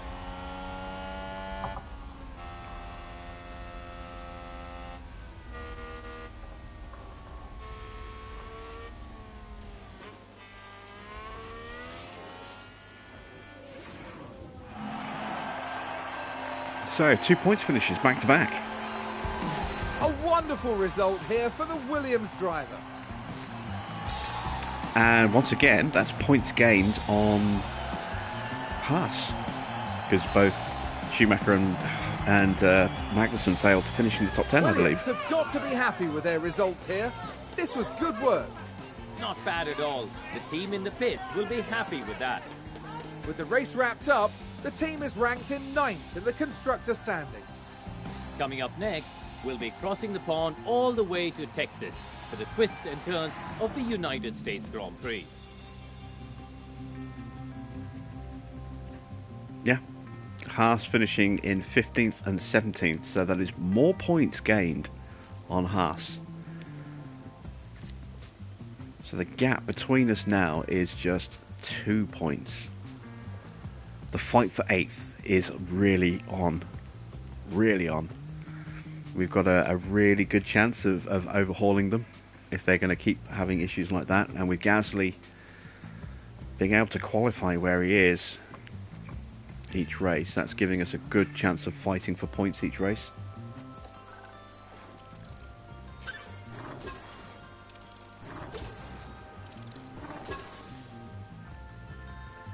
A good race for Teo. Could have been better. He only completed 40 out of 100 on it, given that he wiped out. We get 98 out of 100 for Pierre. We lose a couple because there was a safety car. But we do get a point for Teo, which is good. A much needed point. We get another 5 mil in sponsorship money. And our side pod research is done as well. So let's see on the calendar, when is the next period of ATR testing? It's in 1, 2, 3 weeks. So whatever we need to do, we kind of need to get done pretty quickly. I think we were going to do a front wing, if I remember rightly, with this particular bit of research. I don't know if we've got any hours left. I think we might have some. Let's research a front wing. There's no regulation changes, but it is a huge, important piece of the car, and we have no hours left. Okay, that is disappointing. Can we potentially squeeze in a front wing when the new things open up? Let's see our current projects. We have 37 days on the rear wing, 81 days left on the underfloor.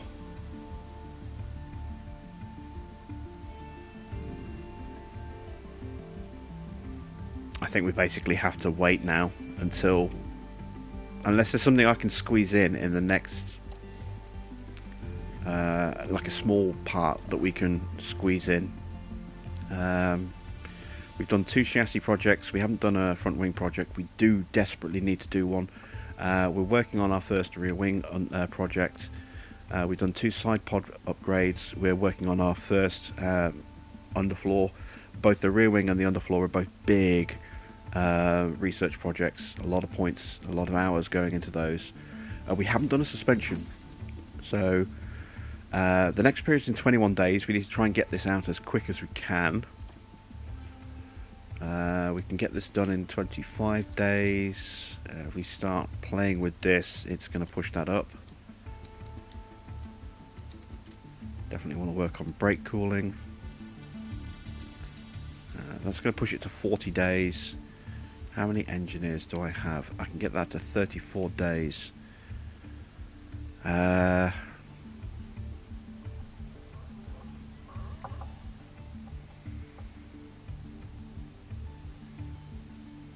think that might be a little too long.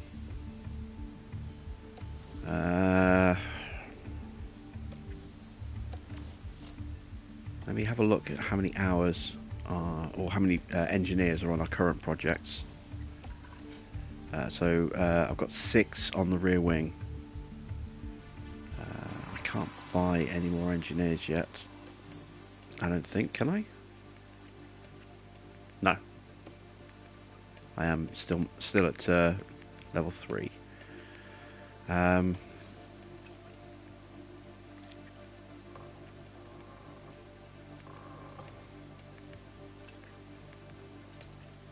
Oh, actually, let's put some points in here.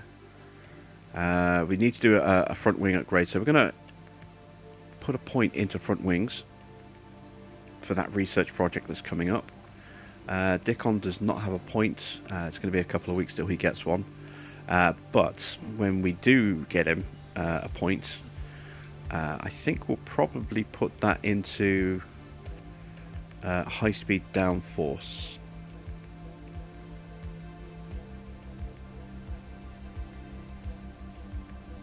For the front wing. No points for our engineers. Let's take a look at our pit crew quickly. Yeah, their front and rear jack work is coming along nicely. Okay, so there is a way for us to find out how long we can do this. If I go to car parts development, new project, we can work out exactly how long we've got left before we have to get the project finished. So if we just do a rear wing with everything, this is going to push this all the way to the extreme. That's telling me 80 days. Okay, so we need something that's going to take longer than 80 days. The only thing that we could do that would be an underfloor, and we're already doing that, so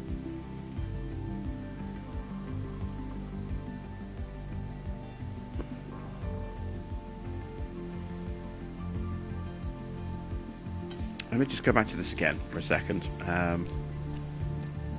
Push these all out again. So we know it's 80 days, and we can see the impact of each engineer being added in terms of the time reduction. Trying to work out whether we're going to have time to do a big wing project if we wait for the next period of ATR testing. So that's 67 days with 3 engineers. So each engineer saves 7 days. So it'll be 80 with 6 engineers. That'll drop that down to, quick bit of maths, 42. Well, it won't be that much, surely not. 7 days saved, 7 days saved. Oh, well, okay. Well, it's researching rather than actually designing, so it's a little different. So maybe we can if we go 80, and then we go 6 engineers. 6 times 7 is 42. Yeah, maybe we can get that squeezed in. So with that in mind, then we can go ahead and squeeze in a quick suspension upgrade. We've got no hours to put in, but a little bit of work is better than no work on the suspension. It will give us a boost to our drag reduction. It'll give us a boost to our cornering downforce. It'll improve our brake cooling and our front airflow. We'll put our 3 engineers on. We'll start that research project, and then we just got to wait now for the rear wing to finish, and then we can throw 6 engineers at a front wing, and we'll have 3 engineers to throw at maybe another side pod or something. Hell, maybe even another rear wing. We did have a point for Teo. Let's go ahead and allocate that now. Boost his reactions a little bit more. No point for Pierre, no point for Logan. We're 11 days out. Let's see what damage we've done to our stockpile. We need another chassis. We need a couple more front wings. So let's go ahead and start making those.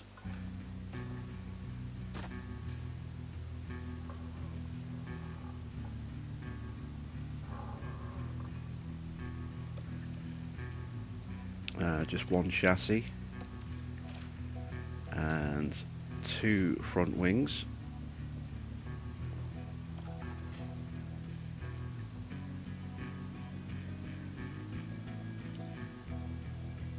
Just checking I've got the right one here. Yes, front wing 2. 2 front wings.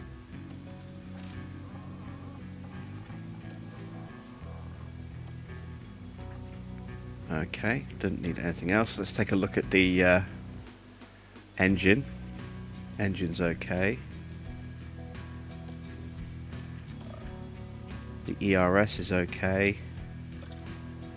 And the gearbox is okay. Thank God for that. Alright, that's a bit reassuring. So let's just speed through our emails and kick the time on a little bit. That's our 2 front wings done. Back up to 5 in stock. That's our chassis, back up to 4 of stock.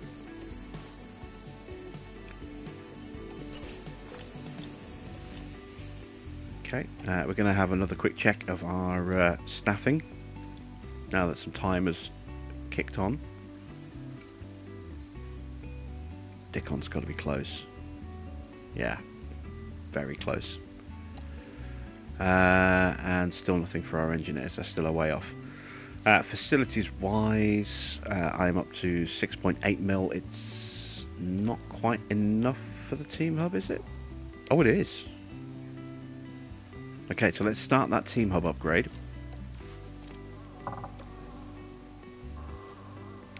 And now we are ready to go racing in Texas. We've got all the parts we need. Financially still disappointed because of the big overspend in July. I was hoping that would have leveled out by now, but apparently not. Maybe at the end of this month it'll change.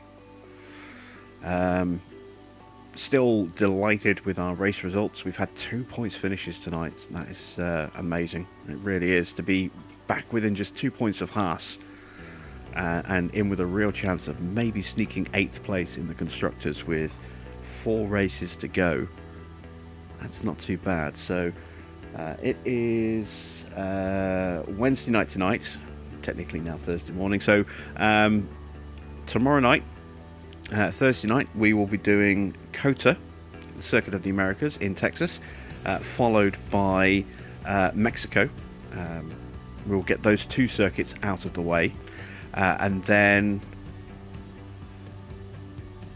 rather than doing Haas on Friday, I'm going to do the last 2 races of the season for Williams.